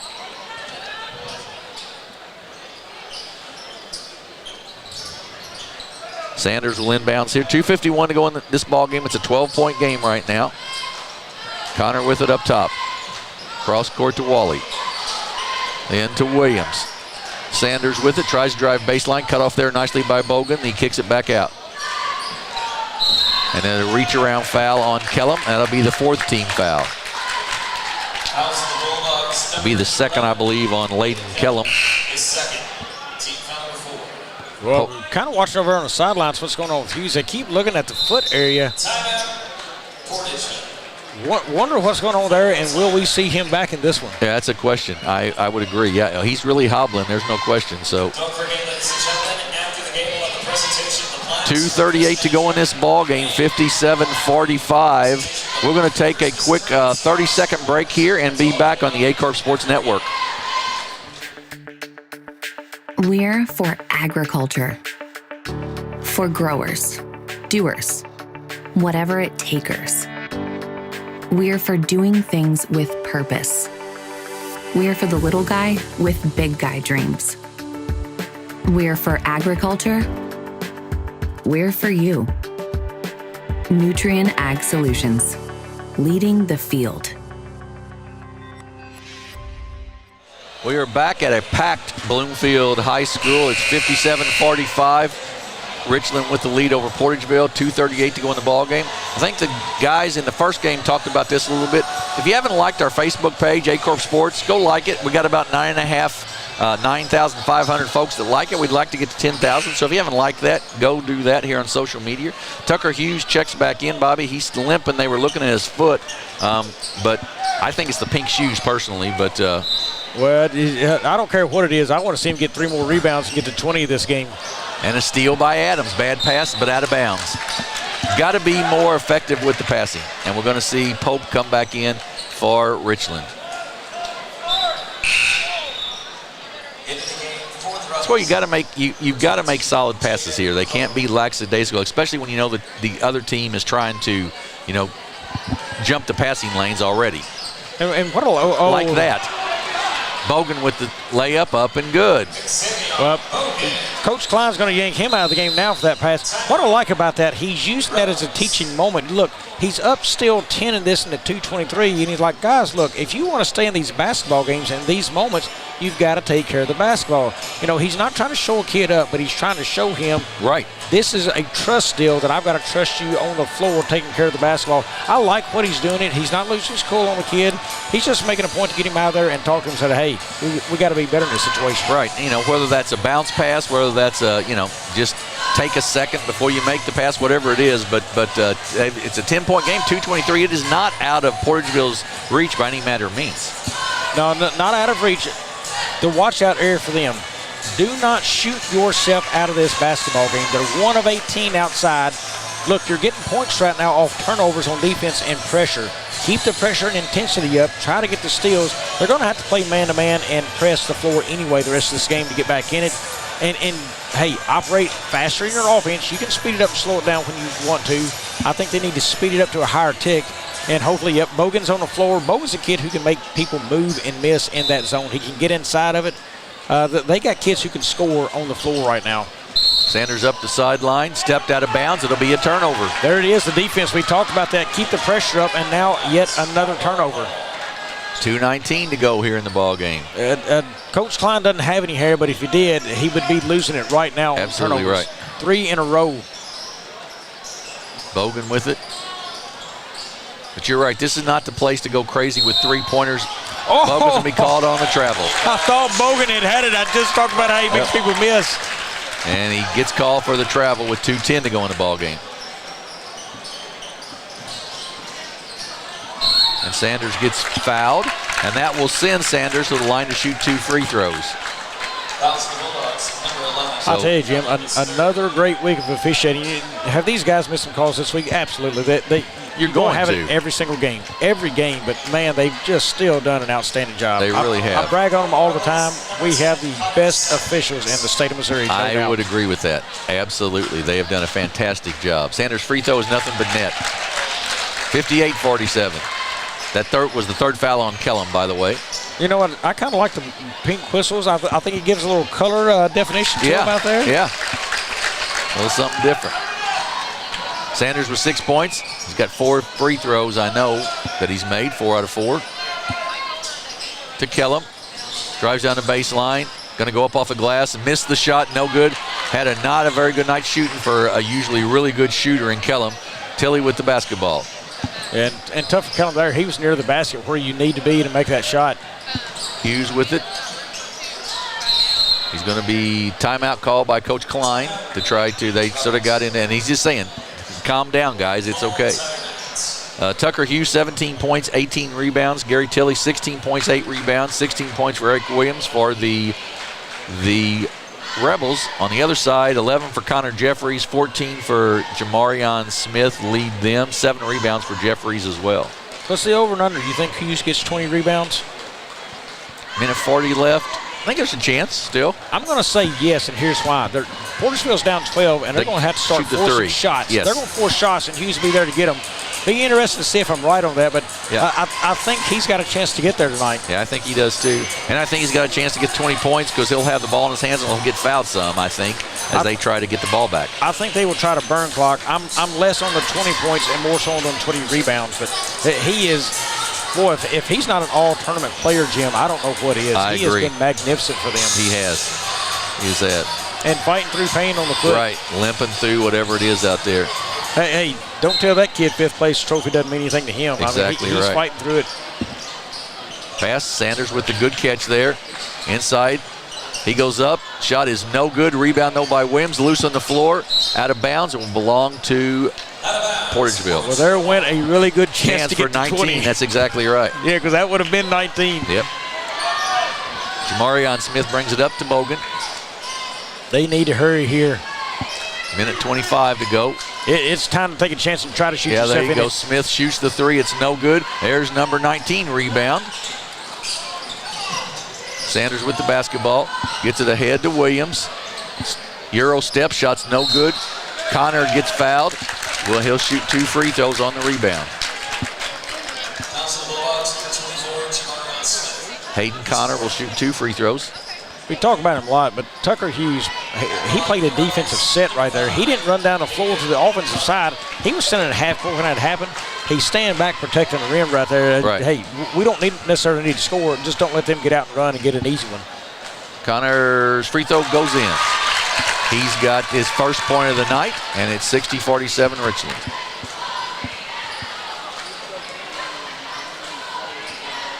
He'll have a second. Free throw is up, and it is good. So 61-47, 14-point lead. Bogan with the basketball for the Bulldogs. And he's going to travel. Wanted to go inside, and it just wasn't there, and he drugged the foot a little bit. 1:06 to go in the ball game. Sanders with it, loses it, and it's going to be a steal, but it's going to be a foul, and that will be Sanders going to the free throw line to shoot 2. You like what Portersville's trying to do there is get pressure on the ball and trap. That was the 5th one on Jamarion Smith. And Hunter Sanders will shoot 2 free throws with 1 minute and a second to go here in the ball game. Going to have Tim Hamilton check in for Smith.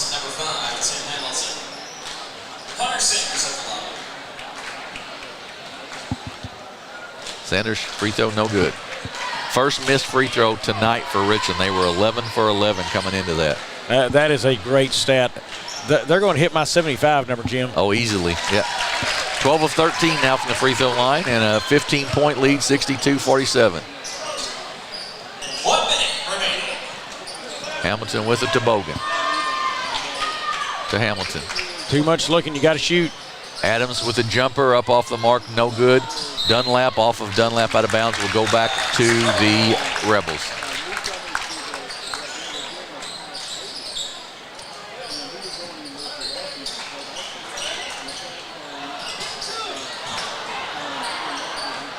Ball's loose, taken away. Bogan will take the 3. It's off the mark, no good. Rebound by Tilley. He's fouled by Hamilton. I think they'll call it on Hamilton. It was, and it will send Tilley to the line to shoot 2 free throws. Oh, on Dunlap, sorry. So Gary Tilley with 16 points and 9 rebounds will shoot 2 free throws. Almost 2 guys with a double-double. That's a good night for a team.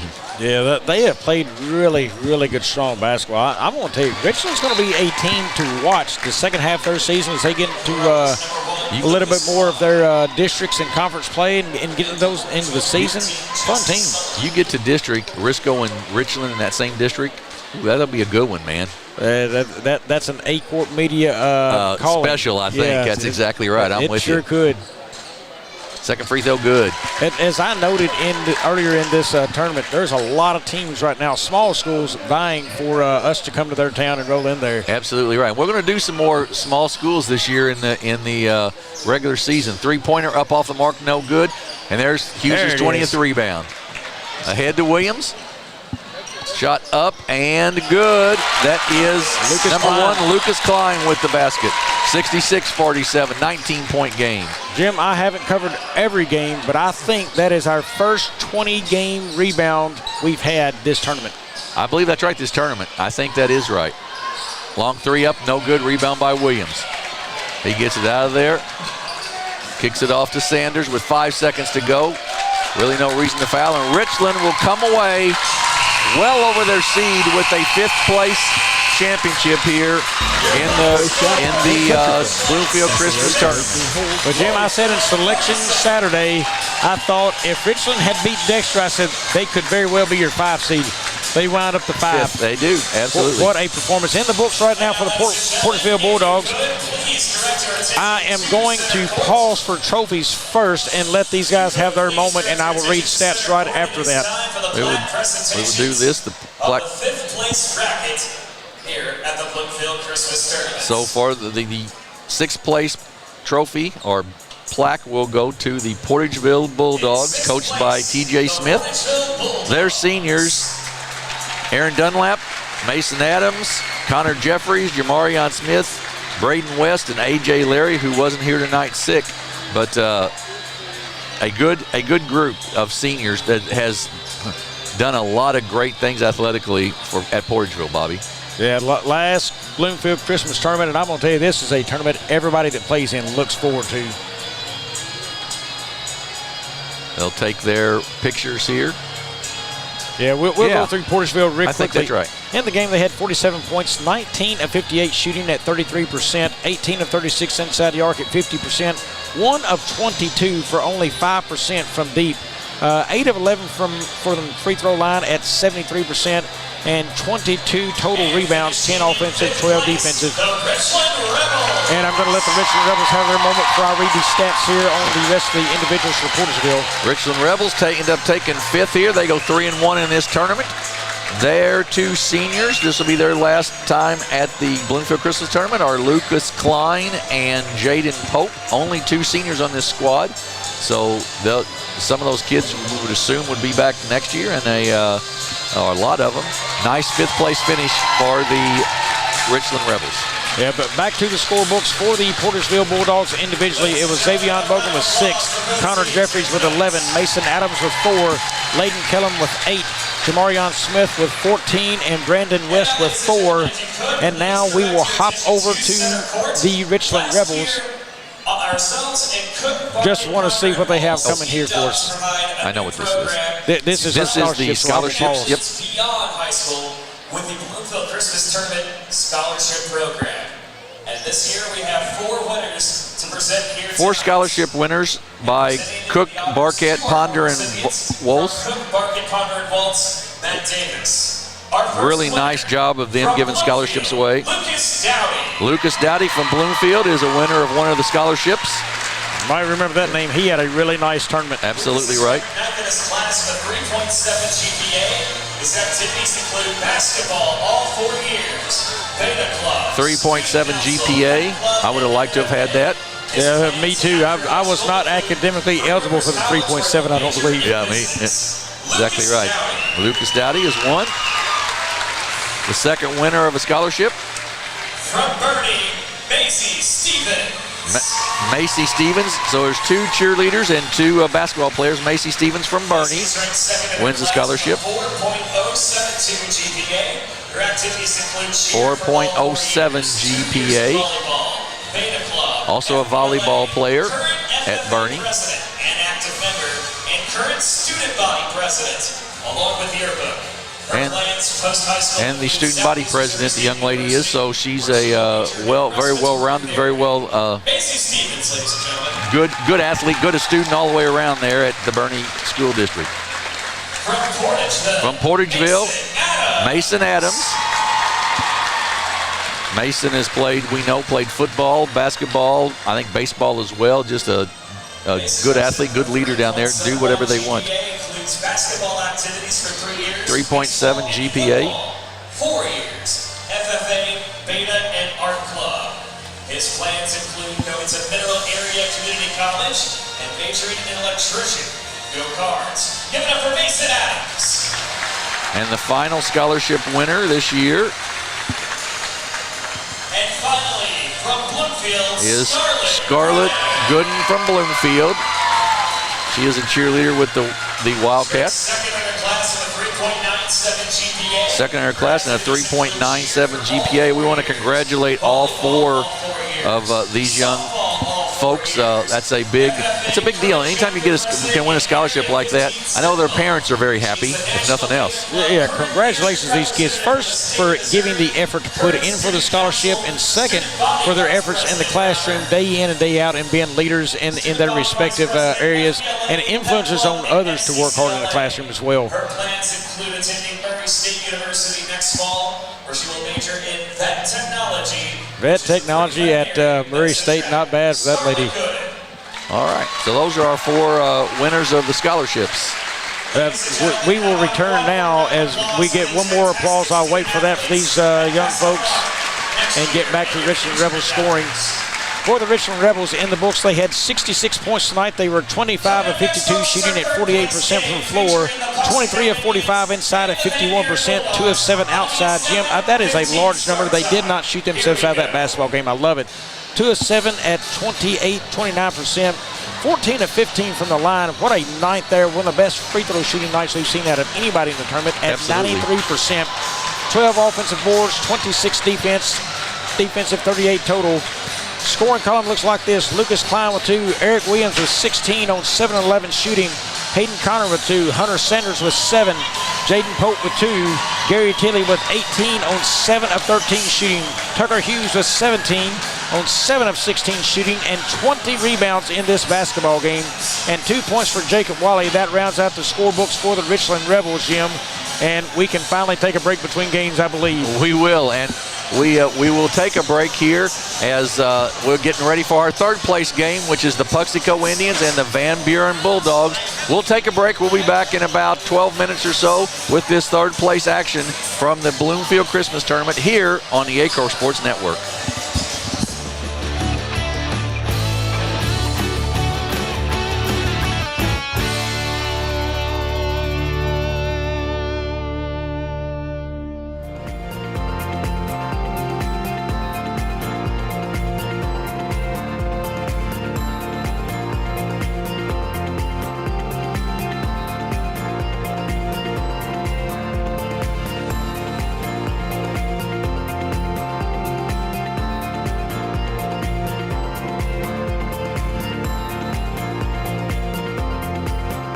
At Glen Sains, our inventory is growing every day. Between all of our 4 stores, we'll have 400 units in stock at any given time. Whether you're looking to buy a GMC, Chevrolet, Buick, or Ford, we look forward to serving you and your family for years to come. Mathis Funeral Home of Dexter and Bernie strives to provide their community with the accommodations and services needed to relieve your family during times of loss. For more information, give them a call and see how Mathis Funeral Home can help meet your expectations in celebrating your loved ones. Southern Custom Meats in Dexter, Missouri is providing you with the best in custom butchering, fresh vegetables, and farm fresh eggs. Call now or visit us today and see the Southern Custom Meats difference for yourself. Fast break, cold beer, pork steak. Fast break, the best chicken in the whole state. Fast break, whoop doggies, I think I need a fast break. All right. Fast Break in Bernie, Missouri. Fresh food, lottery, gas, and more. Fast Break. Sandy Small Engine in Malden, Missouri is the best local dealer for all your outdoor equipment needs. From mowers to repairs, we've got you covered. Call now or stop in today.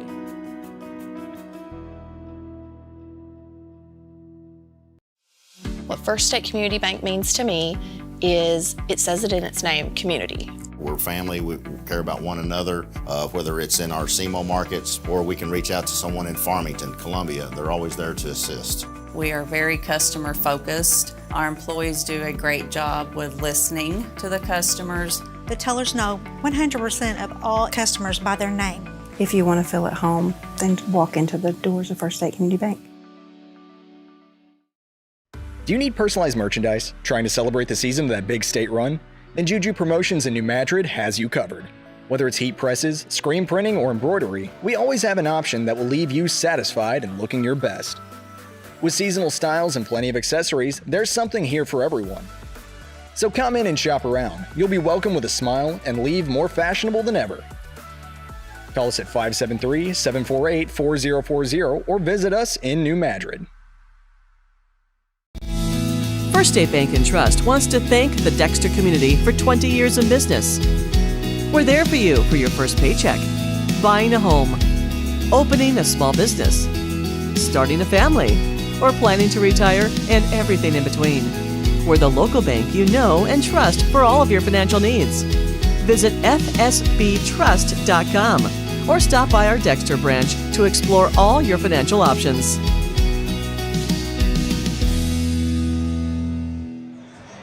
Welcome back to the arena here in Bloomfield, folks. You can see right here, it is crammed. It is about to be loud. It is perfect here at the arena tonight. 2 big games coming up for 3rd place and 1st place here in this quadruple header for you here on A-Corp Sports. Joe Northern with you. Just want to talk a little bit about what just happened prior. The Richland Rebels, ranked in the number 9 team in this tournament, comes away with 5th place thanks to the strong shooting of Gary Tilley and Tucker Hughes, just getting the job done for the Rebels. Congratulations to Matt Klein and company for taking home the 5th place trophy. First time in quite some time that they are playing all 4 days and have played all 4 days, finishing at that 5th place spot.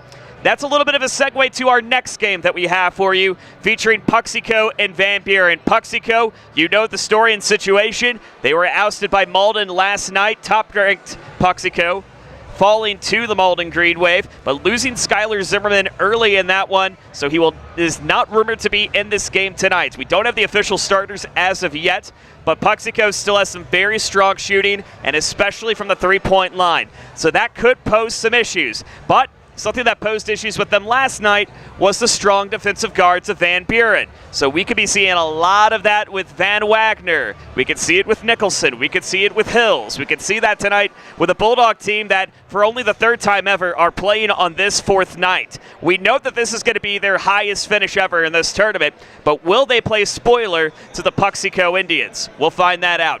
And then, of course, our championship game coming up at roughly 8:30, probably going to be a little bit later due to the delay we have going on right now between Malden and East Prairie. Malden has looked top to bottom like one of the best teams in this tournament, but so have the East Prairie Eagles as well. So again, a matchup between two teams that are very evenly matched, that'll run up and down the floor, will have big physical guard presence, but also East Prairie, outside of the SEMO Conference schools, have 5 of the strongest shooters in the region. They all happen to be in their starting lineup as well. So something to keep in mind for that 8:30 game. Now, of course, after each game, you've seen the trophy presentations, and we'll have the alternative trophy presentations at the conclusion of this game, and we'll be right back up here for the Nutrient Ag Solutions post-game report. For the first time ever, we're going to see a matchup between two teams that have not won a tournament title in quite some time. One could say that Holcomb, yes, they were a first-time winner in 2012. It was only their third year in the tournament. Portageville, they waited 29 years to win this game. East Prairie has never won a championship game. Will this be the night? Or will Malden be back on top for the first time since 2006? We'll send it over to Jim Riker and Bobby Alford. They'll have the call the next two here at the arena. Enjoy the action, folks. It's the Bloomfield Christmas Tournament on A Corp Sports.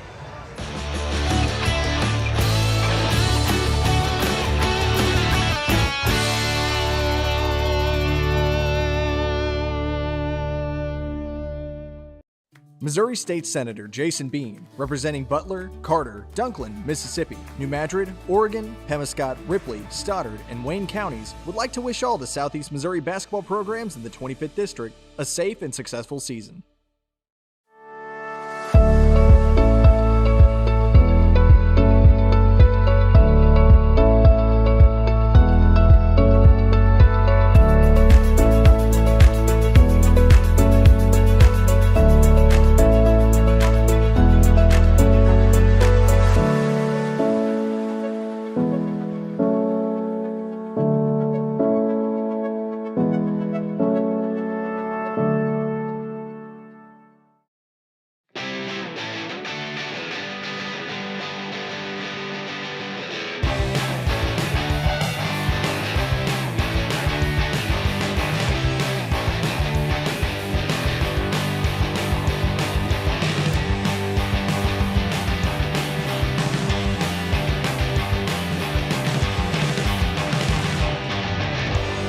Just remember, if Altry Moreland's not on the back of your vehicle, you paid too much.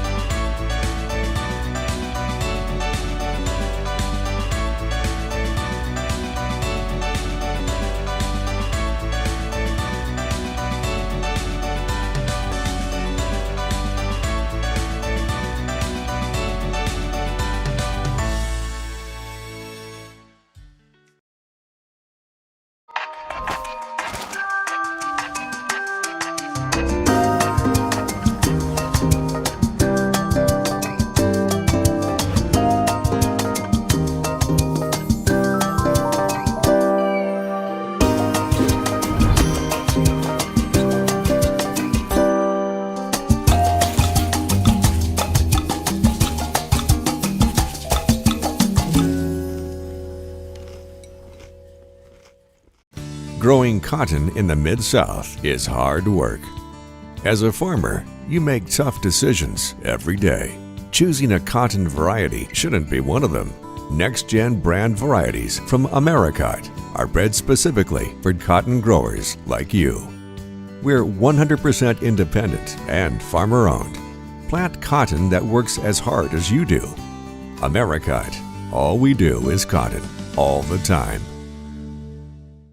At Focus Bank, we understand your community because it's our community too. With branches across Southeast Missouri and Northeast Arkansas, Focus Bank offers services such as fraud protection, really free checking, and mobile banking that lets you bank simply and securely, anytime, anywhere. Stop by any of our branches or visit us online to open an account today. Plus, you'll receive an awesome free gift just from opening your really free checking account. And when you refer someone who opens an account, you'll both receive a gift. Focus Bank, member FDIC, equal housing lender. NextEra Energy Resources is the world's largest generator of renewable energy from the wind and sun, and a world leader in energy storage. Since 2016, NextEra Energy Resources has invested more than $339 million in Missouri to fuel local economic growth. Today, our company owns and operates one wind energy facility in the state and is looking to invest even more in the Show Me State. We are committed to being a trusted community partner and look forward to providing affordable, clean, renewable energy for generations of Missourians to come.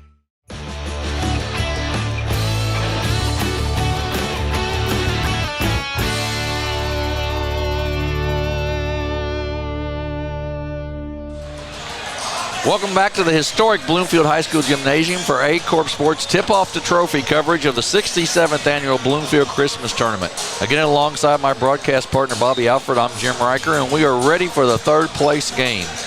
Both these teams looking to bounce back from semifinal losses last night. The Puxico Indians, who came in undefeated, #1 seed, were upset by the Malden Green Wave last night. And the Van Buren Bulldogs, who ran out of magic last night against the East Prairie Eagles after upsetting the Kidden Indians in round 2. I tell you, Jim, Puxico comes into this game the unanimous number one seed in this tournament, and found out they were undefeated all the way up until last night. And hey, some of that could be Skylar Zimmerman coming out of that game. Rolled the ankle. The x-ray showed he's fine there. We're not the doctors. We're not going to speculate how long. But hey, it all depends on how it was, where the ankle injury was. A high ankle sprain is going to be a lot longer. A lower one. I'm not the doctors. I don't really want to get into that side, but we know nothing's broken there. Good for him. He will be back this season, just depending on how long the recovery and healing lasts there. But they still have a lot of fine shooters on this team who can get it done. They got, I thought Cason Long played a good game last night. Landon Bircher did. Jet Hancock had a great game last night. He did. He emerged as a definite threat there. Bircher's had a good tournament as well. They're a threat. But I'm going to tell you, this Van Buren team, they have showed up and showed out this tournament to me. They've caught my eye, and I'm going to tell you who else has caught my eye. Coach Jacob Black. I talked to him down underneath earlier this evening, and what a pleasant visit that was. And I told him how impressed. He probably did the best job of coaching this tournament early against Kennedy, and the way the players have listened to him and bought in. They follow directions well. They don't shoot themselves out of game and get silly with the ball. Really impressive of what they've done. Jim, looks like we're going to do the national anthem here. What we're going to do, folks, we're actually going to stay live for this anthem. Excuse me, I'm going to take my headset off, and they're going to let that play where you can hear this well. Folks, enjoy the national anthem here. Bulldogs and the Puxico Indians. Before we begin, we ask that if you could, please remain standing, remove your hats for the performance of our national anthem. Performed tonight by Molly Blue.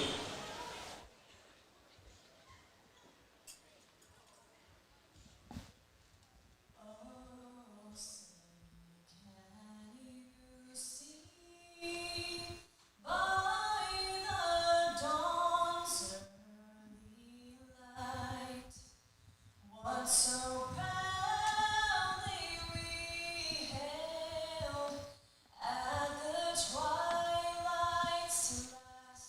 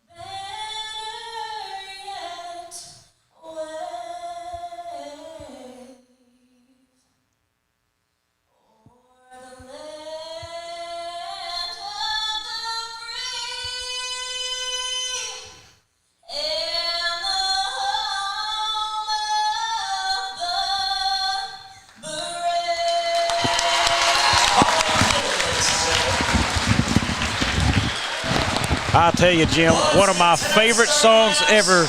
I can't help but think of my grandfather who served in World War II. I love seeing that song performed well, and not a person in this place sitting, everyone standing honoring our country. It was good. We're set for our starting lineups, and it'll go like this for the Van Buren Bulldogs. The number 6 seed, coached by Jacob Black. Number 1, Elijah Van Wagner, a 6'1 junior.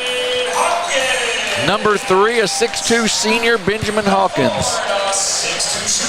Number 10, Nathan Smith, a 6'2 junior. A 5'11 guard, number 30, senior, Holden Hills.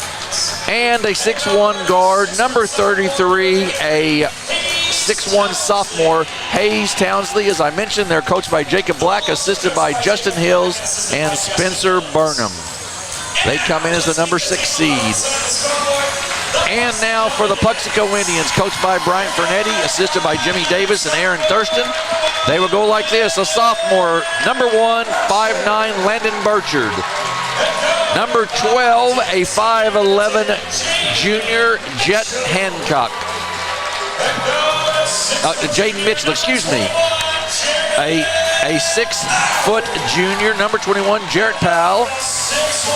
A 6'1 junior, number 25, Kason Long. And a 6'2 senior, number 34, Thomas Birch. So Jaden Mitchell, not Jed Hancock, starting. My mistake on that. I tell you, Jim, right now, Puxico comes into this game the 60 pick. They've shot it well. They play hard. They got a lot of heart. And I tell you, there's everything in the like in the world about them. But you know what? Van Buren comes to this game also as a number 6 seed. I didn't think they were the number 6 seed. I thought they was lower. But guess what? I'm telling you tonight, they're going to be the number 3 seed coming out of this one. Give me the Bulldogs tonight. I think the Bulldogs have played very, very well. They're well coached, and it'll be a very interesting matchup. We'll see how Puxico adjusts with Skylar Zimmerman out. And the tip goes to Kason Long of the Indians. I think Puxico has to come out and shoot well because they come off an emotional loss. Hey, they feel like they should have been playing for a championship here tonight, and they're playing at 3rd place. That's tough to get up for from Puxico right here. Long with it. Van Buren's never played in a Final Four here at the Bloomfield Christmas Tournament. Of course, they have this year. So, and we're going to have a travel, and there'll be a turnover, and it'll go back right off the bat to the Van Buren Bulldogs.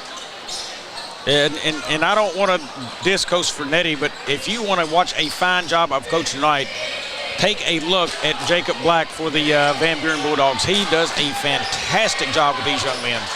Townsley with the basketball. Kicks it in the corner for 3. Shots no good. Hills with the rebound. Up and no good. Just rims out. Birch with the rebound for Puxico. Jaden Mitchell with it. Long, top of the circle, 3. Good. Kason Long for 3. That is a big basket for Puxico, being able to knock down a 3 early. Townsley gets it off to Van Wagner. Up and good. Van Wagner is their scorer. Elijah Van Wagner, we have found out who he is in this tournament for sure.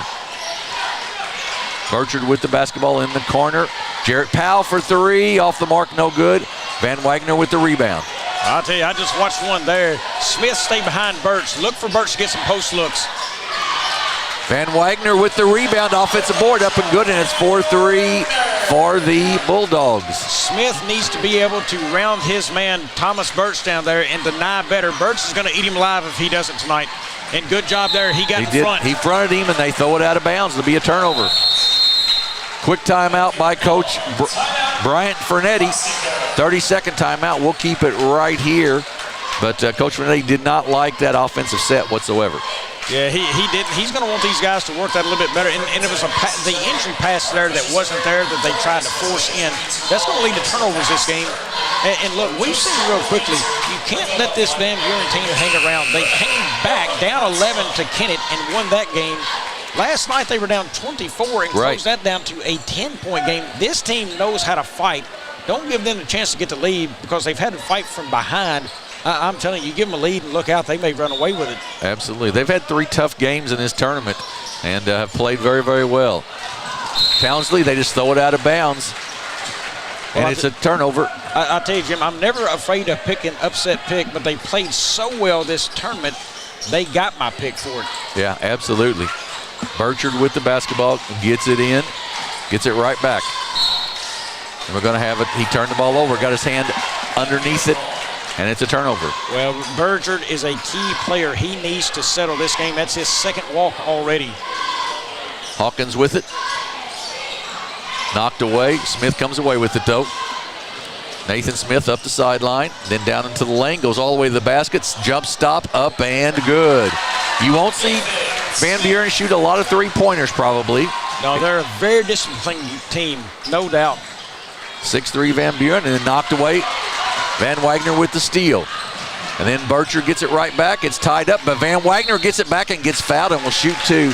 That kid is always around the basketball. Hey, that kid is barely over 6 foot, but he is a beast down low. I'm telling you, he has impressed this tournament as well.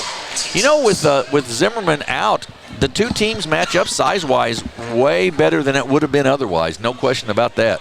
I think the biggest difference there, Zimmerman being out, where Puxico has the advantage, is our full-court press. They press very well and are extremely deep team with guards. I like that advantage for them. But, man, with Zimmerman out, I noticed last night, I said that was the most irreplaceable player they had, and they lost him. The rebounds, that's what's going to come into play. I think that's a big deal right there. 7-3 Van Buren. Burchard with the basketball. Stops, kicks it back out to Powell. He'll take a top of the circle three. Long, no good. Burchard with the offensive board, tipped away. Kaysen Long comes down with it, though, for the Indians. And then kicks it off to Birch. He'll take an 18-footer off the mark, no good. Van Wagner with the rebound, but when he came down, he stood on the in line. Well, real quickly, here's what I would like to see from Thomas Birch. Look at the size and thickness of his body compared to Smith, who's guarding him. Use that big body and get to the rim. Don't settle for that shot he just took. And there he does, try to get the rim, and he gets it blocked by Smith. Then he's got it inside. Hills is going to tie him up, and it'll go back to Van Buren. I'm going to tell you, Hayden Hills has impressed me. That kid plays extremely hard. Nobody needs to tell him he's 5'11" because he plays a lot bigger than that down low in these basketball games. Yes, he does. Tipped out of bounds will go back to Van Buren. You're exactly right. He is on the boards and everything a lot more than you would expect for a kid that size. He's the kid, when you walk out of the gym, his effort sticks out in your mind. Yes. Short timeout here. And 3 for 7 for Van Buren, only 1 for 5 for Puxico, 0 for 2 inside, and they're going to have to get the inside game started to get something going. And it's not a worry yet because it's early. Right. The only shot is knocked down by Kaysen Long, who is not a premier scorer in this offense. He can score, just not the premier guy like you see out of maybe a Birch or a Burchard. Right now, not in the game, Jet Hancock, but they got kids who can score. They just got to settle down a little bit and do it. I will guarantee you this, you won't see it go a whole lot longer before somebody from Puxico is going to start dropping some baskets in. I would agree with that. And I figure you'll see Jet Hancock in the ballgame fairly quickly. Long as he's okay over there. Mason Parsley, he has had a really fine tournament off the bench for them. Powell with the steal. Love the patience right there by Powell. He's got him sealed. Nice job of knocking it away. Then Powell gets it back. 18-foot jumper. Air ball, no good. Loose on the floor, taken away by the Bulldogs. Smith throws it right behind Van Wagner and out of bounds. Van Wagner would have been covered up right there anyway. I would have liked to see Smith take it to the rim or just back it out, either one. You didn't have the numbers, and Puxico had position. Jet Hancock and Mason Parsley check in for Puxico, and Bryce Hawkins checks in for Van Buren. 7-3 still, Van Buren with the lead, 4:53 to go in the first quarter of this third-place game at the Bloomfield Christmas Tournament. Hancock had a great night shooting the basketball last night, and Mason Parsley has been a turnover machine on defense for them. He creates a lot of stuff. Hancock gets bumped, and he'll shoot 2 free throws there as he is bumped by Benjamin Hawkins. Hancock's only a sophomore, and, man, he showed up against a very, very talented team of Malden. Yes, he did. Night. He really, really played well, I'm telling you. Hancock will shoot 2, free throw up and good. 7-4. That was the first free throw on the night for Puxico. Jim, I was commenting in between games. I've never seen this gym this packed, and I've been here several years. Oh, I've been here lots and lots of years. You're right, and I've not seen it this full either. I don't believe ever. Hawkins gets down, gets all the way to the basket. Up short, though, no good. Birch with the rebound. Did everything right except finish. Cason Long with the basketball for Puxico. Kicks it off to Birch. He's wide open for three. Good rotation, but missed the shot. Rebound, Townsley out on the tip from Smith. Townsley takes it to the basket, up and no good. Rebound taken down by Birch. Boy, that's 2 in a row. They've got to the basket, to the rim, but just didn't finish. I think if you keep going to the rim, good things will happen. Partially to Hancock for three. Good. Jet Hancock for three. Puxico leads 8-7. Hey, shooter alert right there on that kid. Exactly right. And a steal by Parsley. As you mentioned, a turnover machine, but then turns it right back over to Townsley. Then ahead to Hawkins. And Cason Long with the steal to Parsley. I'm telling you, you're not going to see Puxico play and Mason Parsley right in the middle of what's going on. There it is. Into Birch. Turn around in the lane. Up, no good. Rebound by Van Wagner. The one thing I'm not sure Van Buren has seen much this year is the quickness of the Puxico Indians, the way they play their full court defense. Yeah, they're guards. Right. I'm a little surprised Birch didn't turn to the baseline to go right-handed instead of the way he did left-handed there. Yeah. He did everything right. He had his man sealed up well. He posted, and I love the entry pass to him. Just didn't get it to fall. Puxico in his zone. Knowing that they don't shoot the three very much. Townsley, a little jumper in the lane, no good. Rebound by Birch, kicks it out to Hancock. 3-on-3, Parsley loses control of it, and it's taken by Hawkins. He loses it.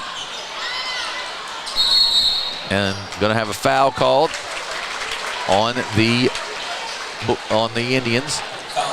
That's on Parsley, his first, team foul number 2. Fortner checks in for Birch. Parsley did such a good job of getting back and playing defense there, and he was trying to tie it up, and he just got in with a hold.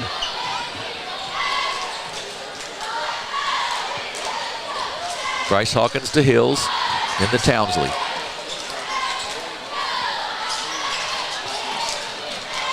Boy, that was a good battle down there with Smith and Long. Hawkins for three, no good. Hills tips it. It's loose, taken down by Townsley. Good job by Hills of keeping that alive. Townsley with the jumper, no good. Hills once again keeps it alive.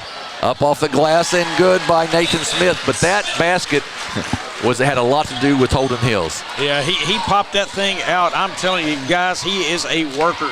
Hancock smooth as silk, folks, and it's 11-9. He's got 7 already. They better get somebody on the floor who can guard that kid. And then a walk on Hawkins. And about 3 times now, the Van Buren Bulldogs have gone right over to that corner in front of the scores table, and it's not worked out well for them at all. Well, you remember last night when I commented on Wilson, he caught the ball, turned his rear end, and kept his dribble? Right. Van Buren's picking up their dribble, and it's getting them in trouble. Hancock, nice move, and then a Euro step, but it's gonna be a foul on the floor. I'm telling you, that boy right now has got moves like Mick Jagger, don't he? He does. Is doing some stuff on the floor for him. He is.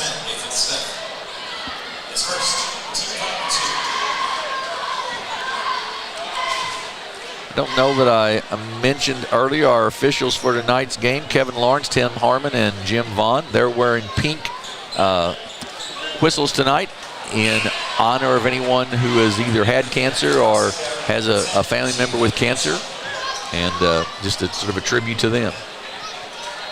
First free throw, no good by Hancock. Puxico has backed completely off any rebounding opportunities. This is an interesting strategy in the first quarter with a minute 38. I don't think I've ever seen that, Jim. Yeah, I agree. Now they move up as they will go into a press if he makes the free throw. But yeah, that's a little different. Van Wagner now to Smith. Gets it across the timeline. Well, there was a chance for the trap again up there. He paused. Then a pass, Van Wagner at his feet. He comes away with it inside, and then Hancock gets the steal, and then we're going to have a foul, I think, on Townsley. Pass was at Van Wagner's feet. It was would have been a very tough catch for him. Yeah, they got to figure out a way to get away from that spot on the floor that you referred to right in front of the scorer's table. Yeah, I mean, that is a trouble area, and I'm surprised Puxico did not pounce again. 12-9, Puxico with the lead, 1:20 to go here in the first quarter. Van Wagner took a seat.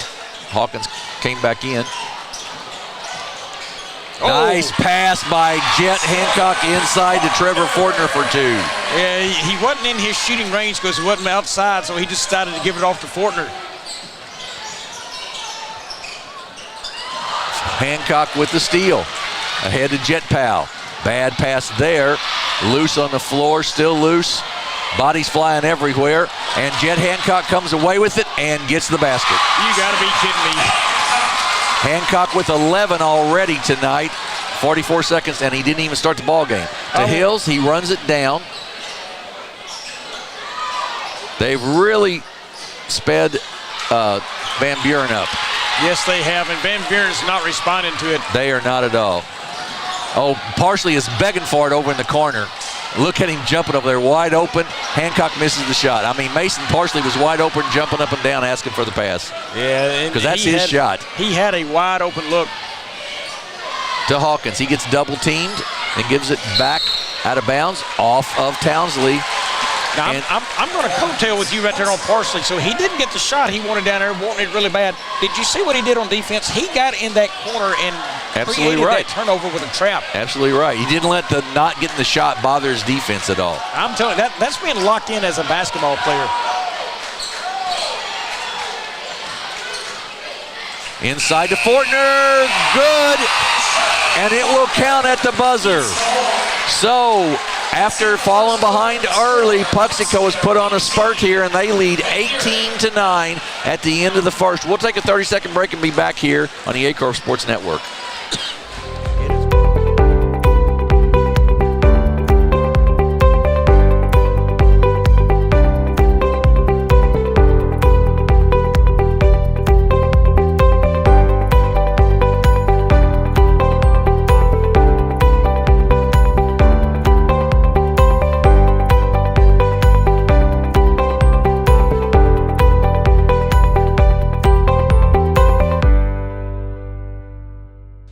We are back. Puxico with an 18-9 lead over Van Buren here at the end of the first quarter here in this third place game of the Bloomfield Christmas Tournament. And Bobby, the turnovers have sort of been the issue here. Van Buren's rebounded well. They've not shot it great, but they've just turned the ball over a lot. Well, I would say right now Van Buren would like to see Skylar Zimmerman back on the floor because this guard-heavy Puxico team is fast and putting a ton of pressure on them. They're speeding them up out of their offense, which is not fitting them very well at all. And they're struggling to get beyond half court to even get into their half court sets in offense. Puxico with the ball to start the quarter. Out to Fortner, he'll take the three. Good! Trevor Fortner, the big man with 3. He is pumped on that. Ahead to Hills. He puts it on the floor. We're going to have an offensive foul on Hills. Jet Hancock draws the foul.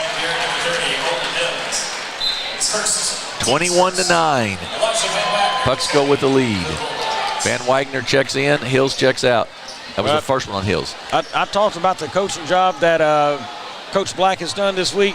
He's going to have to dig deep into that deep pocket and start doing it again because they have dug a hole right now. They really have against a very good shooting Puxico team. Puxico 3 of 4 from free throw line, 4 of 8 from three-point line. Out to Fortner.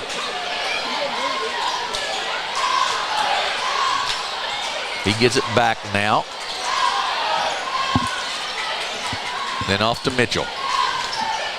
To Jarrett Powell for 3. Good rotation, but missed the shot. Van Wagner with the rebound. He'll be jump ball, but he'll stay with Van Buren. I'll tell you, Jim, looking at this place, even the standing room is standing no more. I mean, every spot on the wall is taken. Yep. 21-9, Jet Hancock takes a seat. Landon Burchard back in. Hancock has 11 of his team's 21 as he comes out.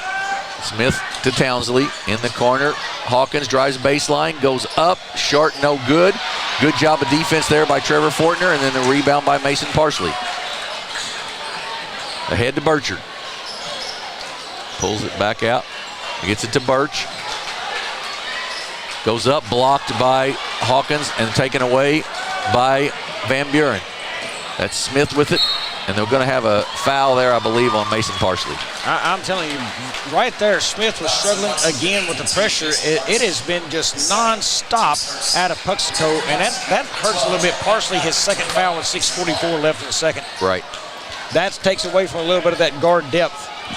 Hancock and Kaysen Long check back in for Van Buren, and a 5-second call. But it seems not to matter because they just caused a 5-second turnover. Right. They just keep bringing guards off the bench, but they've really, Van Buren has really struggled with the defensive pressure from Puxico. Long with it to Fortner, and Burchard will take the three. It's short. Tip down to Birch. He loses it, tips it off to Hancock. Hancock kicks it back out to Burchard. To Fortner, he's open for three again. Long this time, no good. Rebound, and that's going to be a foul on Jed Hancock. I'm going to tell you, everybody in the gym loves to see a big post player shoot a three because they were all standing up waiting for it to explode. Exactly right.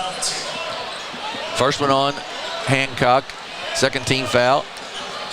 Puxico pulls the full court pressure off. They go to a 1-3-1 zone. Well, and I think that's a good move because you got a guard in foul trouble and you can't go down another guard right now. Bryce Hawkins with a turnover, the sophomore. He'll come out of the game, and Danner Nicholson will come in. And just the 1-3, they're just daring basically Van Buren. You've got to shoot the three, and Van Buren does not like to do that, so creates an issue for him. Jim, wasn't Van Buren up one time at 9-6, and it's 21-9 now? I believe that is correct. It has been a long dry spell. Hancock off to Birch. They haven't scored since probably midway through the first, maybe. To Hancock, tried to get it to Long, but Birch picks it up and goes up the glass and good.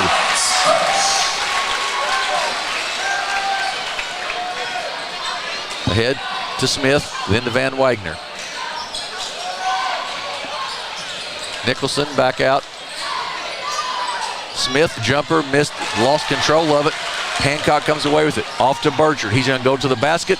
Good job of stopping, getting Smith in the air and then getting the basket, and it's 25-9. That was great hesitation there by Burchard. Smith with it. Inside, stolen away by Hancock. Quickly comes Puxico again. Hancock to the basket. Going to be on the floor, and it'll be a foul on Townsley of Van Buren, the second team foul. Remember the comment I said about getting across floor and starting their half-court sets. There was no half-court set there. He charged down floor really quickly, tried to force something inside, and it's not there. Van Buren needs to slow back down and start playing half-court basketball. Burchard with the basketball to inbounds for Puxico. Into Hancock. He'll take the three. Off the mark, no good. Birch, long rebound to him, misses the three. Off the standard, and it'll be out of bounds to Van Buren. I'm interested to see the speed Van Buren runs this set right here. Puxico gets it back. Or Puxico, I mean, in the full court press. And then a steal by Jed Hancock, no good. Rebound by Townsley. Kicks it off to Nicholson. Then ahead to Van Wagner. He's going to take it to the basket. They'll run in the lane up. It's going to count, and he'll be fouled and go to the line to shoot one. Man, all the way down to 4:41, so almost a full quarter of basketball lengthwise on the clock before they scored again. Right. Absolutely right. And that pressure come off a missed shot from Puxico. They quickly pressured the ball again. They didn't drop back and play defense. They got up and played defense. Van Wagner's free throw short, no good. Kaysen Long with the rebound, off to Burchard. 25-11, Puxico with the lead. Hancock drives to the basket, up, it's good, and he'll go to the line to shoot one. I'm telling you what, he knows how to score. I'm sure I'm glad we got him for 2 more years to cover this thing. Me too. Me too. He knows how to score. He's a lot of fun to watch. Free throw up and good. I mean, watching him play basketball is comparable to eating ice cream. Yeah, you're right. All out of bounds off of Nicholson. Turnover. And I think the Puxico is a terrible matchup for Van Buren. It's showing it right now. Just the speed and the pressure. I don't think. Hey, I don't know how they play basketball on the hills over there, but it ain't the same way Puxico is playing it. No, and their strength is not their guard play against the pressure, obviously, and that's really showing up. They are putting a little extra defensive pressure on here, and then we're going to have a reach-in foul. That's going to go on Devin DeWolf. His first, team foul number 4. And I don't know that Van Buren has seen a team as deep as what Puxico is, and the way they can just keep running kids in like that. We've noted that about Puxico, how they have depth right there. Turnover on the Indians, one of the few they've had so far tonight. 28-11, Puxico with the lead.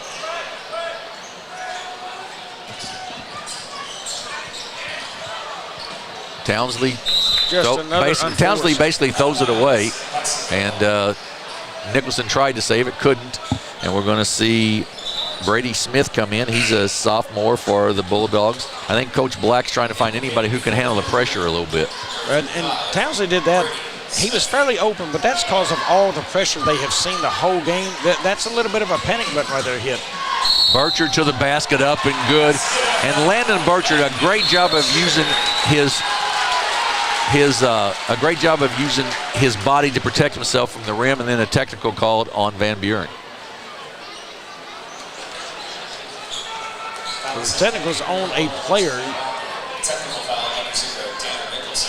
It's going to go on Nicholson, and I believe he will be coming out of the basketball game here fairly quickly. Free throw up, and Burchard makes the free throw.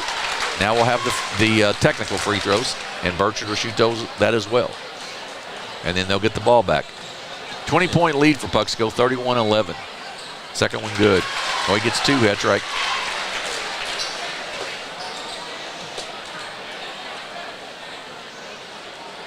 Landon Burchard makes 2 of 3. He's got 4 points on the evening. Bryce Hawkins checks in.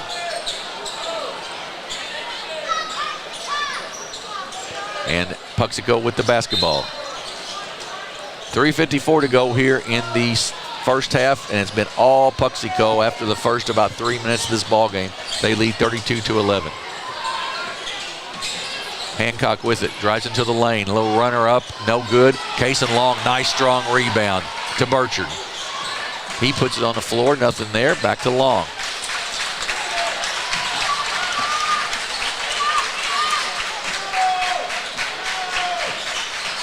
I'll tell you, it sure is a nice problem to have when your guards are that fast. Yeah, you're right. Mitchell with it, drives into the lane, kicks it in the corner. Burchard wide open for 3, off the mark, no good though. Rebound Townsley. He comes out of there, kicks it off to Van Wagner. He goes to the basket, it's no good. Rebound taken down, and we're going to have a foul, and that's going to go on, I believe, Benjamin Hawkins. That's his second.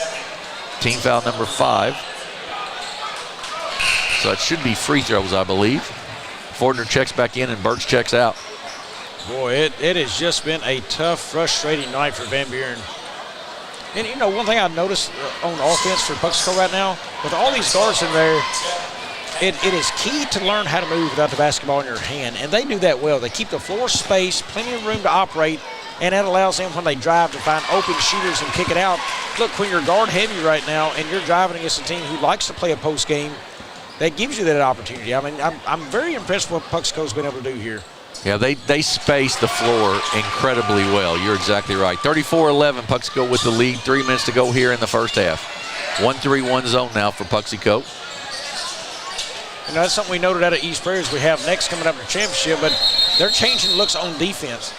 They've been press, they've been man-to-man, and now zone. Exactly right. A timeout by Coach Jacob Black to probably talk about that exactly. We're going to take one as well. It's been all Puxico. They lead 34-11, 2:56 to go here before halftime. You're watching the Bloomfield Christmas Tournament on the A-Corp Sports Network.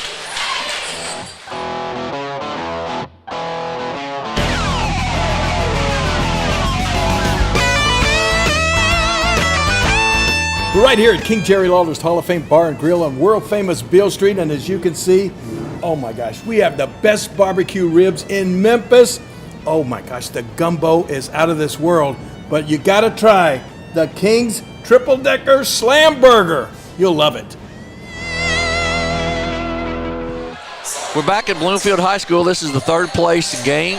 The number 1 seeded Puxco Indians, who were upset last night by Malden, lead 34-11 over the number 6 seed Van Buren Bulldogs. Would be tempting to come out of this timeout if you were Coach Vernetti in a different defense. I think he's probably going to stay in a zone. The reason being, he's got Fortner there. Fortner doesn't have the foot speed of other guys, so he doesn't want to give up baskets underneath the basket. I'm going to say he's going to stay zone right here. I think he will. I think he'll stay in a 1-3-1, but would have been an opportunity to change after they talked about it, I'm sure, in the timeout. Van Wagner to Hills. He drives inside, goes up off the glass, no good, and Fortner fouls him. Just what you talked about there, just not quite quick enough to get there. And Coach Black using that as well. He saw an opportunity. He said, hey, guys, I think we're quicker on the step right here. We're going to attack at this spot. I will be interested to see what he does in the full court defense. Does he keep the pressure on at Puxco, that is? Because knowing they're going to try to attack now down low, do not let them get into their half-court sets. Hills threw that up short. And, you know, I saw him do that a couple times yesterday in their ball game, too. He tends to be short with his free throws. This one is going to be long, no good, and then a rebound by Hancock. And now some people don't look at that and say, I don't look at anything special, but if you're short, look at the back of the rim. If you're long, find the front. Right, exactly. Burchard for 3. He's got 9 now, and it's 37-11. Inside, shot up and good. That is Brady Smith, the sophomore, in the ball game. He gets a basket, and it's 37-13. And then a steal by Townsley, just couldn't quite keep his feet in bounds. Turning into a little bit more of a racing game right there, and that's not where Van Buren needs to be. No, that's not where they make their living. You're exactly right. Jarrett Powell comes in the ball game and gives Kaysen Long a breather. Jed Hancock with it inside to Jarrett Powell, and he's going to be called for a travel. Pass got him a little bit turned around from where he wanted to be for his footwork to go inside and go up strong.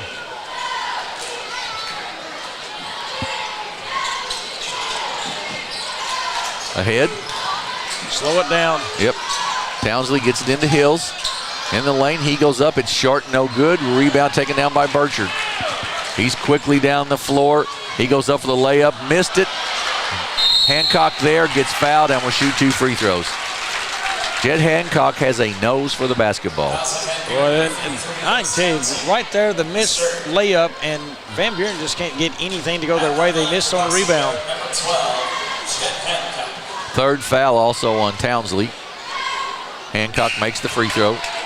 You know, it must be nice when you're up large enough in the game that you give up the rebound and say, guys, just protect the rim right here. Play defense. Right. Second one, Hancock, short, no good. Rebound taken down by Hills. And he says, forget that, go press. Right. Press off the miss. Across court to Smith. He loses it, and we got a timeout by Coach Black because he did not like the offense against the press. Well, looking in this score column right now, Puxco is playing such good defense. Van Buren's 6 of 19. Puxco 12 of 34 from the floor. I mean, a lot more shots being taken by Puxco, and it's all about that defense and creating turnovers. They're shooting 33% from downtown, but I wouldn't even notice it because of defense right now. Right. But 12 of 34 is really only about 33% overall. Not where you want to be, but 9 of 12 free throw shooting, like you said, and the 5 of 15, the 33% from the three-point line. So, well, look, this team is filled full of shooters. They're used to Zimmerman doing the guy helping the shooting percentage inside. Right, that is true. Hills with the basketball. Inside to Smith. Nathan Smith back out to Hills. He'll take the 3. Good. Holden Hills for 3, and it's 38-16. The way that kid gets dialed, the way you get him dialed in is back him up from the rim. Apparently. 125 and counting here in the first half. Been all Puxico, 38-15 with the lead. Mitchell with it. Nice spacing once again on the floor for the Indians. Jarrett Powell gets into the lane, Going to be on the floor, but he'll shoot free throws because they're in the bonus. Got to go on Holden Hills. And once again, Bobby, you mentioned it earlier, that spacing allows Jared Powell to take the drive then. Well, and you saw Fortner battling down low with his man there. Fortner had his guy kind of sealed behind him and he tried to rotate on him. With a battle, he had to protect that so hard from going to the rim, it gave Powell the opportunity to just go right off his hip into the basket. Birch checks in for Hancock. Hills checks out with his 2 fouls, and Devin DeWolf checks back in.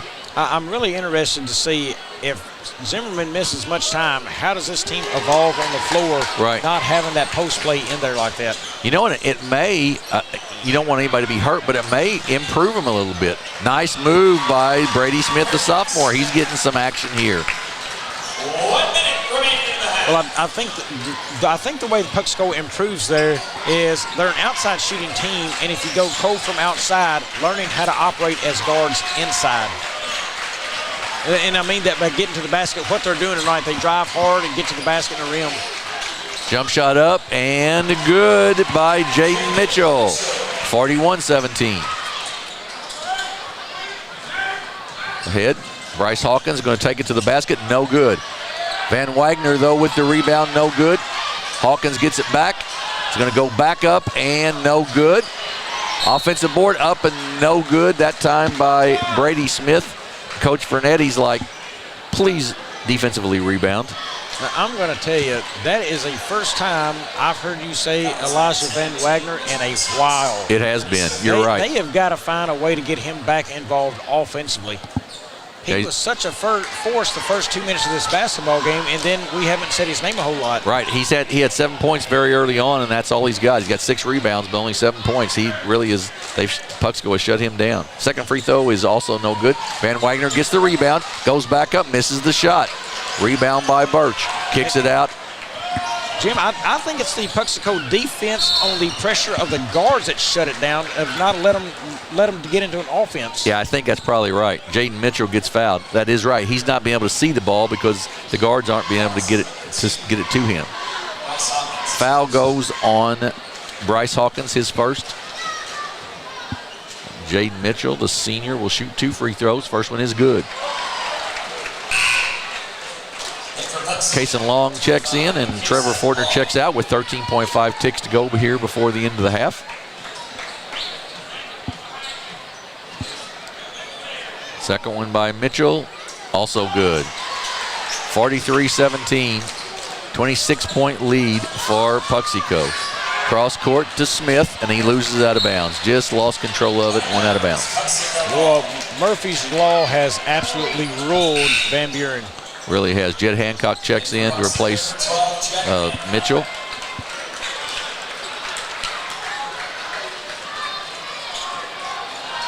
Burchard comes down, 7 seconds to go in the quarter.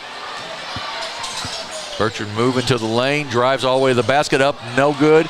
Rebound loose, and that's going to be the end of the first half. It is all Puxico. Puxico 43, Van Buren 17. We're going to take a break. We will be back in about 7 minutes with some statistics and the second half. You're watching the 67th Annual Bloomfield Christmas Tournament on the A-Corp Sports Network.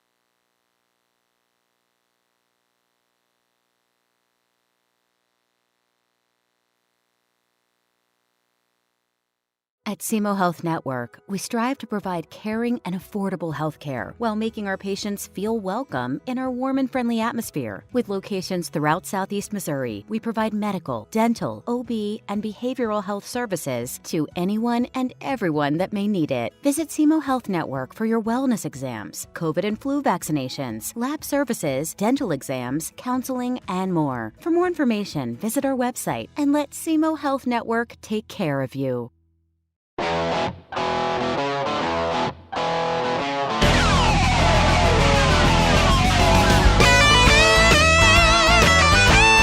We're right here at King Jerry Lawler's Hall of Fame Bar and Grill on world-famous Beale Street, and as you can see, oh my gosh, we have the best barbecue ribs in Memphis.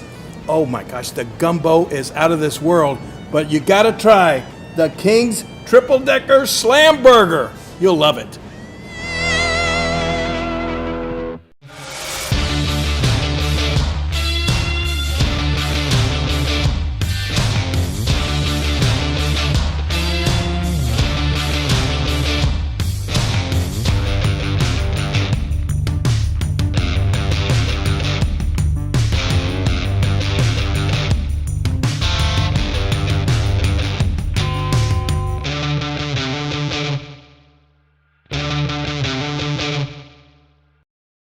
My name is Kevin Rossville. I'm a farmer from Prairie County, Arkansas. Been farming since 1991. Started farming with my father-in-law when I got married. We've been raising rice ever since. We've all been looking for something for a change for years. And I think this 263L is going to be the next and up-and-coming thing for us. It's really going to work well on a lot of different ground and a lot of different farms around here. Dyna-Gro 263L, available exclusively at Nutrient Ag Solutions.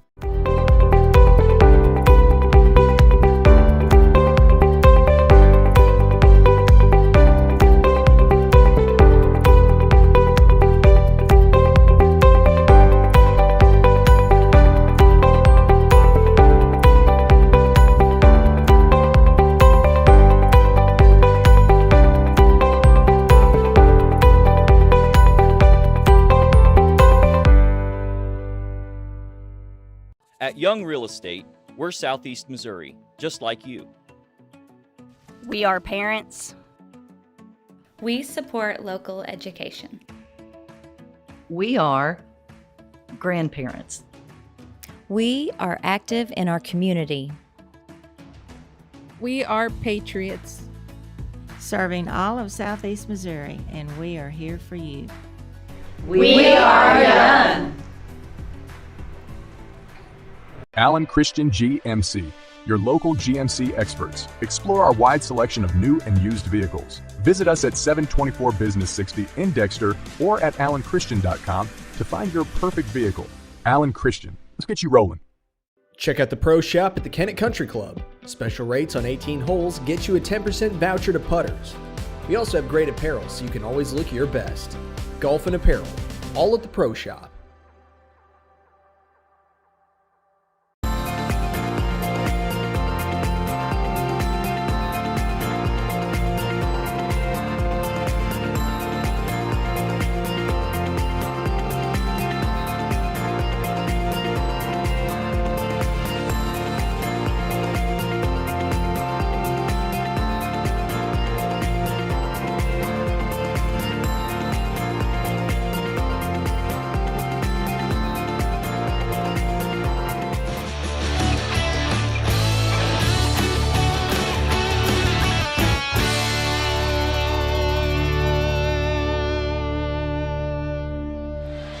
Back at halftime of this third place game at the 67th Annual Bloomfield Christmas Tournament, and it's Puxy Co. with a big 26-point lead at halftime, 43-17 over the Van Buren Bulldogs.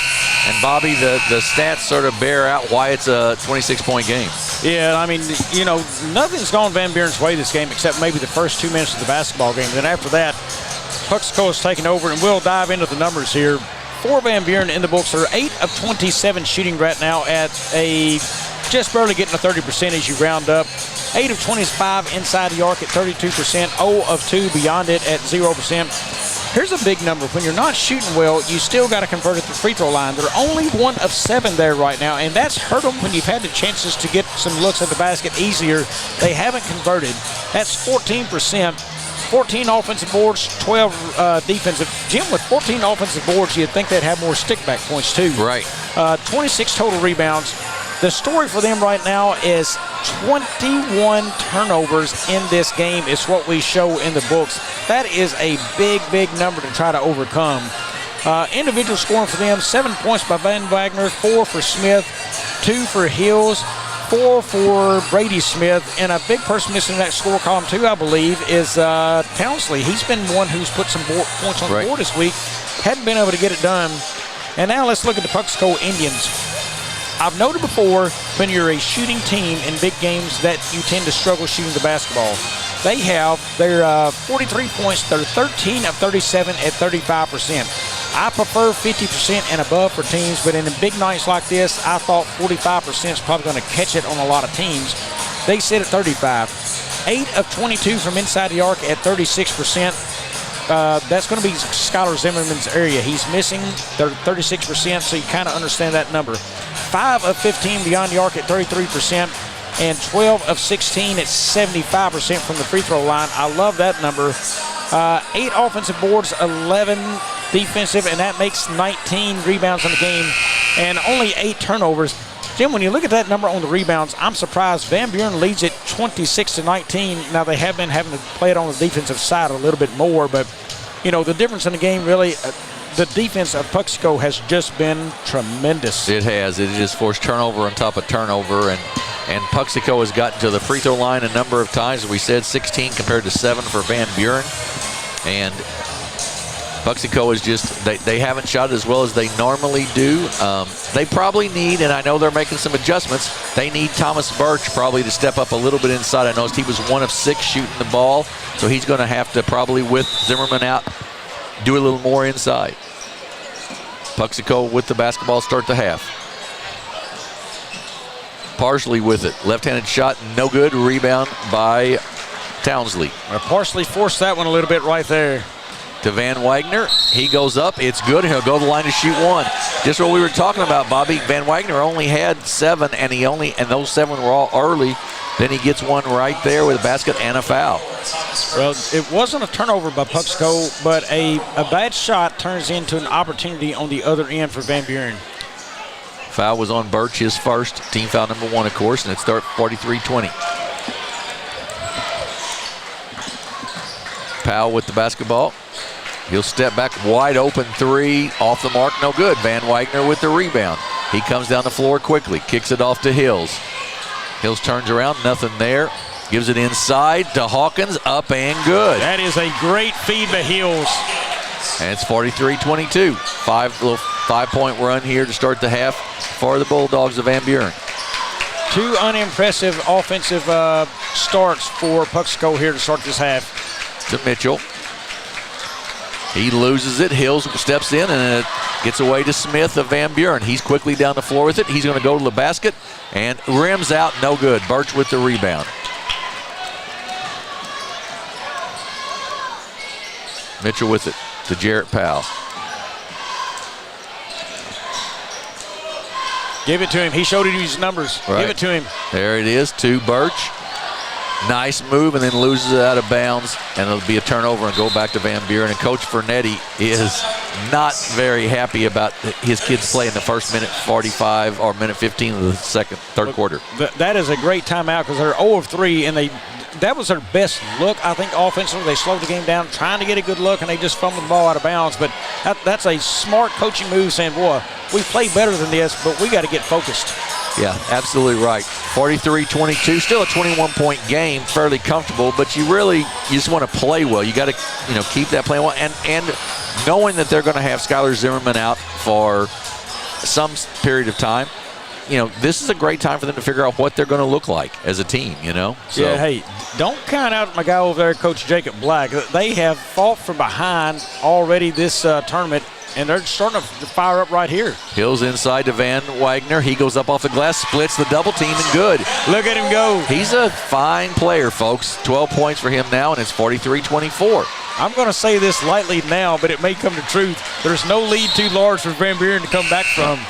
Out of bounds off of Townsley. Stays with Puxico. Burchard checks in. Jarrett Powell checks out for the Indians.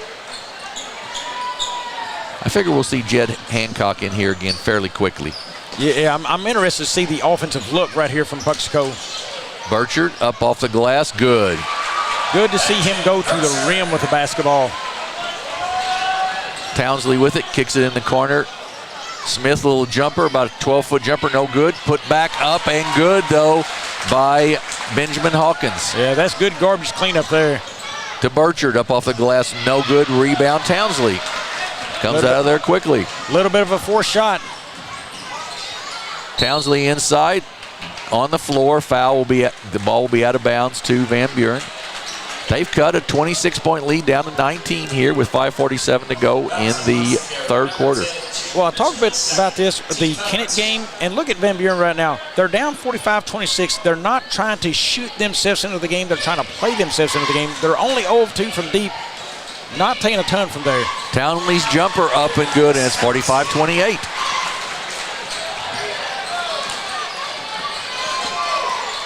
Burchard will take the three. It's going to be short, no good. Rebound by Hills. He pulls up, gives it off, gets it back. Be a blocking foul there on Caden Long, and will be out of bounds to the Bulldogs of Van Buren. Jed Hancock in the ball game, Cason Long out.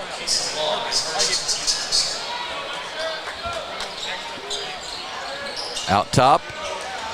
Three ball, no good. Van Wagner, though, with the rebound. They're going to call him over the back, I believe. Over the back of Birch. That'll be the...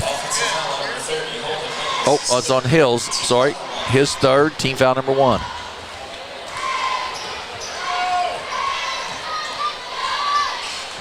Burchard with the basketball. They got Hills on Hancock. Hancock's jumper off the mark, no good. Birch, though, with the rebound. Loses it. Van Wagner comes away with it. Gets bumped, no call. Down the floor. Partially bumping him. Then Van Wagner up off the glass, no good. Hawkins with the save, and Townsley comes down with it.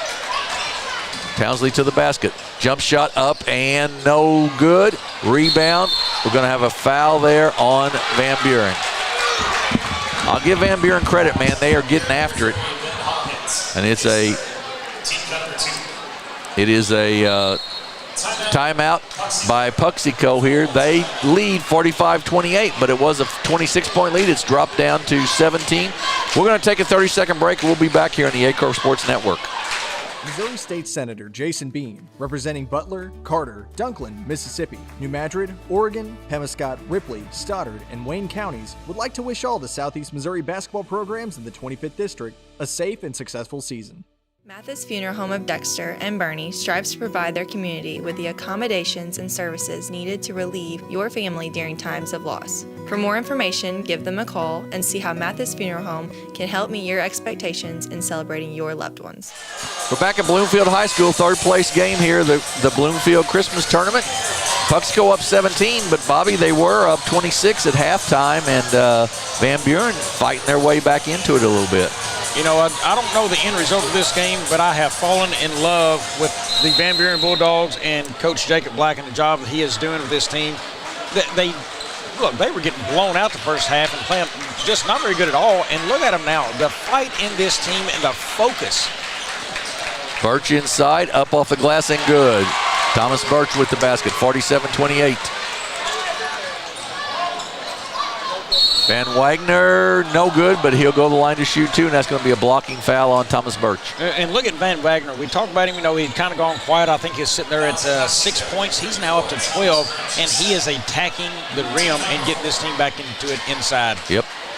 If you're young teams, I can't emphasize enough, they're not just throwing up threes. They're attacking the rim and taking closer, higher percentage shots. Absolutely right. Puxico 15 of 44 shooting tonight. Van Buren 13 of 38, but only 3 3-pointers even attempted for Van Buren. And you know, and a coach is not having to worry about digging to the bench and yanking a guy out of the game because he's throwing up bad shots either. I mean, that's why you keep yourself in the game if you're a player. The only reason you're coming out is to get legs back under you. Van Wagner, the 6'1 junior. We'll get to see him again next year here at Bloomfield. Free throw up and good. That's one thing that Coach Black had commented to me down underneath too. You know, he felt like his team was just young, and he's really excited about that. They're playing at a high level and a young team. He knows he's got a good future ahead. Second free throw, also good. 47-30 to Burchard. He gets double teamed, but gets out of it. Then in the corner to Hancock. Burchard with it. Still trapped, but gets it inside to Birch. And then a steal. Bad pass and a takeaway for Van Buren. DeWolf with it. Nice pass inside. And once again, Van Wagner's going to go to the line to shoot two. Good job by DeWolf, even under the pressure there of getting the ball down the court. I think good job on the other end of the floor on defense. They have taken a team that is not a good post team right now without Zimmerman, and they have taken the pressure outside of the lane to the guards and trying to force turnovers there. That is impressive to reverse the floor kind of in this situation. Van Wagner's free throw's good. Fortner checks in for Birch. Kason Long's going to check in for, I believe, Jaden Mitchell.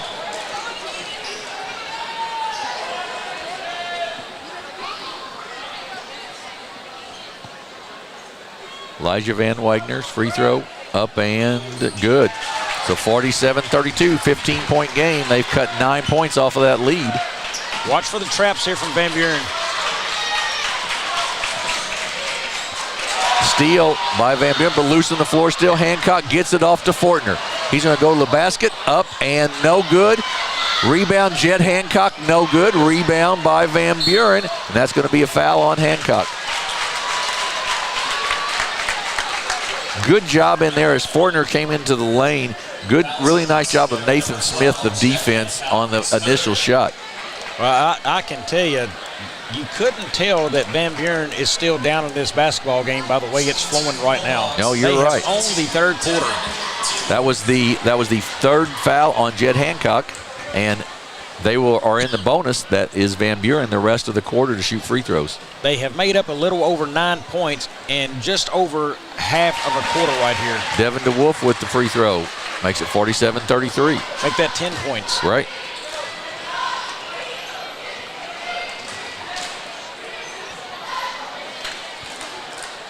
Second one rims out, no good. Rebound, Kason Long. Jim, I believe my math is wrong. They were down 26. They were down 26. I was wrong on the math too. You're exactly right. And they've cut it now to 14, so they've cut 12 points off that deficit. Fortner goes cross court to Parsley. Inside, pass gets away, but goes to Fortner, fortunately for the Indians. Well, they need somebody to steady the waters for Puxico right now. Long with it up top to Burchard. Hancock is in unfamiliar territory. He's at the high post. Parsley with it, puts it on the floor, drives in the lane, low runner up, no good. Kason Long, nice rebound. He goes up and good off the glass. Well, I was just thinking, Kason Long's a kid who can steady the ship, I believe, because he doesn't shoot a ton, but he's an inside presence to make them move on defense. Tough shot by Elijah Van Wagner. He's got 18 now, and it is a 49-35 ball game. Burchard gets it across to Porter, inside to Hancock, but we're going to have a foul called before that on the floor. Going to go on number 22. That's DeWolf, his second, team foul number 3. Benjamin Hawkins checks back in for the Bulldogs. Can't leave Van Wagner out very long, I don't believe. Yeah, I was going to say, I didn't like that sub. I mean, he has been red hot. Parsley gets it knocked away, gets it back though. Spin move inside, goes up. He's going to be fouled and count the basket. I'm telling you what, Mason Parsley's not very big at 5'8", but he fights hard inside the lane. I'm going to tell you, I didn't like him down underneath the basket right there, fighting and trying to mix it up there, but look at him. He got the basket and the foul. Exactly right. 4th foul on Hayes Townsley. Yeah, I commented about this kid in the pregame. I've talked about it during the game and the selection Saturday. But Parsley is just a spark plug.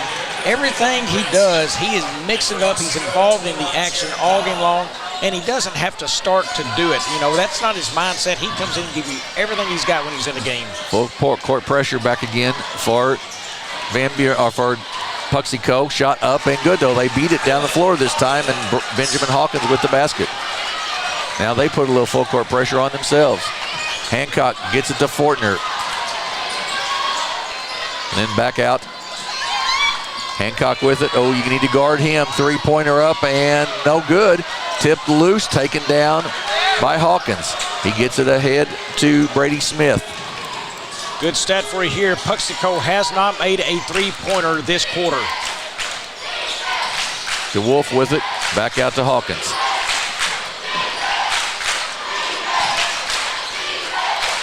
Hills with it. Right side 3 up. Oh, no good. Rebound Fortner for the Indians. Comes out of there to Hancock. Well, that 3 was forced by a good defensive effort from Puxico there. They denied well. In the corner, Jarrett Powell. Back out Burchard. Fortner's wide open for 3. Short, no good. Rebound taken down. Smith's going to go to the basket. He's going to go up. He misses the shot. No good. Burchard with the rebound, and Hills is going to pick up his 4th foul. Right now, I think Puxico is losing a little focus. I mean, they settle for a bad look right there. Look, you're up in this game, and you didn't need to shoot a 3. Work the clock more so than take 3s right there. Absolutely right. And on the other end, I think you've got to go at Fortner, and if he blocks it, he blocks it. But if he fouls you, I think you got a chance if you go at him to get a foul there too. So. And I think you got to take the bet that says, you know what, I'm faster and my footwork is going to be better than yours. And it may not be, but I'm taking that gamble to say that it is if I'm Van Buren. Right, exactly right. Landon Burchard with 12 now. Makes the free throw. Fortner takes the seat. And he's playing more minutes than he's used to, so he's a little gassed as well. Well, and I think that's got to be the case on everybody on the floor for Van Buren when you take it inside. Because, look, these kids aren't used to playing the post. Right. Go at them at the rim and count on your footwork being better. Back to 17-point lead for the Indians. 54-37 to Van Wagner. Little runner in the lane. It's short, no good. Rebound, Jarrett Hancock. Yeah, that wasn't a good offensive possession there. That's a 4th shot. Kaysen Long out to Jarrett Powell. Open for 3. Off the mark, no good. He's shot some bad luck tonight. They are going to end up shooting themselves out of the game if they keep firing 3s. 5 for 20. Now at 25% on the night. And none this quarter. Hawkins kicks it off. Van Wagner to DeWolf. DeWolf, the jumper up and good from the baseline. 54-39. Good looking shot right there by DeWolf. Birch with it to Hancock. Hancock off to Powell, up and good. 56-39. That's a better offensive possession there, close to a charge, but they got it down to the rim. Smith with it. Cross court. Smith in the lane, jumper up off the glass, no good. Going to have a foul there. That's going to be free throws being shot, I believe. Long with the foul, his 2nd. So that will send Devin DeWolf to shoot free throws. Devin DeWolf had a nice looking shot, so I'm interested to see what he looks like at the line, but he had a really good baseline jumper a few seconds ago. Free throw, good. Van Buren has left points on the floor tonight. that'll be 8 of 15 now they're sitting. Yep.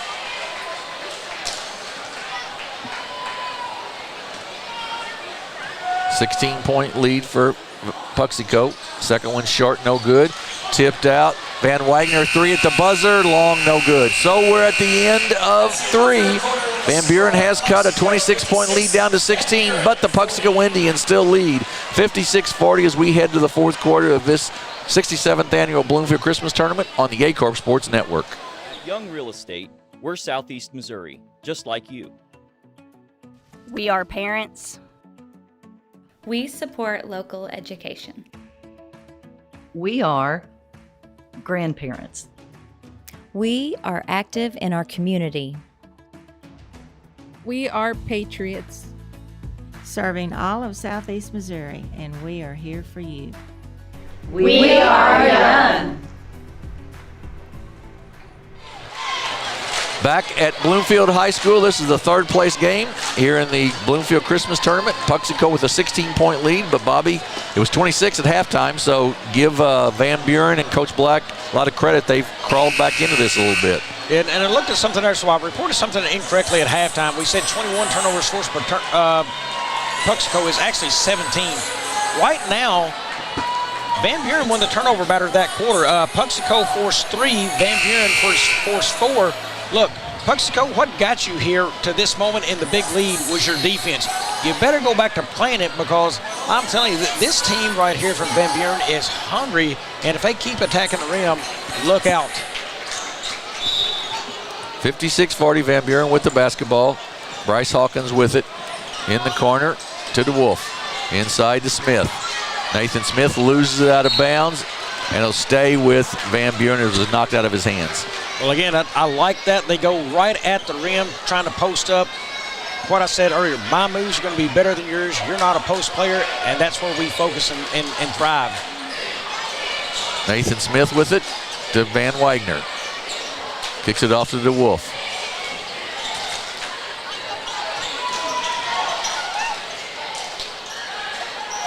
Back out to Nathan Smith.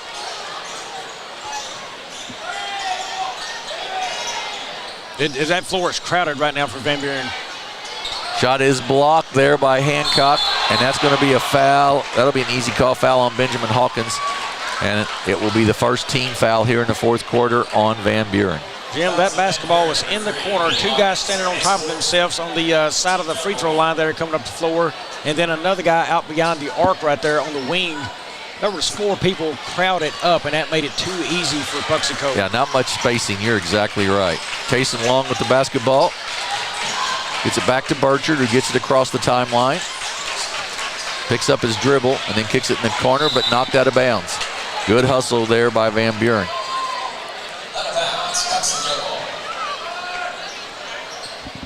Burchard will inbounds for the Indians.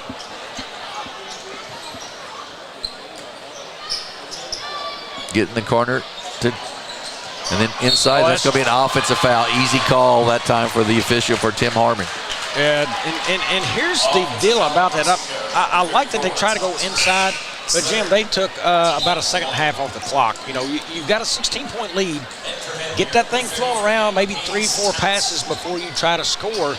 Look, you've got to eat clock. I'm telling you, this Van Buren team is on a charge. Bryce Hawkins with it inside to Van Wagner, right through his hands to Jarrett Powell. Yeah, I'm not sure of the offensive setting there for Van Buren. That was a tough look. Jarrett Powell drives into the lane and then drives right into Nathan Smith, and Smith's going to be fouled. I believe it'll be a foul on Puxico. Again, where did that basketball go immediately? Right in, toward the rim. Right. Yeah, pass that thing around. Third foul on Jarrett Powell.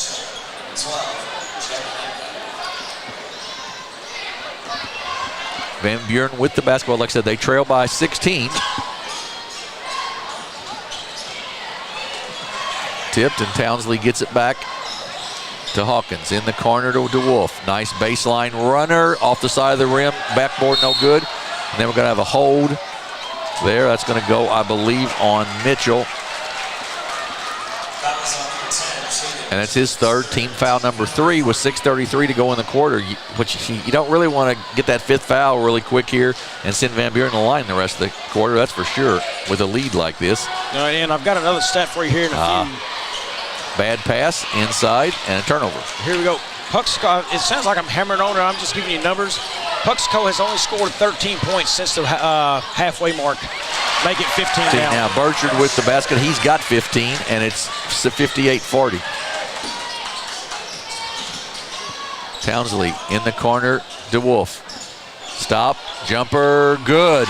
Devin DeWolf with the basket. He's had a nice game for the Bulldogs. Long to Burchard. Right side, Birch for three from the right corner. Good. Thomas Birch for three. Couple of passes and a wide open look from the corner. 61-42, back up to a 19-point lead. Devin DeWolf with it. And back out Hawkins and Townsley. Jim, that paint is crowded again for Van Buren. It There's is, three you're guys right. in there. Jump ball and will belong to the Indians. The Wolf had nowhere to go with that basketball. Yeah, not a lot of spacing there. I would absolutely agree with you. Mason Parsley checks back in for Puxico. And that is something you can't do against a guard-heavy team. Look, right now, Van Buren needs to isolate, not pack it in with their offensive guys. Isolate and get them move on a guard down low. Hancock steps through but gets fouled before he can get the pass off. And that's going to go on, I don't know if it's on Hills. It is on Hills, and that is his fifth. Holden Hills will foul out, and Brady Smith, the sophomore, will come back in for the Bulldogs. Well, that is the last tick of the clock for Hayden Hills, as he is a senior in the Bloomfield Christmas Tournament. Right side, Parsley stepped back, didn't take the three, then kicks it off to Long. Hancock posting up inside there.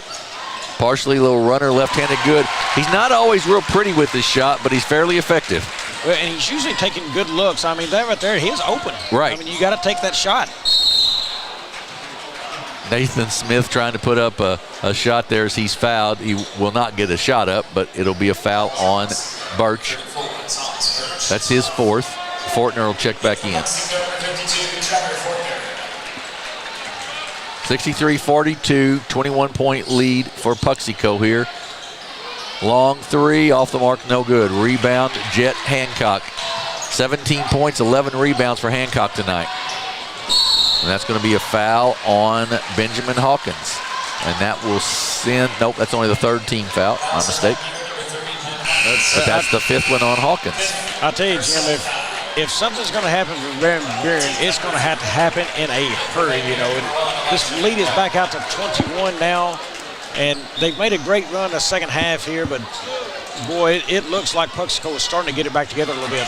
Van Wagner with the steal, goes up for the layup, no good, but he'll go to the line to shoot two. Just dug too big a hole in that first half, I'm afraid, for themselves. They did, and not a good foul for Puxico. That is number 5. So now you're stopping the clock every time you foul from here on out. Absolutely right. And this is a team who wants to go inside where fouls happen. That was the fourth one on Jaden Mitchell. Van Wagner makes the free throw. He's got a double-double tonight. For the tournament, they have not shot a lot of threes. They try to shoot themselves back in it. I know Townsley hit one the other night against Kennett. Their only one made that game. Yeah, they're not three-point shooters. You're exactly right. Yeah, and then you start looking at the points. Where do they come from if they got to try to shoot them back in it? Steele ahead to Smith. He goes up. Shot is no good. And they're going to have a foul over the back on Van Buren. And when you're down by 19, you cannot miss a layup. Yeah, got to hit those. That's Townsley's fifth. So now we've had 3 Van Buren Bulldogs foul out. And that's tough deals there. You know, you're losing size on the floor, some defense, a starter right there. Now you're starting to dig pretty deep into a bench. Head to Parsley. Right side to Long. And the lane kicks it back out to Parsley. Jump shot up and good. I don't know how he got that one to go, but he did. He's got 7 now, and it's 65-44. It's going to be a travel. I would say probably that would be one that Parsley made that Coach Fernetti's saying, no, good shot. Yeah, I would agree there, because I'm sitting up here saying no, because he did well. He kicked it out, didn't shoot, and then he goes into the lane and puts up a wild one and scores. Long with it to Parsley. Inside to Jared Hancock. Up and good. He's been quiet this second half. but he's got 19 now. Nice defense there by Fortner. Just stood his ground. We got a jump ball, and it'll belong to Van Buren. I'm going to tell you, we talked about Parsley there, but could you imagine the team without him? No, he's another one of those, just gives them great minutes, and they've got a number of those kids. And he's a kid off the bench. He has had a fantastic tournament. Right. Only played about 8 deep or 3 off the bench, 8 total tonight for the Indians with Zimmerman being out.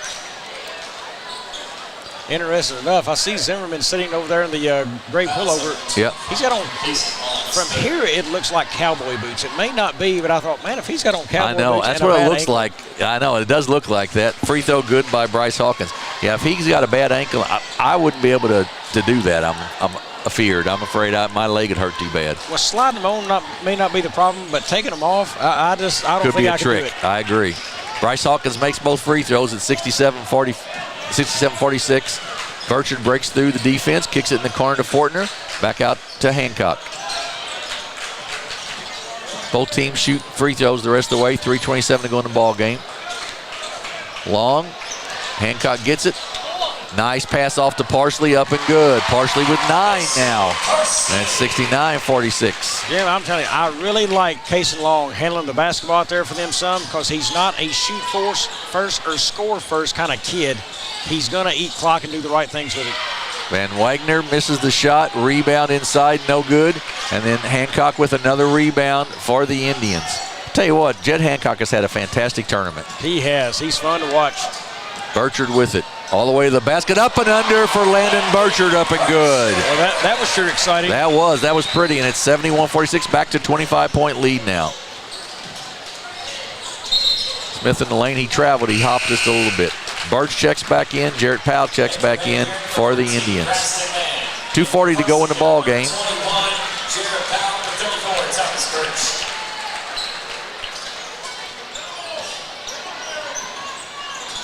Burchard with it, a steal, up and good by Nathan Smith. 71-48. Ahead to Birch. Cross court to Parsley. He's making a living in there right now. Burchard for 3, off the mark, no good. Rebound by DeWolf. Nice crossover there. Takes it all the way to the basket, up and good. Took it the length of the floor. I'm going to tell you, we hadn't seen DeWolf a whole lot this tournament until tonight, but he is showing something. I think he's earned himself some extra minutes for Coach Black before it's all said and done.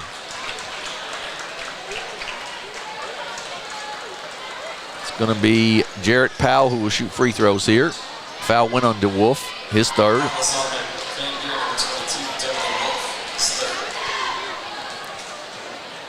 Jarrett Powell, the 6-foot junior's free throw. Short, no good. You know, I said fine in front and back. I heard a statement from I can't remember where I heard it, but late in the game, guys talk about their legs are weak, and they always found the back of the rim. That way they get a little bit more umph with their free throw. That makes good sense. Makes good sense. Rebound for Van Buren. That's Brady Smith with it. Then gives it off to DeWolf. Knocked away, but gets it back. Hawkins, long, no good. Jarrett Powell with the rebound. Quickly down the floor. Gets the head to Parsley. Gives it off. Back to Powell. No good, but he'll be fouled and go to the line to shoot 2. Boy, that was a nifty little pass from Parsley. Parsley was just telling his coach, look, I was bottling that ball. I couldn't get it up, and he just gets a pass right back to a guy. Absolutely. Jarrett Powell will shoot 2 here. Second foul on Bryce Hawkins of Van Buren. You know, we've talked about him a lot. Parsley, he's a junior. We get to see him one more year at this thing. Right. There's a lot of those kids. We've talked about it a number of times. A lot of young teams this year. Yeah, a lot of young teams, and that means young talent that we get to see over and over. Right. I think this tournament will only get stronger the next 2 years. I would agree with that. I think we've got some really good games to look forward to over the next 2 years here. And it's good since A-Corp does 26 and we do a lot of them. It's good that it's good games to watch. Well, and these things stick in your mind, you know, when you're doing these selection shows like we do, and you're thinking about these teams and these kids and how they evolve. You remember these names who are performing like this. Right. Jaden Mitchell fouls out there, his 5th. And Nikki Jones in the ball game, a 5'8" senior for the Indians. 73-51. Free throw up and good. Nathan Smith makes that one as well. Jed Hancock will check out. I don't know the history of Puxico beyond the championship in 1989, but this is going to be the best finish they've had in a long time at this tournament that I can remember. Yes, a number of years. You're exactly right. Birch with it inside, goes up off the glass and good. Thomas Birch for two more. 75-52. Yeah, it's been a number of years since we've had that. And I want to tell you, look at how the fans have supported this team throughout. I saw they had a live unit at the Midway last night, and they showed up here in numbers tonight. Yeah, they have. They have. And they are. They're an exciting basketball team to watch. They've got a lot of young talent and kids who can really shoot it and get hard after it. So Coach Frenetti's done a nice job with them. And I know talking to him when they were down at the Bernie tournament, he was telling me that his kids just work hard. They just work really, really hard all year round for him. So, and I'll tell you, Jim, another big thank you to all the people watching at home. The support you have given us at this tournament and to A-Corp and our sponsors. I mean, it goes a long way and is a big, big deal in what we can do today and in the future. Absolutely right. We really appreciate all that we've had watch. Van Buren with the basketball. To Smith, inside to Dunn, who's in the ball game. Knocked out of bounds by Burchard. Will go back to Van Buren.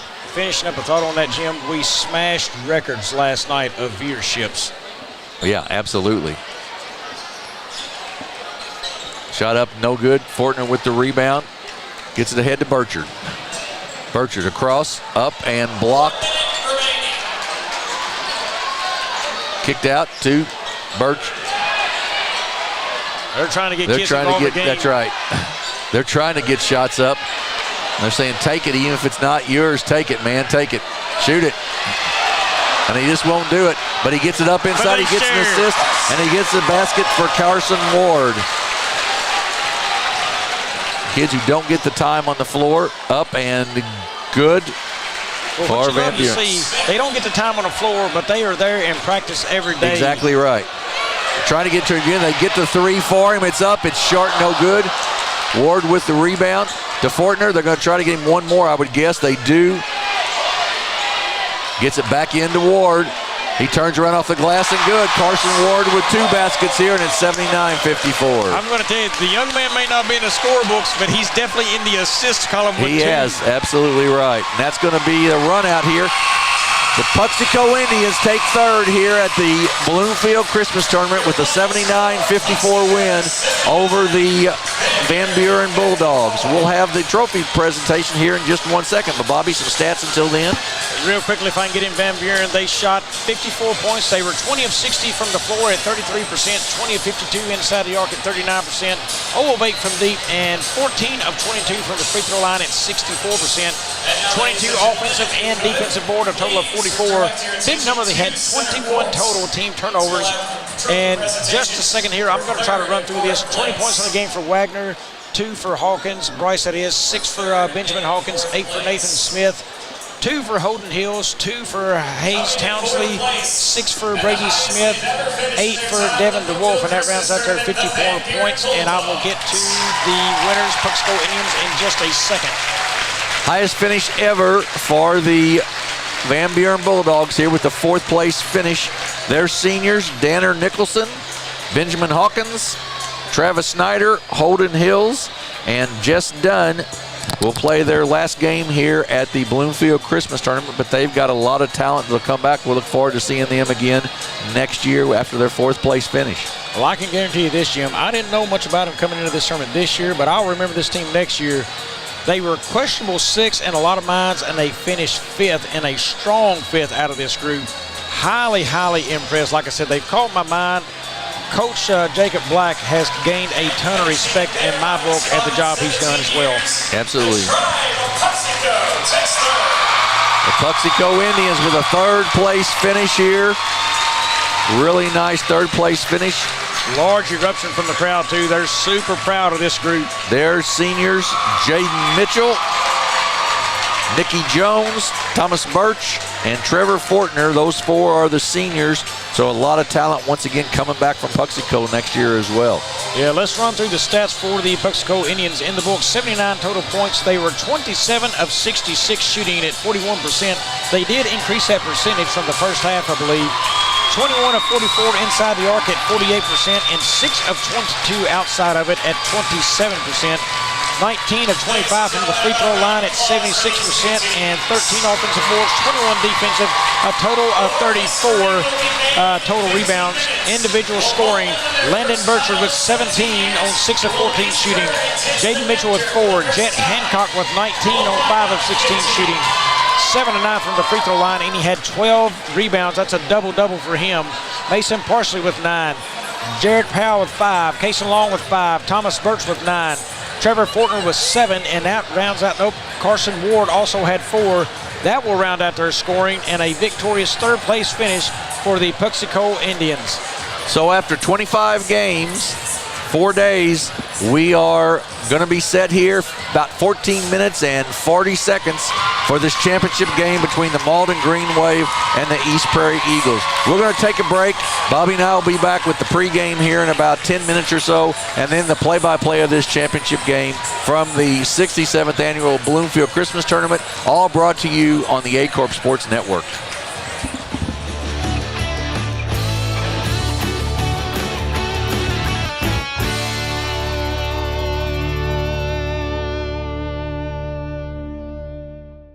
At Glen Sains, our inventory is growing every day.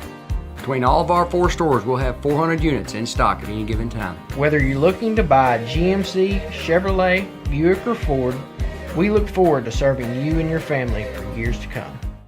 Mathis Funeral Home of Dexter and Bernie strives to provide their community with the accommodations and services needed to relieve your family during times of loss. For more information, give them a call and see how Mathis Funeral Home can help meet your expectations in celebrating your loved ones. Southern Custom Meats in Dexter, Missouri is providing you with the best in custom butchering, fresh vegetables, and farm fresh eggs. Call now or visit us today and see the Southern Custom Meats difference for yourself. Fast break, cold beer, pork steak. Fast break, the best chicken in the whole state. Fast break, whoop doggies, I think I need a fast break. All right. Fast Break in Bernie, Missouri. Fresh food, lottery, gas, and more. Fast break. Sandy Small Engine in Malden, Missouri is the best local dealer for all your outdoor equipment needs. From mowers to repairs, we've got you covered. Call now or stop in today.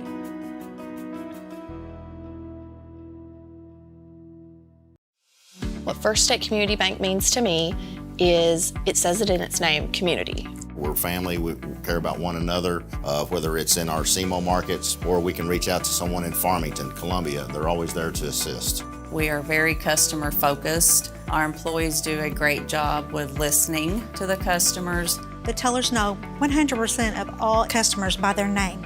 If you want to feel at home, then walk into the doors of First State Community Bank. Do you need personalized merchandise? Trying to celebrate the season of that big state run? Then Juju Promotions in New Madrid has you covered. Whether it's heat presses, screen printing, or embroidery, we always have an option that will leave you satisfied and looking your best. With seasonal styles and plenty of accessories, there's something here for everyone. So come in and shop around. You'll be welcome with a smile and leave more fashionable than ever. Call us at 573-748-4040 or visit us in New Madrid. First State Bank & Trust wants to thank the Dexter community for 20 years of business.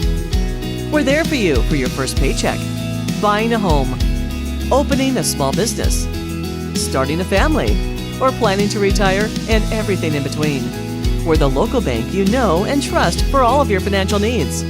Visit fsbtrust.com or stop by our Dexter branch to explore all your financial options.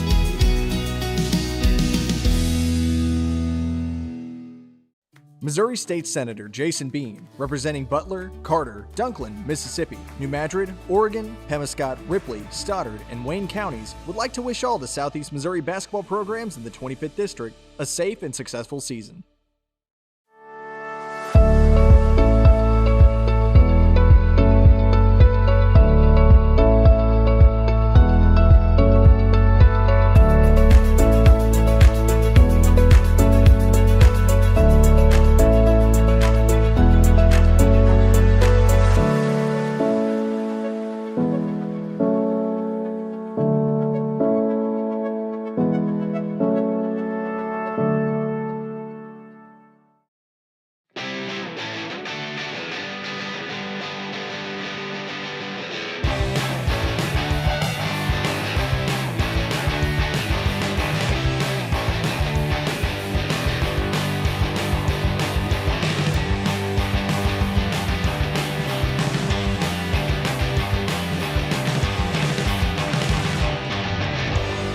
Just remember, if Altria Moreland's not on the back of your vehicle, you paid too much.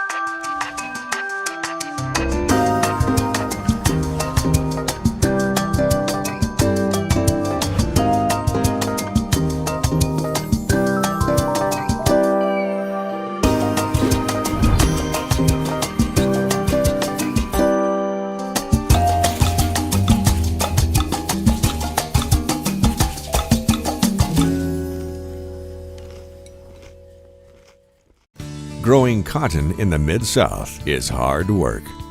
As a farmer, you make tough decisions every day. Choosing a cotton variety shouldn't be one of them. Next-gen brand varieties from Americot are bred specifically for cotton growers like you. We're 100% independent and farmer-owned. Plant cotton that works as hard as you do.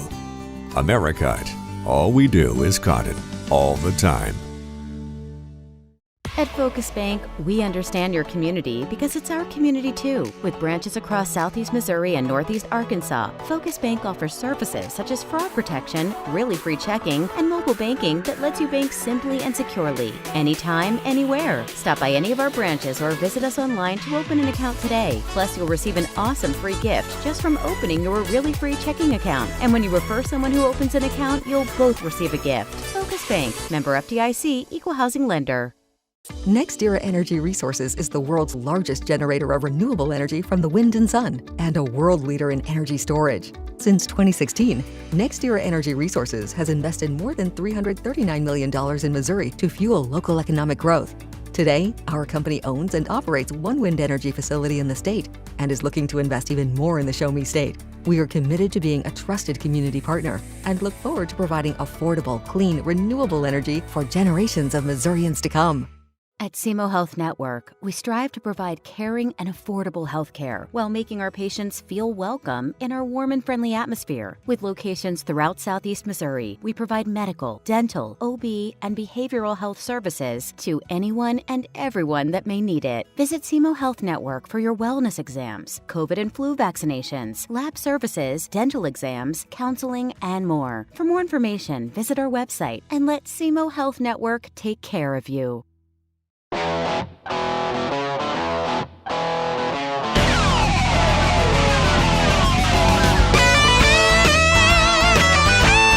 We're right here at King Jerry Lawler's Hall of Fame Bar and Grill on world famous Beale Street, and as you can see, oh my gosh, we have the best barbecue ribs in Memphis. Oh my gosh, the gumbo is out of this world, but you gotta try the King's Triple Decker Slam Burger. You'll love it.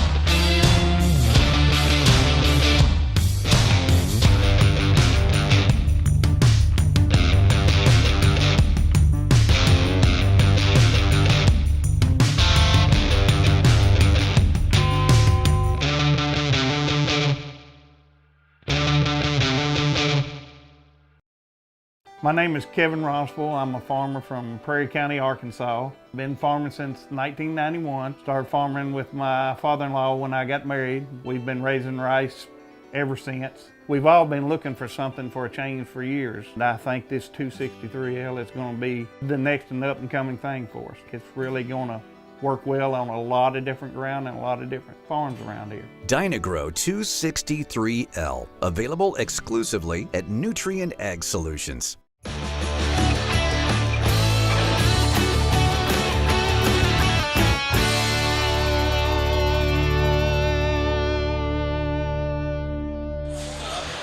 Welcome back to the 67th annual Bloomfield Christmas Tournament. After 4 days, 16 teams, 25 games, it all comes down to this. We finally made it to the championship game between the number 4 seeded Malden Green Wave, the number 2 seeded East Prairie Eagles.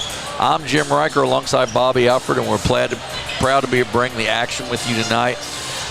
From the morning after Thanksgiving, when I did the first game of the Riverbend Classic to this championship game, Acorp Sports has brought you a total of 72 high school basketball games, and we are very thankful to all of you for watching. Bobby, it just doesn't get much better than the championship game at the Bloomfield Christmas Tournament. Jim, you are exactly right. I was told earlier, I've bragged on the viewership and what they've done.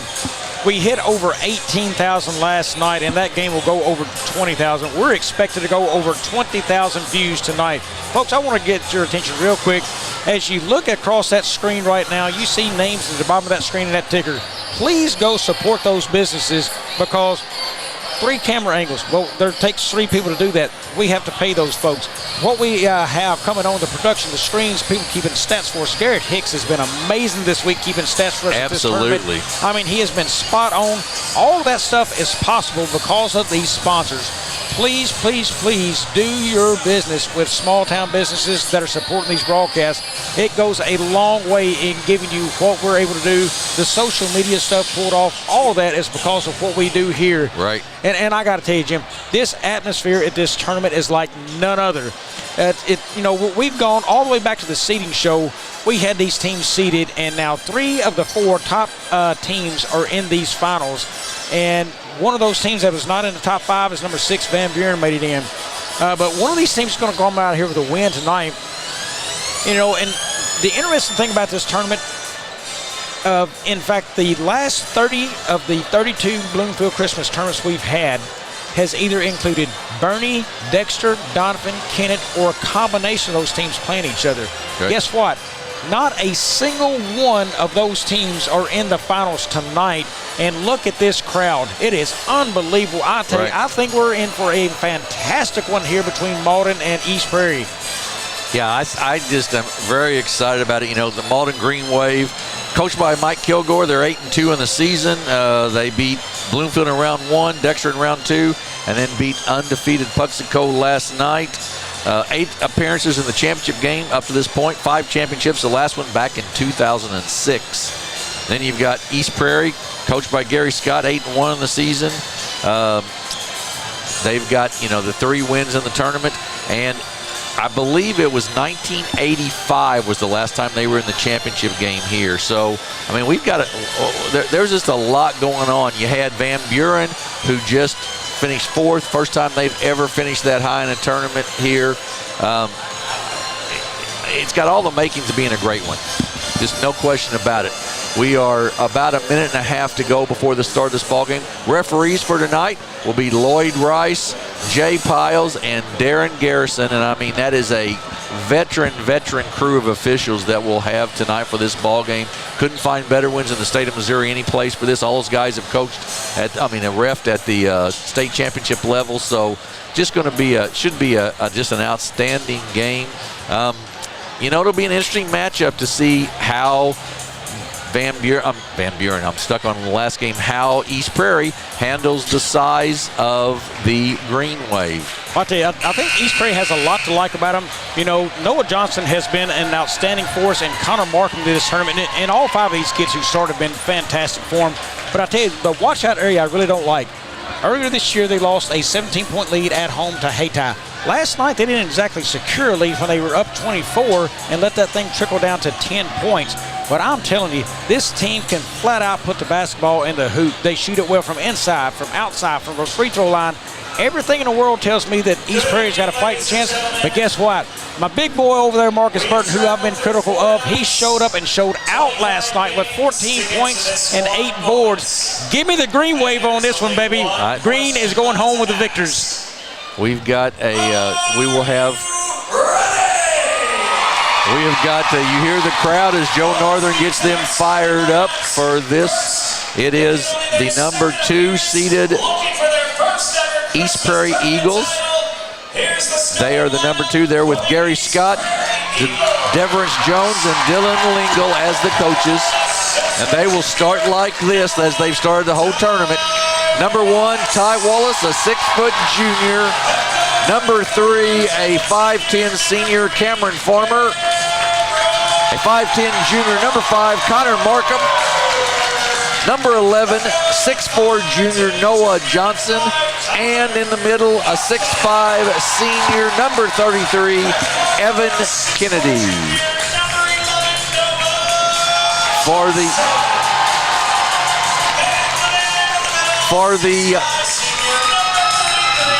As I said, that is the East Prairie Eagles here. For the Malden Green Wave, they will be in gold tonight. And it will go like this. Number 1, a 6-foot senior, Peyton Woodard. A 6'2 senior, 2-time all-tournament player, Quinarius Farmer. A 6'1 junior, number 5, Tylen Mathis. A 5'8 senior, 3-point shooter, number 15, Trey Miller. And in the middle, big man for the Malden Green Wave, number 31, Marcus Burton. They are coached by Mount Kilgore, assisted by Dalton Fressauer, Trevor Eisen, and Mike Fipperman. I tell you, Jim, Joe Northern on the PA at the Bloomfield Christmas Tournament, there's nothing like it. He's the best in the business. If you couldn't hear him announcing over the loudspeaker right there, he is something to see. I think most everybody knows who he is around this area, but if you hadn't heard him, he is absolutely amazing and a staple at this tournament. Yes, he is. He's fantastic at the PA. There's no question about that. Okay, Jim, so what we've got going on here, there has been a technical foul assessed against Malden, so East Prairie will be shooting free throws here. The reason of the technical foul, Malden was supposed to be wearing white uniforms tonight, and they're in yellow. So, folks, what it is, it seems silly, but that's the rules. We don't make them, we just announce them, but free throws coming, and there you have it. That's the state rule. It has nothing to do with the tournament or anything else. Yes, that's officials following the rules and the job, and listen to this crowd already loud. Right, Connor Markham makes both free throws, and they should get the basketball as well here.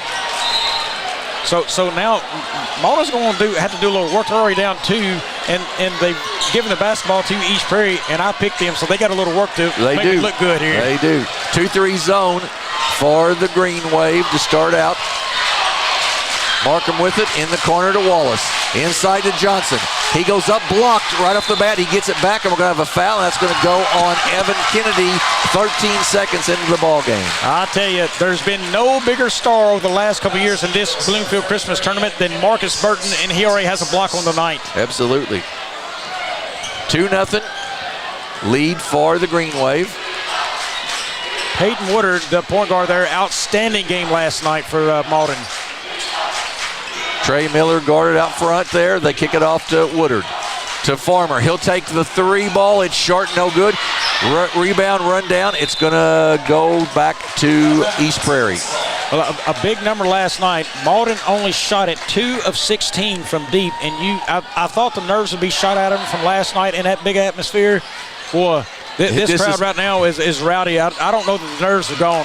This is a big time atmosphere right here. Markham gets it across to Kennedy. He pulls it out to Johnson. Johnson goes up and good. Noah Johnson for 2. The junior with the basket. 4-0 East Prairie.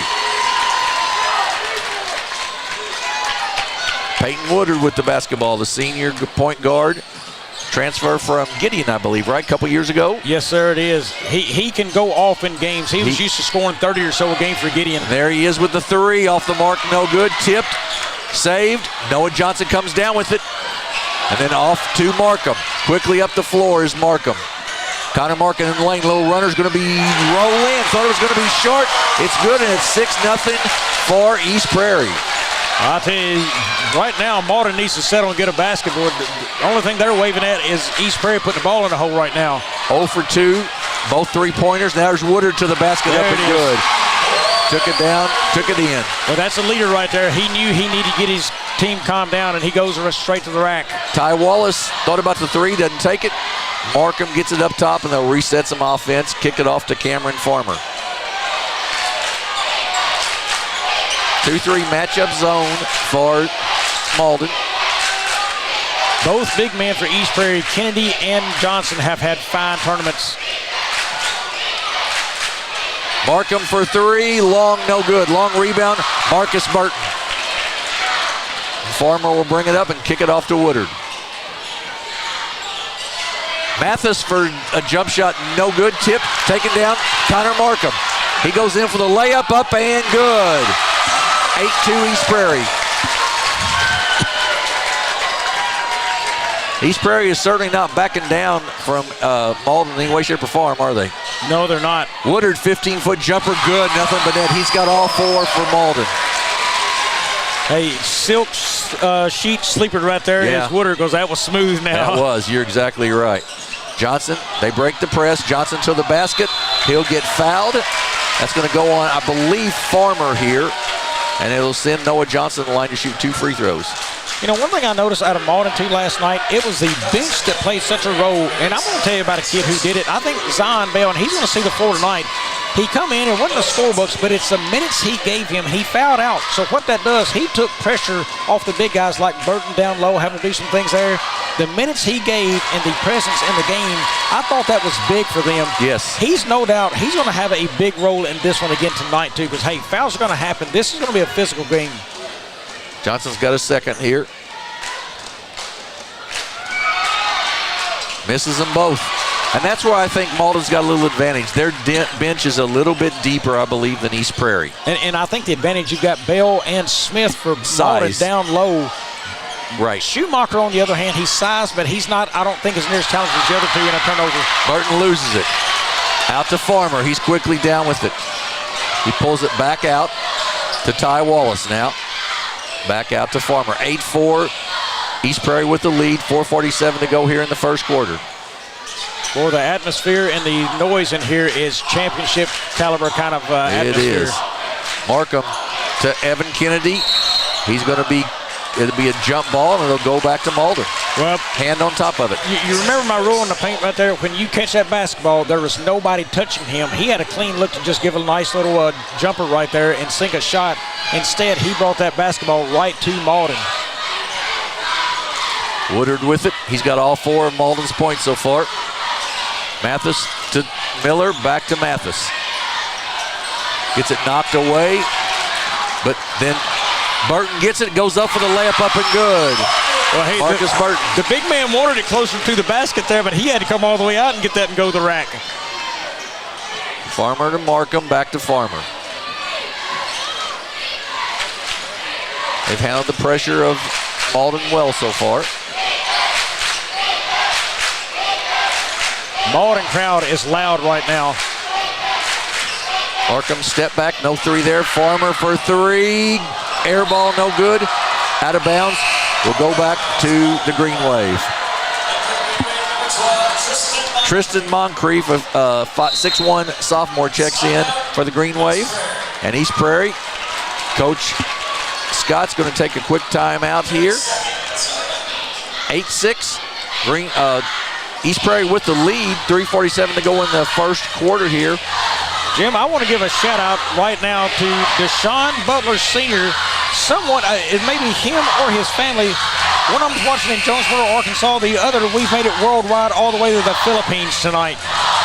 And that's you know, if you've grown up around here, this is being able to see a broadcast of this means a lot, because there's a lot of kids that are away someplace, can't watch the tournament, but get the chance to this away, and that's a good deal. 8-6, East Prairie with the lead, 3:47 to go here in the first quarter. Both teams, East Prairie 3 of 7, Malden 3 of 6. Nobody's made a three-pointer yet, both 0 of 2.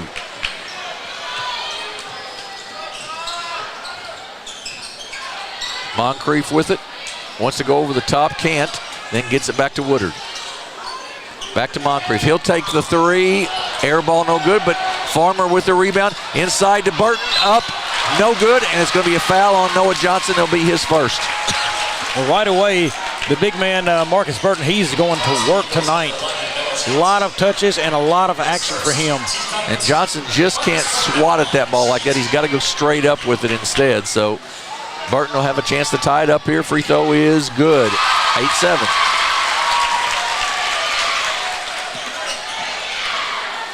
I love the stat that you had. 30 of the last 32 had either Bernie, Dexter, Kennett, or Donovan in it, and none of them played tonight at all. So that's a great stat. And packed houses. People are ready to see a new champion crowned Exactly here. right. Exactly right. Farmer with it. Back to Johnson. I believe the stat was 1985 from Malden, and East Prairie has never won that. Is that correct? Yes, 2006 was Malden's last one. Ty Wallace for three off the mark, no good. Settled for the three. 2006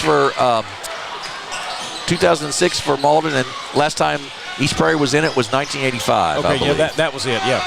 Woodard for three, good! Peyton Woodard has come to play. He's got 7, and it's 10-8 Malden, their first lead. I'm going to tell you, Woodard is a shooter tonight. Ahead to Kennedy. Back out to Farmer. Woodard, 7 of his team's 10 points. Noah Johnson back out to Markham. To Kennedy. To Johnson down baseline, up and good. He got inside the defense and he ties it up at 10. Markham with 6, Johnson with 4 for the Eagles.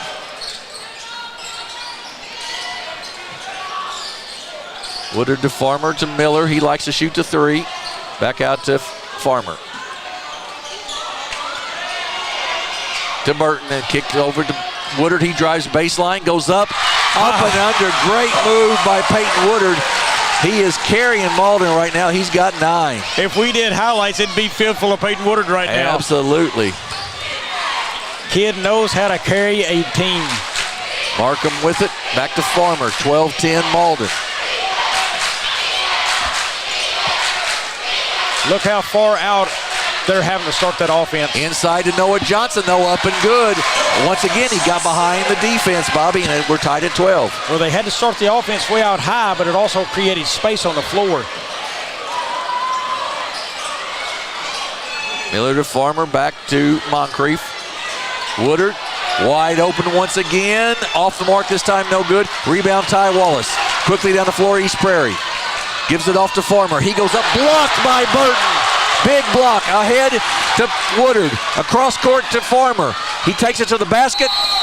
Going to be a blocking foul. Good call on that. Good call. Evan Kennedy did not get there. That'll be his second foul. I'm telling you right now, Marcus Burton is down there mixing it up like Dr. Dre at a hip-hop concert. I'm telling you, he is something mixing tonight. it up.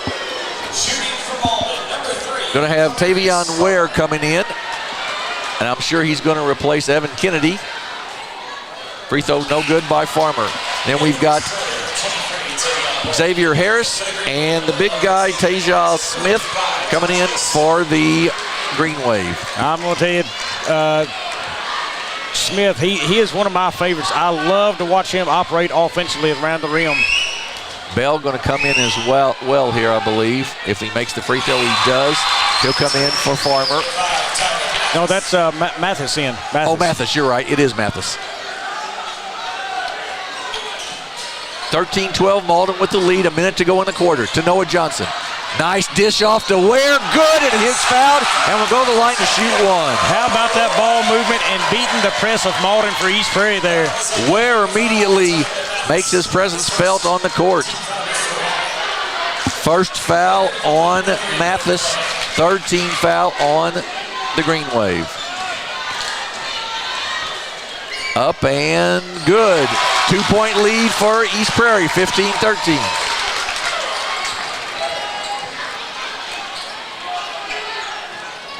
Harris with the basketball. Cross court to Moncrief. Inside to Smith. Big catch off the glass, no good. Rebound Noah Johnson. Off to Wallace quickly. Gets it ahead. Off of Ware's hands, too hard, out of bounds. Just tried to force that a little bit. Burton checks back in. Farmer checks back in. Miller checks back in for the Green Wave. 36.3 seconds to go here in the first. East Prairie by 2, 15-13. Woodard brings it up for the Green Wave. In the corner to Miller.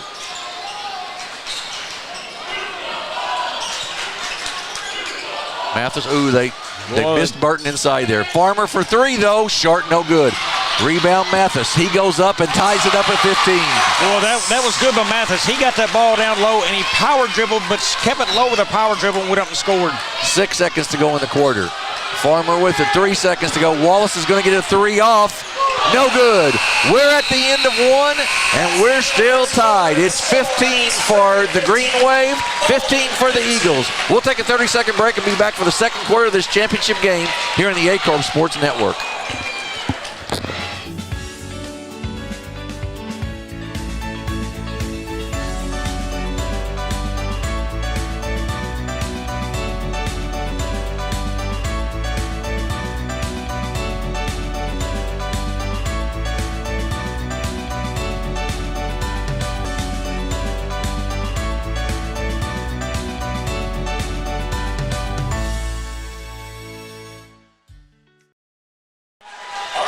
We are back at the Bloomfield High School. This is the championship game of the 67th annual Bloomfield Christmas Tournament. We're at the end of 1, and we are tied at 15.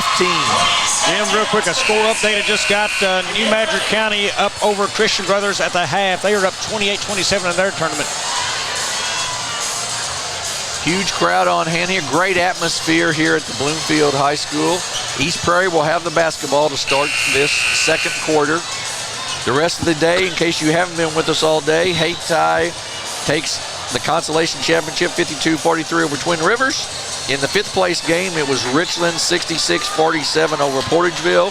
And in the 3rd place game, the Puxico Indians 79-54 winners over Van Buren. So we've had those 3. This is the 26th game of 26, and it's been a good one so far. Farmer with the basketball in the corner to Wallace. Cross court, Markham. Ware with it. Back to Markham. Without Evan Kennedy with 2 fouls for East Prairie, so he's on the bench. Ware with it. Pulls it back out to Wallace. And we're going to have a 3-second violation on Tavion Ware. Another score update. Sykeston wins their tournament 85-57. I do not have who they played. St. Dominic, I saw that. St. Dominic, yes. So they won that one big today. Yeah. That has been a team we'll cover in the new year. That's right. Friday of the 5th in the new year, we'll be at Sykeston as they take on Charleston. Right through, but goes right to Miller for 3. Off the mark, no good. Noah Johnson keeps it alive, and it goes to Cameron Farmer. He pulls it back out. Both teams kind of cold from outside. 0-4 East Prairie, 1 of 7 Malden. Markham, great move inside, left-handed over. Marcus Burton up and good. East Prairie with the lead.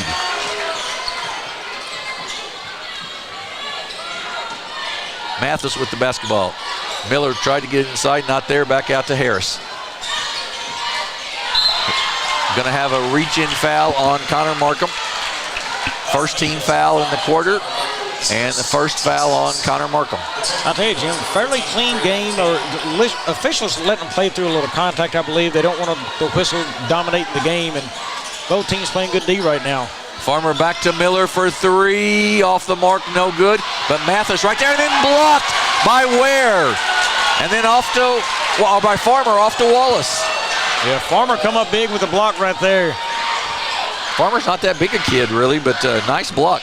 Braylon Caden the ball game for East Prairie now. To Wallace in the corner. Back out to Farmer.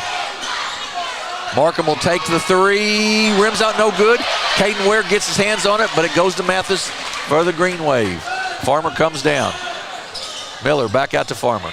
To Harris, left side. To Miller, good ball moving inside. To Barton, he loses it though. Farmer on the floor after it, can't get it. He gets it back to Miller. Miller drives baseline up and good. Boy. Trey Miller with a nice drive down the baseline. That's a tough shot for a guy that's not as tall as the other guys defending him right there. We're tied at 17. Farmer gets it across the timeline, pulls it back out, and then gets it in the corner to Wallace. Without Evan Kennedy in the ball game, the Eagles are having a little more trouble getting much offense going here. It really kind of takes away in that zone when you want to go high-low. You know, some of the high is not as big, and the low sure is there in the post. Right. Markham once again to the basket, no good. Rebound taken down by Harris. Quickly up the floor for the Green Wave. Goes back out to Farmer. He puts it on the floor, drives all the way to the basket, up and no good. Rebound by Farmer. Ahead to Markham. He steps through, goes to the basket, up and good. Euro step right there, boy. Connor Markham's got 10 on the Euro step, and it's 19-17. Out of bounds, will stay with East Prairie. He'll stay with Malden. Markham already 10 of his team's 19 in the game. Peyton Woodard back in the ball game for the Green Wave. To Mathis. Backdoor to Farmer. He goes up and good. He is a smooth shooter, I guarantee you. Malden took advantage right there. Burton got the double team as that pass was coming in, and there was a Farmer right over the top. Nice pass. Braylon Cade won't take it. Markham kicks it back out to Noah Johnson. Then to Farmer. Farmer into the lane, goes up, no good. Rebound by Burton. Now give it off to Farmer. We're tied at 19, 4 minutes to go here in the first half. Woodard back out to Farmer, right side to Harris. He'll take the three. Good! Xavier Harris for three, and it's 22-19. Their second three of the night so far. Down the lane to Harris, to Johnson, up and good. Noah Johnson with two. He's got 8. And it's 22-21. That kid runs the floor as good as any big man in the tournament, Noah Johnson. Harris with it, off to Mathis. In the corner to Farmer for three. Short, no good. Rebound. Mathis inside Farmer. Reverse layup up and good. Q Farmer with the basket. Nice rebound and handoff to Farmer in basket. Johnson with it, loses it, gets it. Cade gets it back though.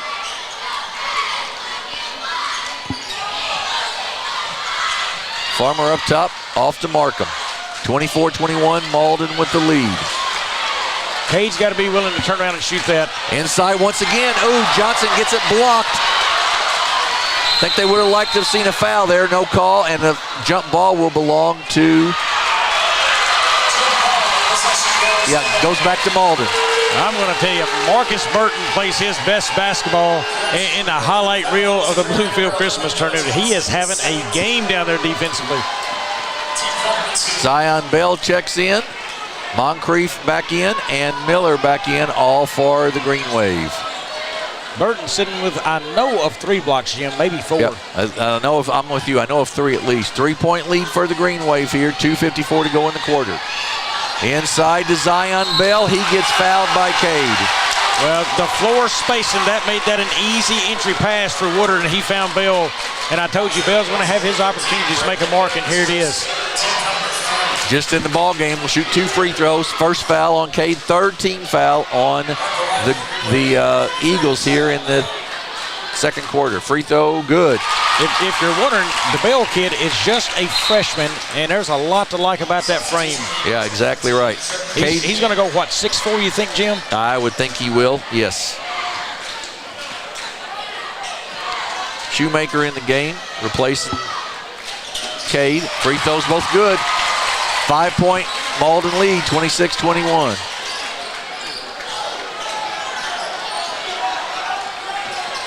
Markham gets it ahead and just throws it out of bounds. Just throws it away.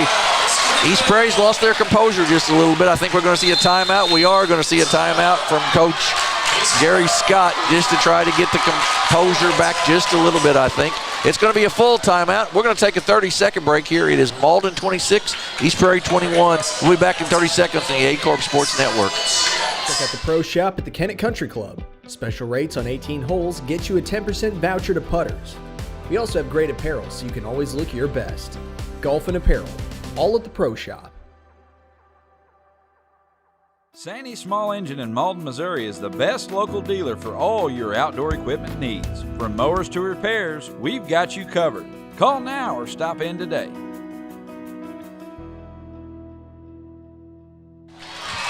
Back at Bloomfield High School, 26-21, Malden with the lead. 5-point lead here, 2:43 to go in the first half. And the East Prairie has lost a little composure here, turned the ball over a couple times. Not shot it well from the three-point line, 0 for 5. Well, they're not, and Kennedy's on the bench with 2 fouls, and I think that's having a presence. Look, they're 9 of 15 inside scoring right there. They need to feed the ball inside, but when Cade had it, you know, he could tell he felt a little outmatched kicking it out.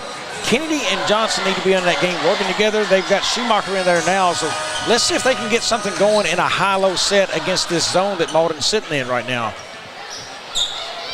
Ball comes in play to Malden. They lead by 5 here in this championship of the 67th annual Bloomfield Christmas Tournament. Woodard with it in the corner to Miller. Cross court, Harris. Jumper, short, no good, tipped. Harris gets it back. Malden leads in rebounds 15-8 tonight. Well, that's a big number right there. Harris, good catch. Tough pass. Like to get it to Bell. They do get it to Bell. He spins, goes up, and no good. Gets his own rebound, kicks it out, and then we're going to have a travel call. I'm going to tell you, that was a lot of work in there by Bell. It was. He was fighting. He made a good post move to go up for the shot, and then couldn't keep his balance as he walked there, but he did a lot of work inside. Matheson Farmer check back in for the Green Wave. Markham just throws it away straight to Bell. Then to Miller, he's open, wide open for 3, boom! And it's 29-21. Just a couple of unforced turnovers by East Prairie the last 2 trips down the floor. Yeah, and that's a big hit right there for Miller. He had been not having the consistency he'd like of late from 3, and that's a big one to get him rolling in this tournament. Markham with it to Wallace. Goes up top to Farmer. Get it to the high post. There it is. East Prairie needs a basket pretty badly. Markham for 3. Good. They needed that. 29-24. When you show the high post to the big man, it opens up the three-point shot from outside. Woodard's going to drive all the way. Cut off there nicely. Then off to Mathis. Kicks it back in the corner to Woodard for 3. Good. Peyton Woodard with 12. And it's 32-24. That guy is lighting it up tonight. Got to get it across the timeline. And they do. Farmer catches it. 50 seconds to go in the half. Johnson with the basketball. Shoemaker to Markham. Wallace thought about the 3, doesn't take it. Markham for 3, off the mark, no good. Tipped out of bounds, will belong to East Prairie. Evan Kennedy, they're going to bring him in, run a little risk here. Burton comes back in. Well, they're thinking offense right here. Right, There's exactly. 32.6 on the clock, and that's the reason you see Kennedy. Look for a high-low set from Kennedy or Johnson to feed the other. Markham out to Farmer. They'd like to, I'm assuming they might play for 1 shot unless they get a layup here. To Johnson, back out to Farmer. 4-out offense right now. Kennedy at the high post. Inside, gets it knocked away out of bounds, will stay with East Prairie. Well, that's not a bad thing. There's 15 seconds left, so now that'll let East Prairie set up for last shot. You want to pull this back out top and then start your offense probably at about 8 seconds. They do give it up top to Markham. And then he throws it away. Farmer runs right past him, goes up for the layup, up and good. 10-point Malden lead. Well, that's why you wait to 8 seconds. You don't want to give Malden a chance to score. Markham, quick three at the buzzer. Good!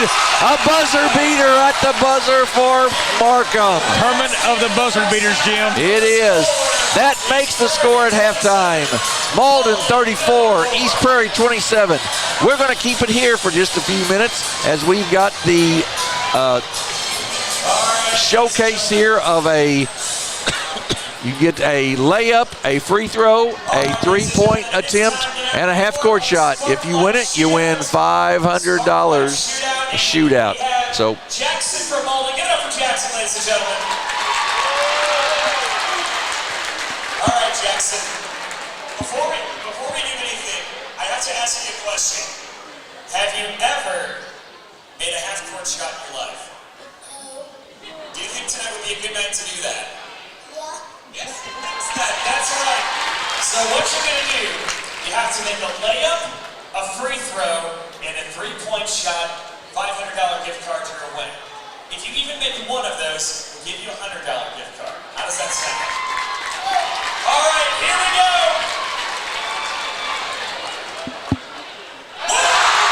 That's a $100 right there. Let's see if he gets the free throw. hit the free throw, kid. Oh. That's okay. 3-point shot. You know what? Let's see if you make the half court. Nothing additional to win here, but I want to see it happen. That's okay. Give it up for Jackson. Hey, this is a gift card, ladies and gentlemen. $100 here at Sparklight. But folks, I have to tell you something. You all are winners tonight too, because all right. How about some stats, Bobby? All right, let's run through them for the game. We're going to look at the East Prairie Eagles first. In the game right now, they are 27 points, 11 of 23. That is 48% from the floor, 9 of 16 inside the arc at 60, 2 of 8 outside at 25%, 3 of 5 from the line at 60%, 8 rebounds in the game that are all defensive, and I think our turnovers may be a little off there, so I'm not really going to look those now. You know, Jim, I thought that 45% and better would win the game. Look, they're in a game. They got 27. They trail in this one, but, you know, they're shooting well enough from the floor. They just got to get a few more off. Malden does have 7 more shots in this basketball game. For the Green Wave in the scorebooks, they have 34 points, and it is 13 of 30 shooting for them, 43%, 9 of 18 inside the arc at 50%, 4 of 12 outside at 33%, 4 of 6 from the free throw line, 10 offensive rebounds. That is a large number for East Prairie to overcome. They've got to do something about it. 7 defensive rebounds, and it's 17 of total. I'll go through individually for both here. Peyton Woodard with 12 points in the game right now, 5 of 7 shooting. Camarius Farmer, 7 points, 3 of 8 shooting. Also, Tylen Mathis, he has 2. Xavier Harris has 3. Trey Miller has 5. Marcus Burton with 3. Zion Bell with 2, and that rounds out their scoring right now. 7 rebounds in this game by Tylen Mathis. He has been a major contributor there. 5 of those on the offensive side. I mean, that speaks volumes as what he's doing for his team. And we'll quickly look at the East Prairie Eagles individually. Right now, Connor Markham with 16 in the game. He is 6 of 10 shooting from the floor. Also, 8 points by Noah Johnson, and he is 4 of 7 on the floor, and 3 by Tavion Ware. Jim, I think the biggest thing we're missing here is Evan Kennedy. He's been in foul trouble. He hasn't scored, and the rebound department is so lopsided. I think you got to look at Evan Kennedy coming back. He's got to make a presence in the second half, I think. That is so key for them to climb back into this game and have a chance to win it. He and Johnson have got to work together. Look, Malden is in a zone defense. You got to be able to work a high-low that opens Markham up and Wallace up and Farmer for threes if they want them.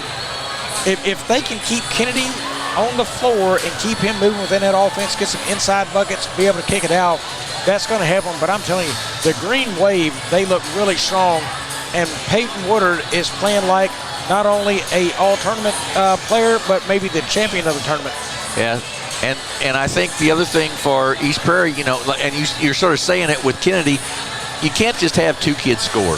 You know, you got to find some. You got to find some distribution. Wallace, Farmer, Kennedy, all have got to step up a little bit. Where you've got 6 that have scored for, or 7 or something that have scored for Malden. Only 3 have scored total for East Prairie. They've got to distribute that a little bit better. No question about it. 24 of 27 points right now for East Prairie comes from Markham and Johnson.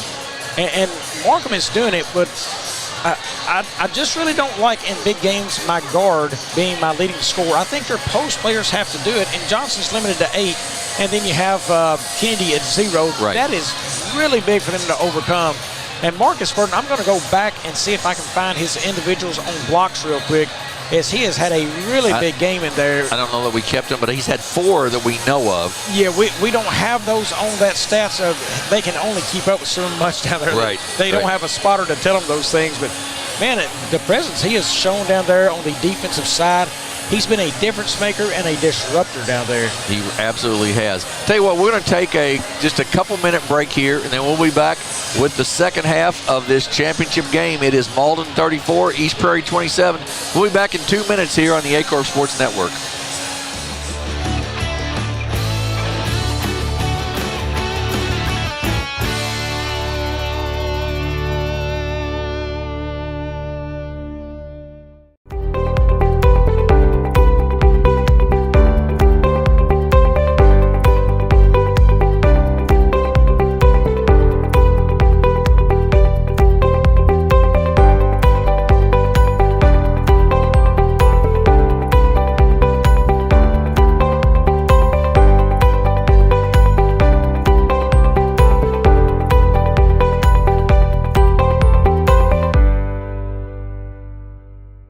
At Young Real Estate, we're Southeast Missouri, just like you.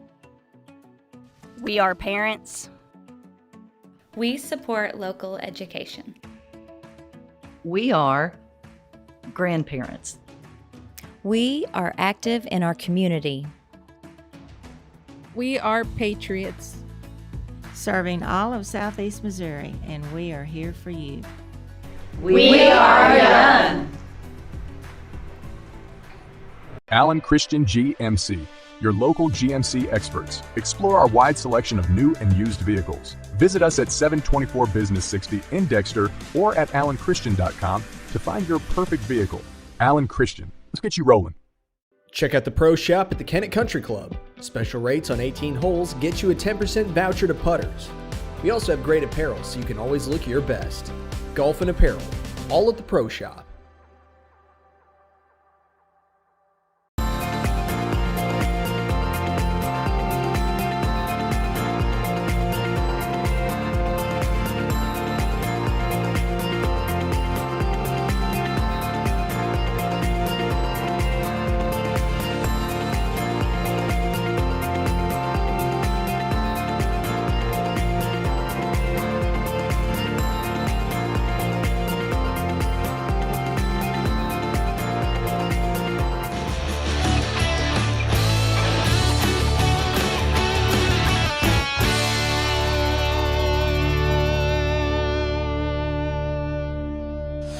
We're back at Bloomfield High School. About 2 minutes to go before the start of this second half of the championship game here from the 67th Annual Bloomfield Christmas Tournament.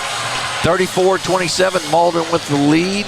And I think, Bobby, you sort of summed it up well in that, and before we went to break there, that the Eagles, to have a chance to come back, they've really got to get that high-low working with Kennedy and Johnson. Yeah, I think right now, if I'm Malden, there's no reason to come out of it.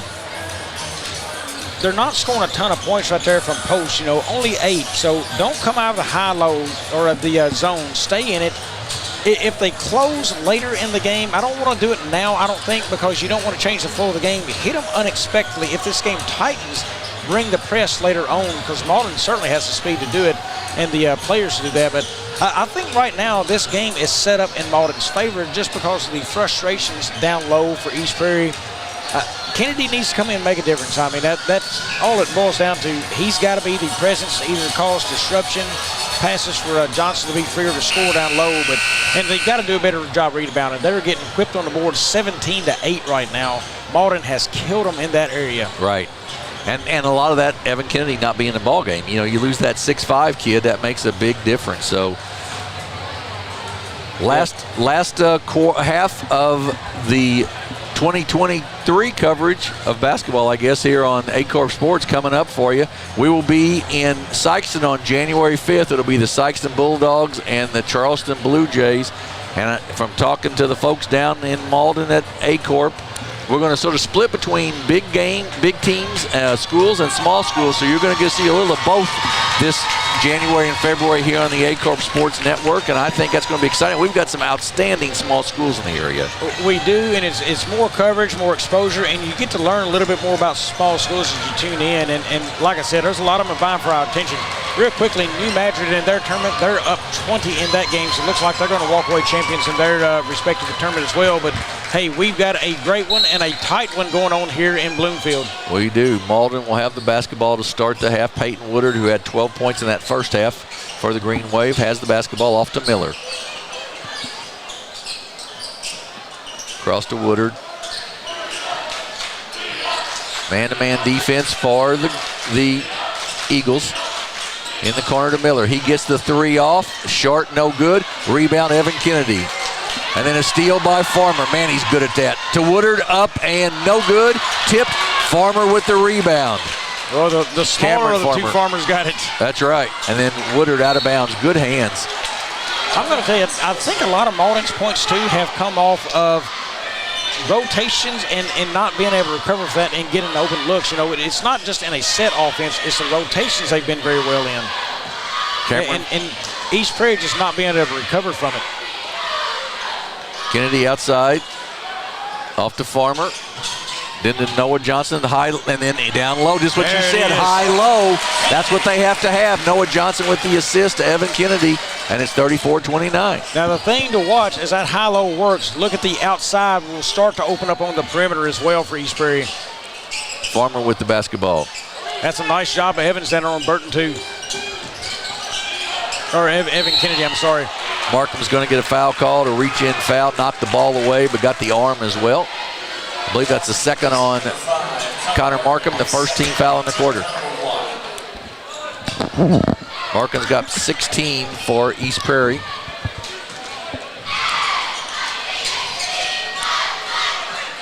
Woodard with the basketball.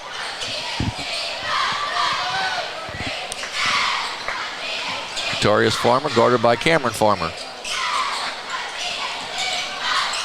To Miller, inside to Burton. Great catch, up and good. Over the top of Kennedy, up and good. He's got to have some backside help there. Well, I would like to see them make a switch right there. Johnson, the better athlete probably in the frame to be able to defend Burton a little bit more and let Kennedy go take on Mathis. Mathis is not near the score Burton is on the threats. That is true. Johnson with it, out to Farmer, to Wallace, to Kennedy.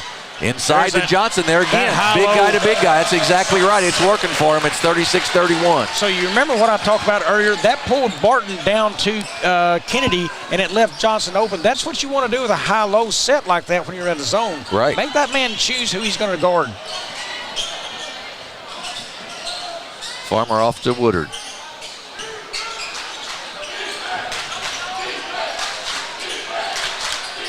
Mathis up high, which means Kennedy's got single defense basically down low on Burton. Which is good, though. Noah Johnson was giving Mathis all the room he wanted out top right there. He just stayed off of him and said, look, I don't think you're going to try to score for me from there.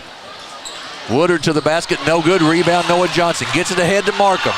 He goes up for the layup, up and good, and it's 36-33. We got a game. That's East Prairie basketball right there, I believe. Well, they love to get out and run in transition. Good defense by Johnson. Then Miller steps back for three, off the mark, no good. And that's going to be Burton over the back. Nice block out by Kennedy. Yeah, that was good.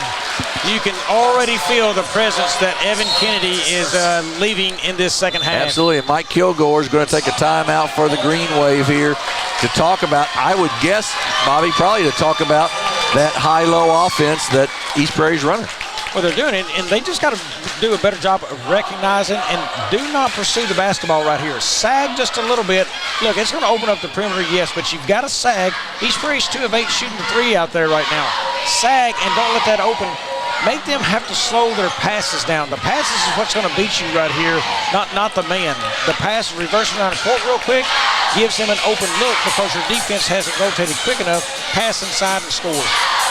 36-33, 5:04 to go in the third quarter. At the conclusion of the game, we'll have the trophy presentations and the announcement of the all-tournament team for you here, and then we'll have post-game show with Joe Northern. After that, he'll give you the final wrap-up of the entire tournament. And like we said, then we'll take a week or so off. Actually, a week exactly off, I guess, and a week from the night we'll be in Sykeston, Missouri. Thought we'd get a little more vacation than that maybe, but I guess not. And not a whole lot, no rest for the Warriors. That's right, basketball starts up again. Something else this high-low's doing, I don't think right now Smith is a good matchup there. If you're going to drag with quick passes, I don't think he can recover. And Bell, he plays sometimes like a guard, kind of lower and smaller with a hand out. Yeah. I don't think that's good there, so they don't really have a good mix to come in off the bench of big guys to stop that, and except Burton. Burton, who gets the steal, crossover dribble, goes up and misses the layup. Rebound by Woodard. He's going to take it, kick it off to Farmer for three. Short, no good. Rebound, Markham. Ahead to Wallace. He goes to the basket. Up, it's good.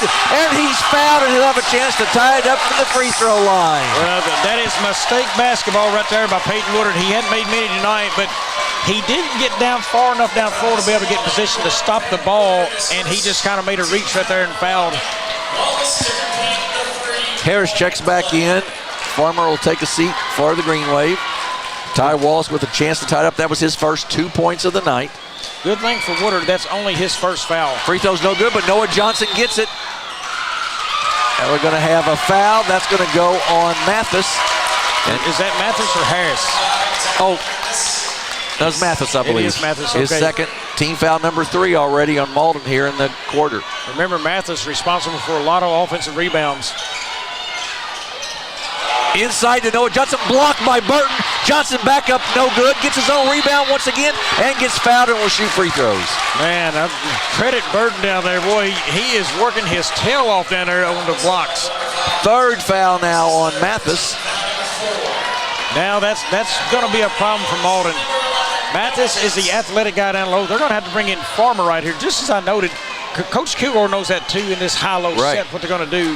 He has to bring Farmer back in. Free throw, good. We're tied at 36. Noah Johnson with 10 now. Well, kryptonite has been brought out right now by the East Prairie Eagles. Second one for Johnson. Chance to give East Prairie their first lead in a long time. Free throw, good. And East Prairie up 37-36.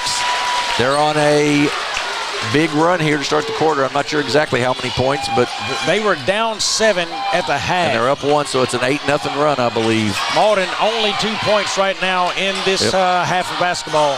They need to find offense. Miller to Farmer. He'll take the 3. Long, no good. Rebound, Wallace. Here comes East Prairie again to run. Nice hands from behind by Q. Farmer. Knocks it out of bounds. Malden now, look, they need offense, and I believe you got to go to Burton right here. They're 4 of 16 shooting a 3, and you're struggling to score. You need an easy bucket inside. Well, you think you'd want to go to Burton, too, to try to get that third foul on Evan Kennedy, if at all possible.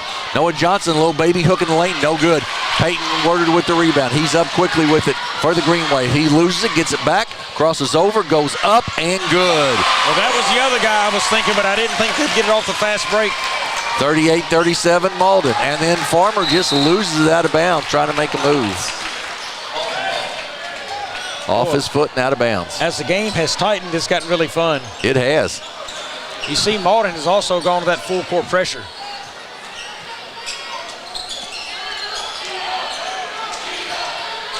Harris around the circle to Miller. Back out to Harris.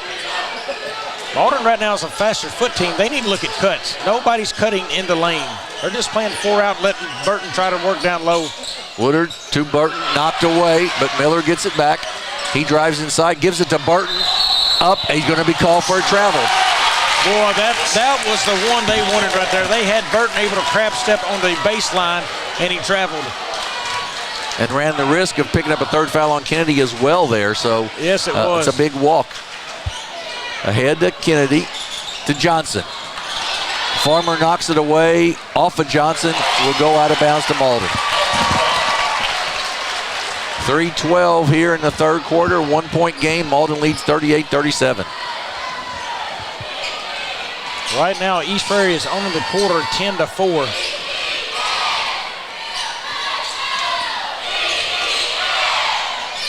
Out to Harris, to Farmer. Woodard with it. Again, not a lot of movement in the lane, just outside top. Woodard gives it off to Burton, up and good. Good feed there by Woodard. Well, did you see Burton trying to draw that foul on Kennedy? He did. He was patient. He pumped a couple times, but Kennedy did not bite. Markham with it. Gets to the middle of the floor, then gets it across to Kennedy. Back out to Cameron Farmer. To Johnson at the free throw line. Right side to Wallace. Doesn't take it. Drives inside. Kicks it off to Farmer. Up. Gets it blocked. Rebound by Harris. He's out of there quickly with it for Malden. Cameron Harris knocks it away, but Woodard brings it down. Goes cross court to Farmer. Back to Woodard. He's going to drive in the lane. Cut off there by Farmer. Good job. Off to Q. Farmer. Good for three. Good ball movement that time by the Green Wave. It took him a while, but he finally found nylon on that shot. Back to a 6-point lead, and the full court pressure's given a little bit of fits to the Eagles. Inside to Kennedy, up and good. That is great ball movement right there. Still in the high-low set, even in a pressure situation. 43-39, Malden by 4. They are isolating Burton right there, and I think in that situation, you almost have to pull that press off. Burton has no chance to defend that. Harris out to Miller. Smith sets a check in for the Green Wave. Out to Woodard. Screen set, calls for the screen, puts it on the floor, cut off there nicely in the corner to Harris. And Woodard inside to Burton. Goes up and good. Marcus Burton with 9 now, and it's 45-36. Well, they went to isolation as well. Benson's man-to-man. They're going 4 out, and they're just trying to get Burton set up on the block somewhere to turn and go to the rim. Kennedy to Markham. Markham goes baseline. Kicks it out to Wallace. Doesn't take the 3. Drives inside. Kicks it back out to Markham for 3. Good! Connor Markham for 3. He's got 21 now, and it's 45-42. Back and forth with a 3-ball we go. Farmer for 3. It's no good. Cameron Farmer with the rebound. 37 seconds to go in the quarter. Off to Ty Wallace. He'll take the 3 to Ty. No good. Rebound by Woodard. Woodard puts it on the floor. Nobody picks him up. He goes to the basket. It's good, and he'll be fouled. Everybody had their head turned as Woodard drove to the basket. Woodard has been something else the last 2 nights here in this gymnasium. Woodard also a senior, and he wants to leave a lasting memory on this tournament for the Green Wave. First foul on Farmer. And Woodard with a chance for the old-fashioned 3-point to extend the lead back up to 6. I tell you, Woodard with the beer, he looks like a lumberjacker by day and a basketball star by night. Noah Johnson with the rebound on the miss to Markham. In the corner to Wallace. Inside to Johnson. He goes up off the glass and good. Right over Zion Bell, who's in the ball game. 47-44, 9 seconds to go. Don't put it past Peyton Woodard to get a buzzer beater here. Markham knocks it away. Good job. There it is. Short. We're at the end of 3, folks, in what is a fantastic championship game at the 67th annual Bloomfield Christmas Tournament. It is Malden 47, East Prairie 44. We'll be back in 30 seconds. Cold beer, pork steak, fast break, the best chicken in the whole state. Fast break, whoop doggies, I think I need a fast break. All right. Fast Break in Bernie, Missouri. Fresh food, lottery, gas, and more. Fast Break. Christian GMC, your local GMC experts. Explore our wide selection of new and used vehicles. Visit us at 724 Business 60 in Dexter or at allenchristian.com to find your perfect vehicle. Allen Christian, let's get you rolling. Back at Bloomfield High School, heading into the final 8 minutes here. It's Malden 47 and East Prairie 44. And Bobby, we were looking at the stats. The shot differential is pretty substantial, honestly. Yeah, that goes in favor of Malden by 11. East Prairie shooting 18 of 34 from the floor. Malden 19 of 45.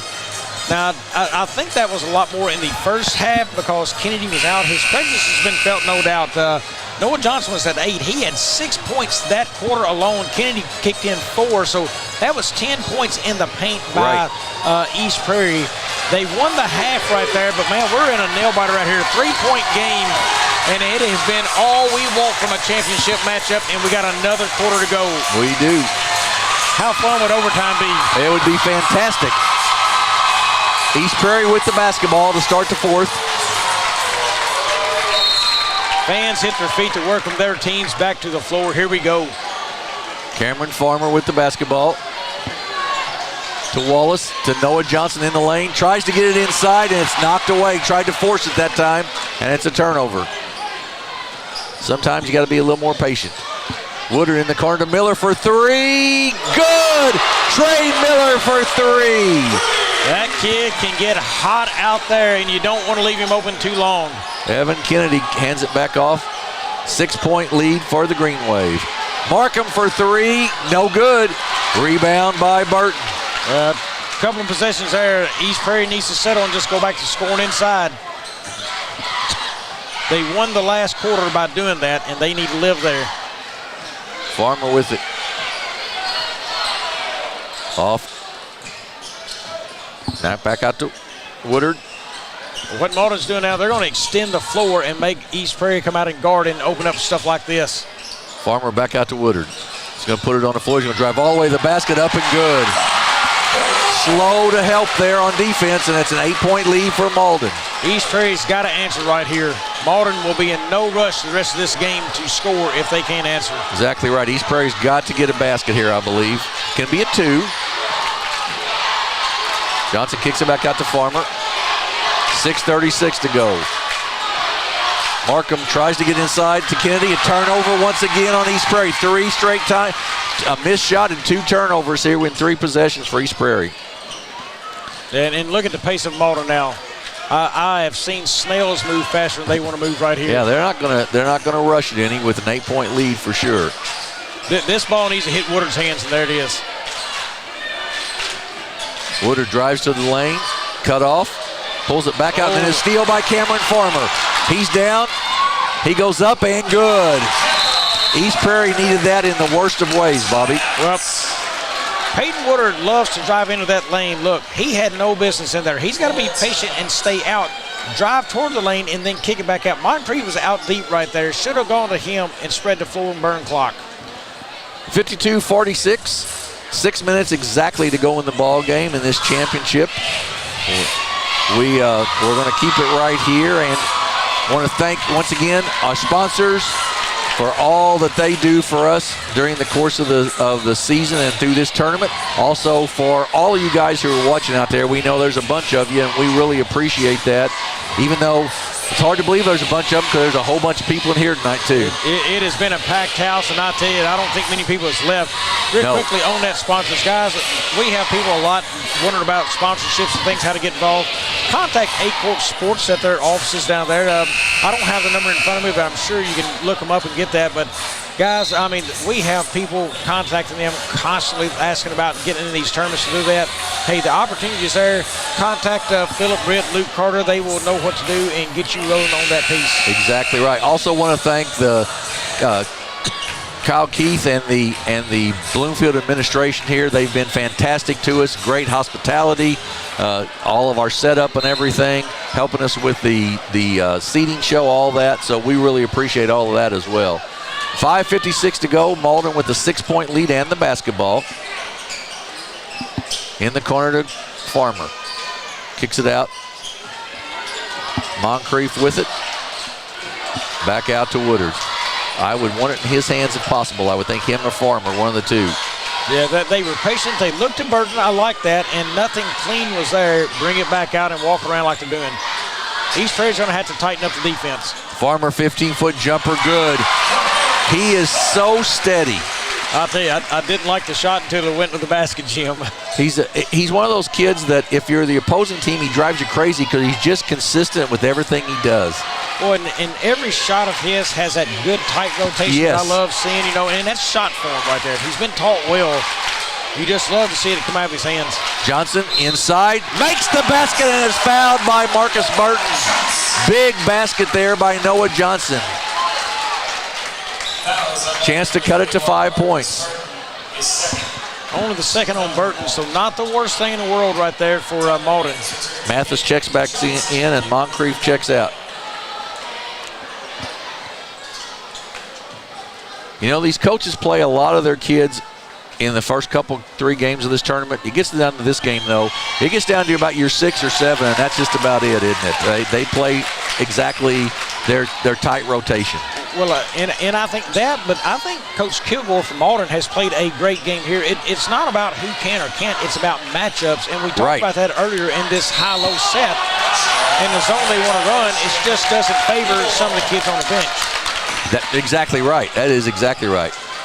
Turnover on the green wave, a travel, and East Prairie will get it back, trailing by 5, 54-49 with 4:50 to go here in the ball game. Yeah, and I think that's an important deal as kids get. Johnson to the basket, no good. Kennedy, and then Johnson to put it back and good. I'll finish that thought now. As kids go back and watch this broadcast, understand you did nothing wrong. It's just matchups. Right. You're exactly right. Woodard with it, and Connor Markham's going to pick up a foul there. That'll be his third, I think. It is, and the first team foul on East Prairie here in the fourth quarter. 3-point game. It was out to 8 and then closed back to 3 right here. Yep. And Miller loses it. Cameron Farmer with it. Well, that's the one place you don't want to send the ball like at that in that situation is the corner. Off to Markham. It'll be a high-low look again. They've got to speed up the passes so to move the defense. Markham with it. Nothing there. Kicks it back out to Farmer. Kennedy. There's Johnson inside. Jumper, no good. Kennedy there. Johnson saves it. Great save. Then it back out to Farmer. He thought about taking it. Doesn't. Pulls it back out. Swing it right there. There it is. Oh, nobody was on the baseline. And back out. 3:45 to go here in the ball game. 3-point ball game with Malden in the lead. Watch Kennedy. He's cutting to the baseline. Yep. Good defense here by the Green Wave. Markham turned it over. He sure enough did. Hesitated and then turned it over.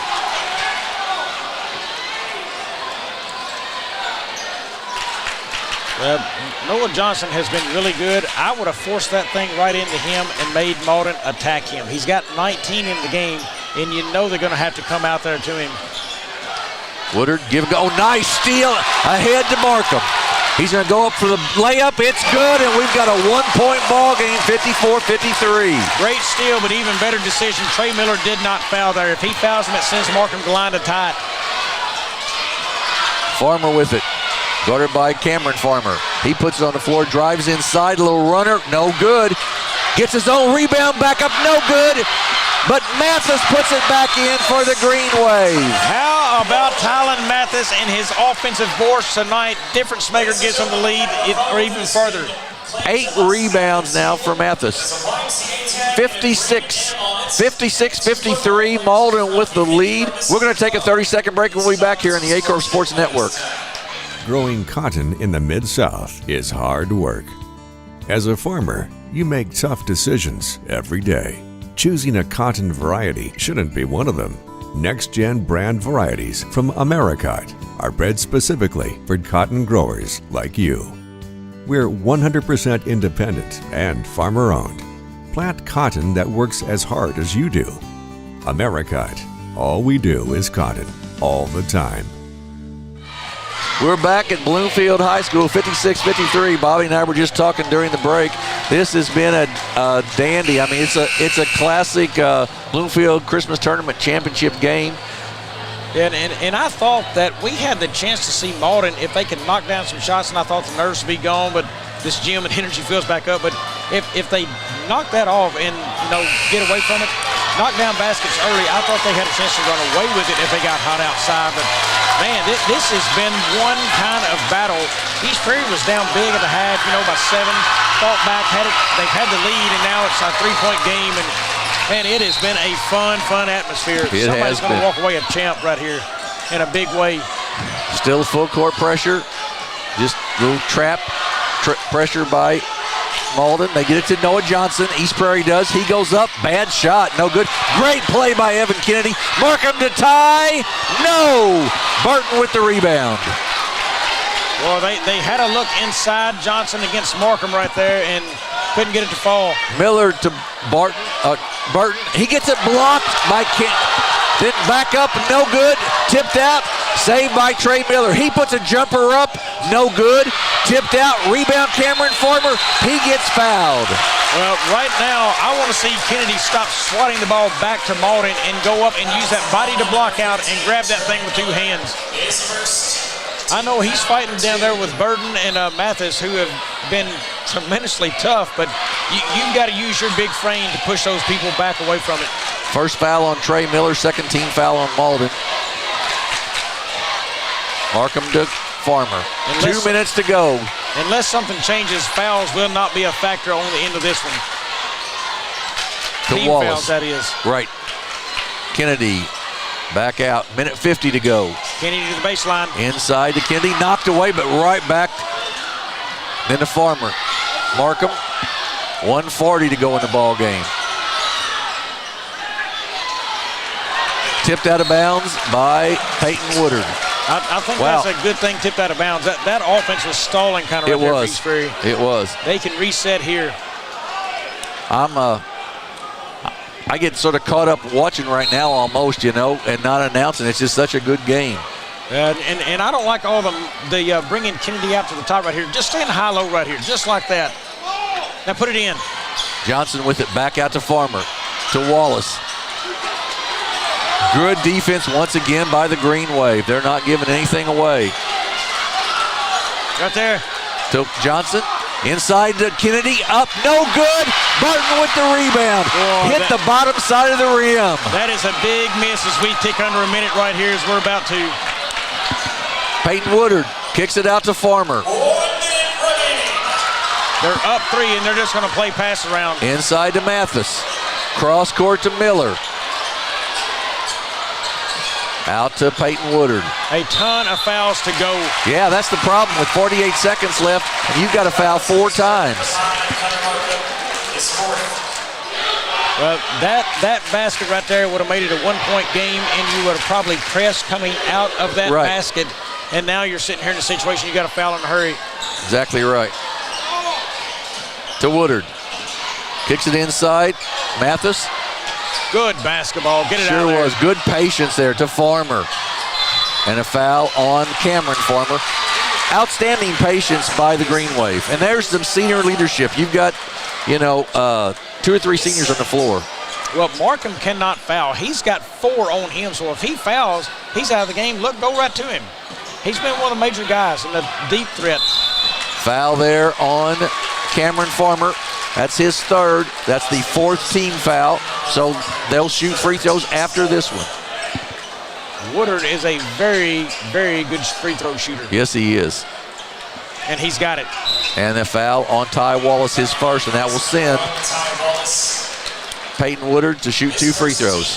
Boy, you didn't think Woodard knew where he was going? He knew exactly. He knew he was going to the line. He knew he was going to the line. He knew exactly everything. You said though, you've got 4 seniors on the floor right now for the Green Wave, so they know exactly all about this. That's a 4-point game now, 57-53 with 32 seconds left. Well, right now East Prairie has got to start sending up a lot of prayers because they're going to need them. No good. Farmer with the rebound. Ahead to Wallace. He shoots the 3 way off the mark. No good. Going to be a foul on Evan Kennedy over the back, and we'll send Trey Miller to the line to shoot 2. The Green Wave are starting to taste victory a little closer right now. You can feel the energy of the kids on the floor. They sense it. 3 of 13 for East Prairie shooting the 3 ball tonight. 6 of 20 for Malden. Trey Miller to shoot 2 free throws. That was the third foul on Evan Kennedy. Free throw up and no good. Still a 4-point ball game. Still 2 possessions, so East Prairie needs to settle and say, look, I don't have to have a 3 on this basket right here. Just get it down and score real quick. Second one is also no good. Rebound by Noah Johnson. Quickly down the floor with it. He crosses over. He takes it all the way to the basket. It's good, and he's fouled. What are they doing? He is fouled. He can cut this to a 1-point game. That foul's on Marcus Burton. You have to let him have that layup, Bobby. Why more about the layup? Why not stop the ball way up the floor? Nobody stopped the ball from the rebound, and he come all the way up the floor, went coast to coast, and they put Burton in a bad position deep into the paint to defend it. Noah Johnson with the free throw. It's a 1-point basketball game. They got to get up. There's timeout. 57-56, 21.2 seconds to go. Lots of time left. Full timeout called. Tell you what, we're going to take a 30-second break because I got to have a break. It is 57 for Malden, 56 for East Prairie. We'll be back in 30 seconds on the ACOR Sports Network.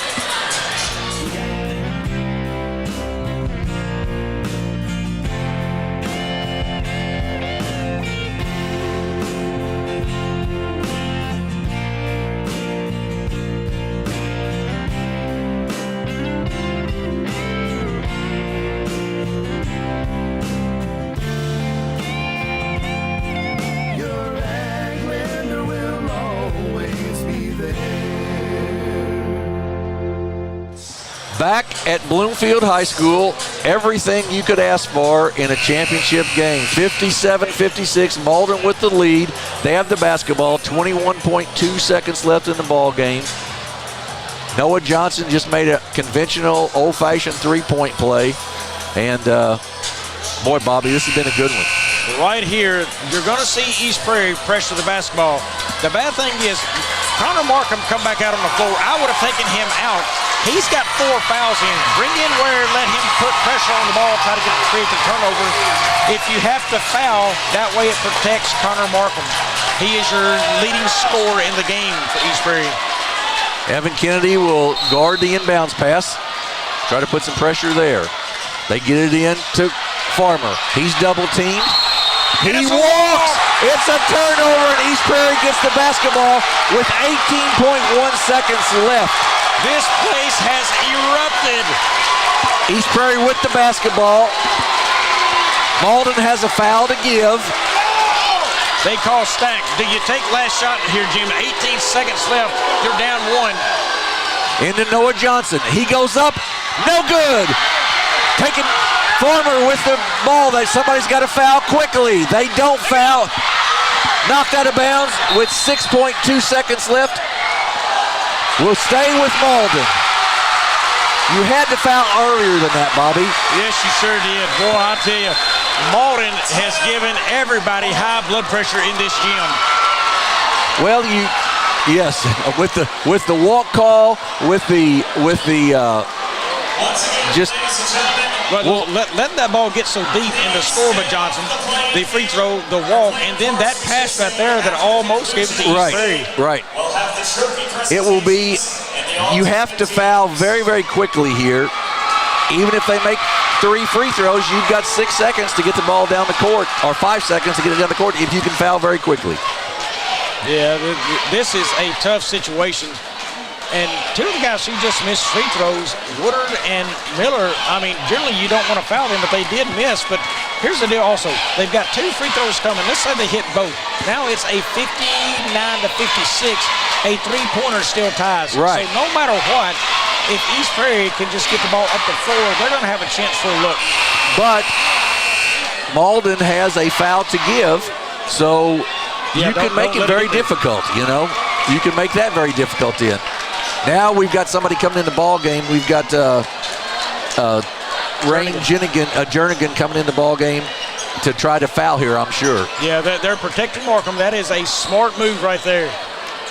But they got to get the foul. Got to get some perspiration up. Lloyd Rice with a little bit of housekeeping duties. I'm going to tell you that they're going to have to be as close to him as a mouse stuck in a trap right here. Yep. Yep. They've got to glue themselves to a defender and foul quick. We will keep it here, of course, at the end of this ball game for the presentation of the trophies and the all-tournament team. Peyton Woodard to inbounds. They get it inbounds to Farmer. He's fouled with 4.2 seconds left. Farmer, another very fine shooter. Malden with a foul to give. That was the fourth foul on Evan Kennedy. Q Farmer, the senior, at the free throw line to shoot 2. He's got 12 points on the evening. First free throw, good. Connor Markham checks back in. Right there. It was. Connor Markham checks back in. If he hits it, they'll need a 3 to tie. We've seen a lot of buzzer beaters in this tournament. Second one, good. Timeout by Malden. Well, that's a good timeout because right now, Coach Kilgore is setting up his defense for a 4-second run up the floor. And he's got to be looking at the board saying, I can foul you, so you're never going to get this shot off to begin with. Right, that's the thing. You know, the only negative would be if you fouled them while they were shooting a three-pointer.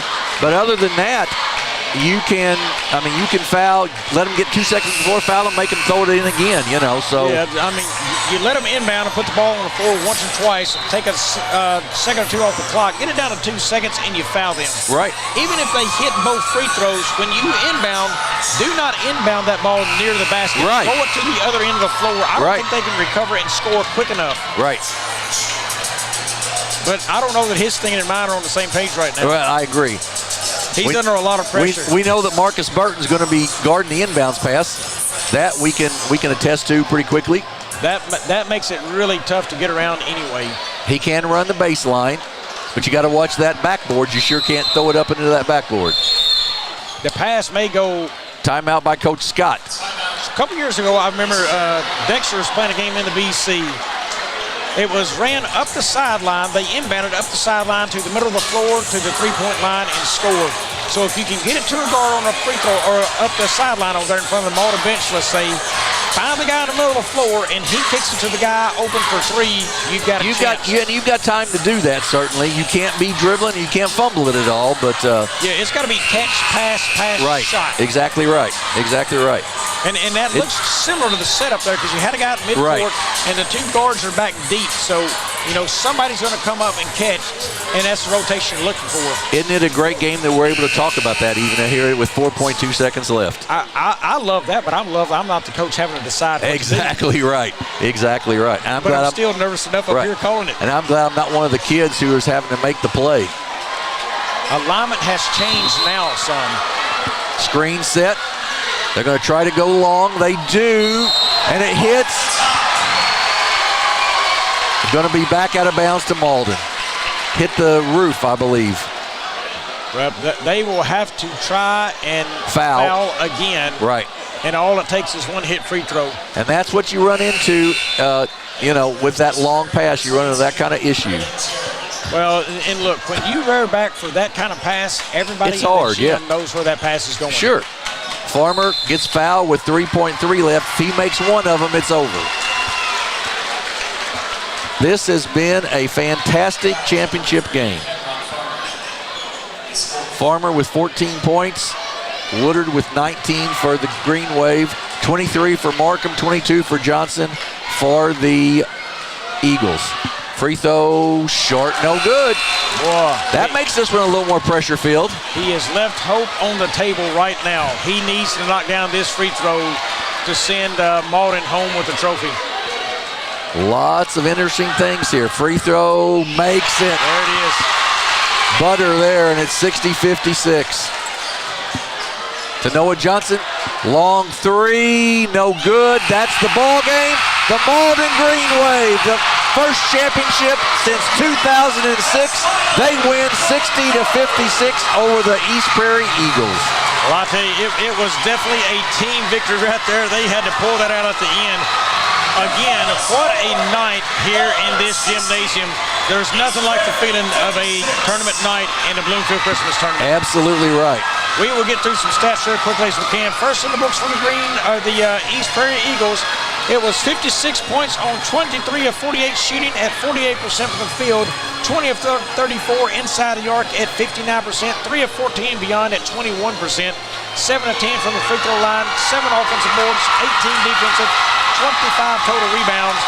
In the scorebooks, Ty Wallace with 2, Cameron Farmer with 2, Connor Markham 23 on 9 of 16 shooting, and also Noah Johnson with 22 on 9 of 19 shooting, also with 9 rebounds in the game for him, the leading rebounder.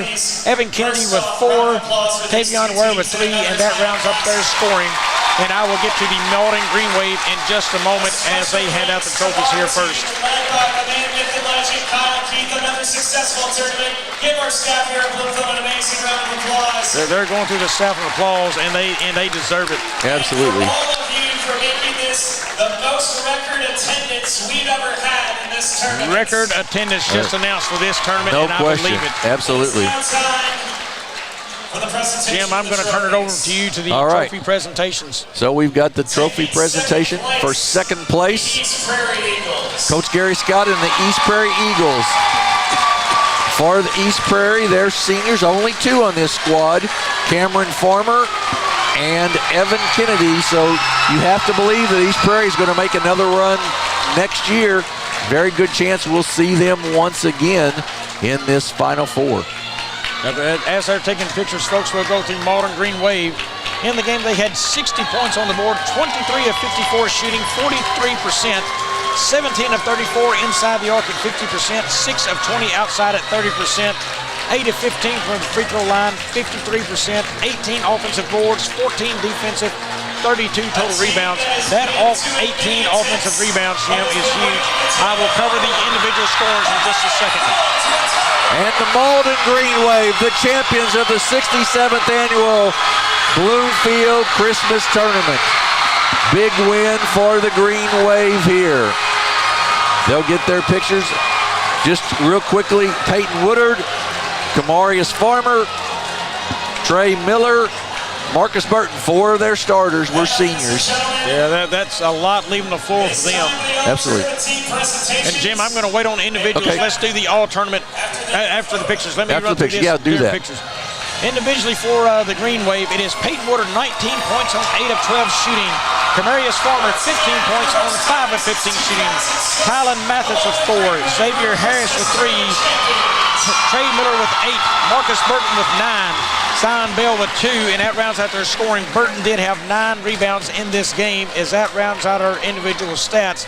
And we will turn it back over to Jim Riker as he will do the all-tournament team coming up. We will do the all-tournament team as soon as they're announcing it here. We will announce it as well. And I have it here in front of me. It's a good all-tournament team. I'd take these kids and nothing flat, and I believe I'd win a state championship year in and year out. I guarantee you. So. When your name is called, please make your way to center court. So just a Twin Rivers Royals, Jake Hester. Jake Hester from Twin Rivers. He had a fine tournament. They finished second in the consolation bracket. He had a very nice tournament there. Jake Hester did. Don't know if he's still in the gym or not, but yeah, he's in the gym. See him coming down now. There he is. To our right. Yep. Well, he caught fire in a couple of games and really shot them into some games. Yes, he did. Kept them in games. Efforts. He really played well. Really, after game 1, I mean, he kind of took over for them. Jake Hester from Twin Rivers. From the Portageville Bulldogs. Oh, excuse me. From the Hayti Indians, Javonta Payne. Boy, Javonta Payne, he had a big night last night in that overtime win. To steal the basket and the 3 from the corner, put them up, and they never looked back. Portageville Bulldogs, Jamarion Smith. Jamarion Smith from the Portageville Bulldogs. Made the all-tournament team as well. Smith really took over 2 games in a row in the second half. He was their leading scorer and really a big presence and force for them. There he comes. From across the way. So. Yep, trying to hustle down there. Get out. Just one more thing to add to the trophy racks.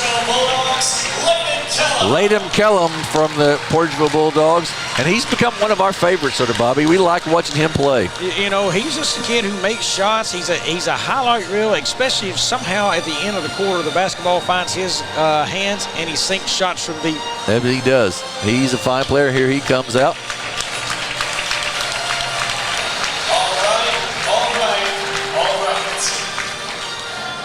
From the Richland Rebels, Tucker Hughes. Tucker Hughes from the Richland Rebels. Boy, he had a deserves fine every tournament. bit of it.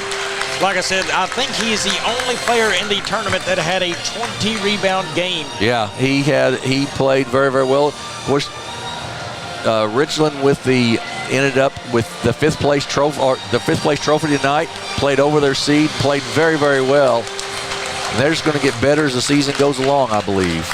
Yeah, but I can tell you, Richland will have a dog in the fight in the Stoddard County tournament, which we will cover the championship night of. Absolutely right. Elijah Van Wagner. Elijah Van Wagner from the Van Buren Bulldogs.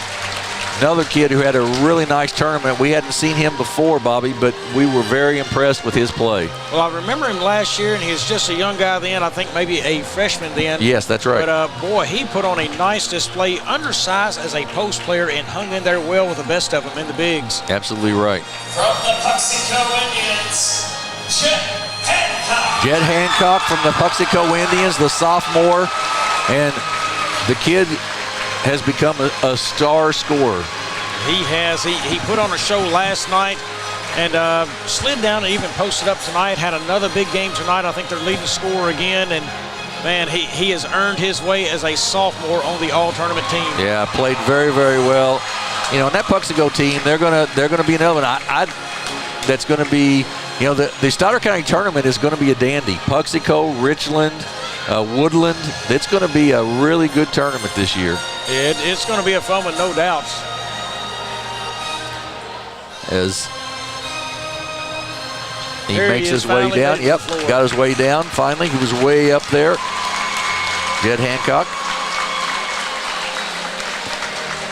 Also from the Puxico Indians, Landon Burchard from the Puxico Indians as well.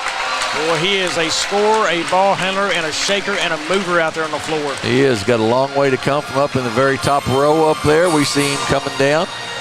Had a nice tournament all the way around. Made the all-tournament team, of course. That is two sophomores from the Puxico Indians. Right. If you're a Puxico Indian fan, I'm telling you, you are going to have some fun years ahead with these two kids leading the charge. Absolutely right.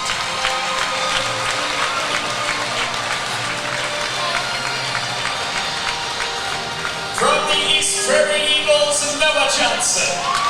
Noah Johnson from East Prairie, 22-9 tonight, and just had really a good game every game in the tournament, Bobby.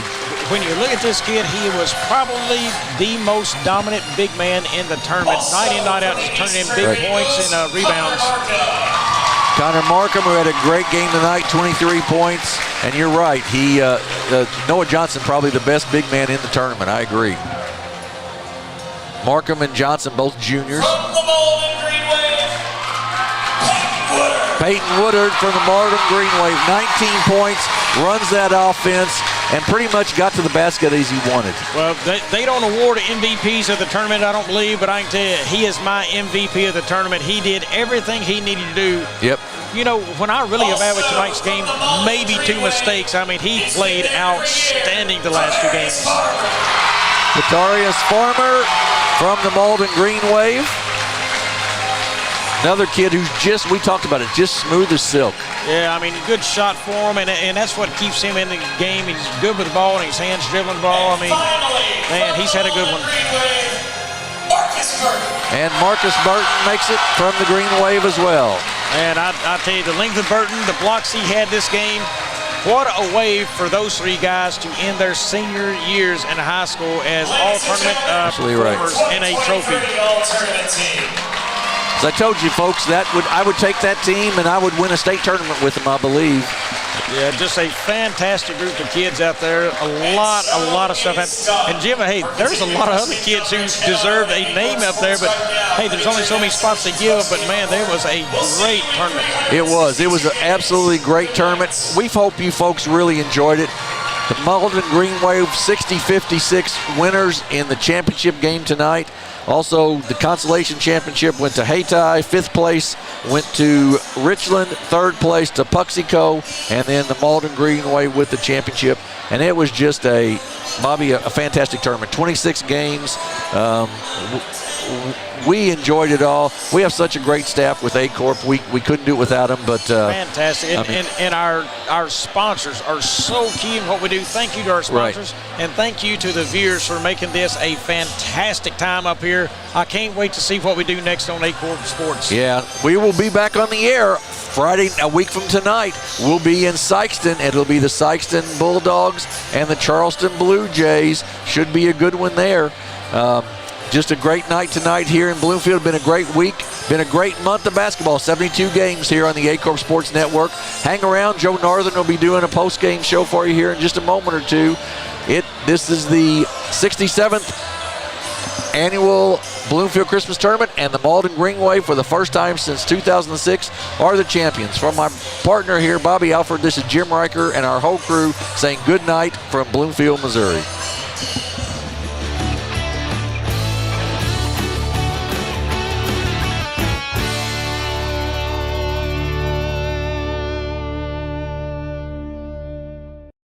At Glen Sains, our inventory is growing every day.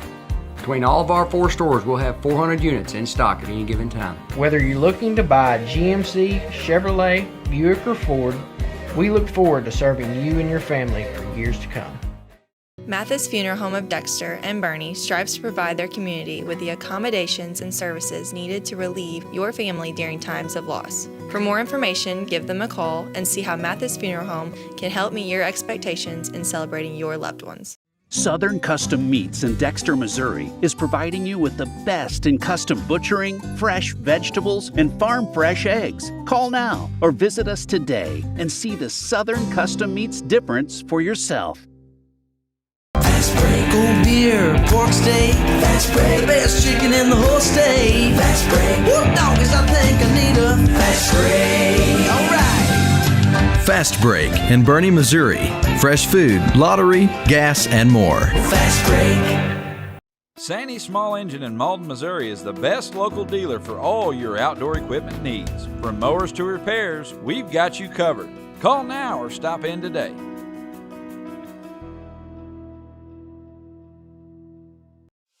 What First State Community Bank means to me is, it says it in its name, community. We're family, we care about one another, whether it's in our SEMO markets or we can reach out to someone in Farmington, Columbia. They're always there to assist. We are very customer focused. Our employees do a great job with listening to the customers. The tellers know 100% of all customers by their name. If you want to feel at home, then walk into the doors of First State Community Bank. For the first time in 17 years, the Malden Green Wave are Christmas Tournament champions in another nail-biting classic here at the arena. 60-56, the final. We welcome you back to the Nutrient Ag Solutions post-game report. Joe Northern with you. You can see behind me, crowd slowly filing out here tonight, and what was a packed house has always been a packed house here in this arena on championship nights. And again, you see happiness and joy in the green and gold, heartbreak and sorrow, but optimism in the red and black. East Prairie, nothing to be ashamed of in this performance, giving it everything they had, falling just a bit short, led by 2 of their all-tournament players, Connor Markham getting some big threes, Noah Johnson dominating very well in the paint. But tonight, the night dominated to Malden. Even after the early administrative technical on the jerseys, didn't matter for the Green Wave. They found a way to get it done with their guards. They found a way to really just drive in as well as they could to stop what has been a fast East Prairie attack. And Mike Kilgore's team has finally done just that here at the arena. So again, if we can kind of take a look down at the court, you could see the trophy being passed around with several of the of the Green Wave faithful, some parents and Green Wave alum down at the table as well. And again, just a lot of people celebrating this victory that has come quite some time for the Green Wave.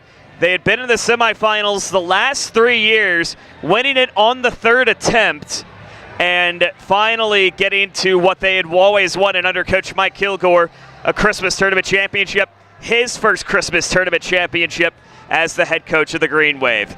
So as they cap it off 60-56, we cap off as what has been a momentous and just quite simply stunning run of tournament basketball, not just this week, but over the past 5 here at A Corp Sports.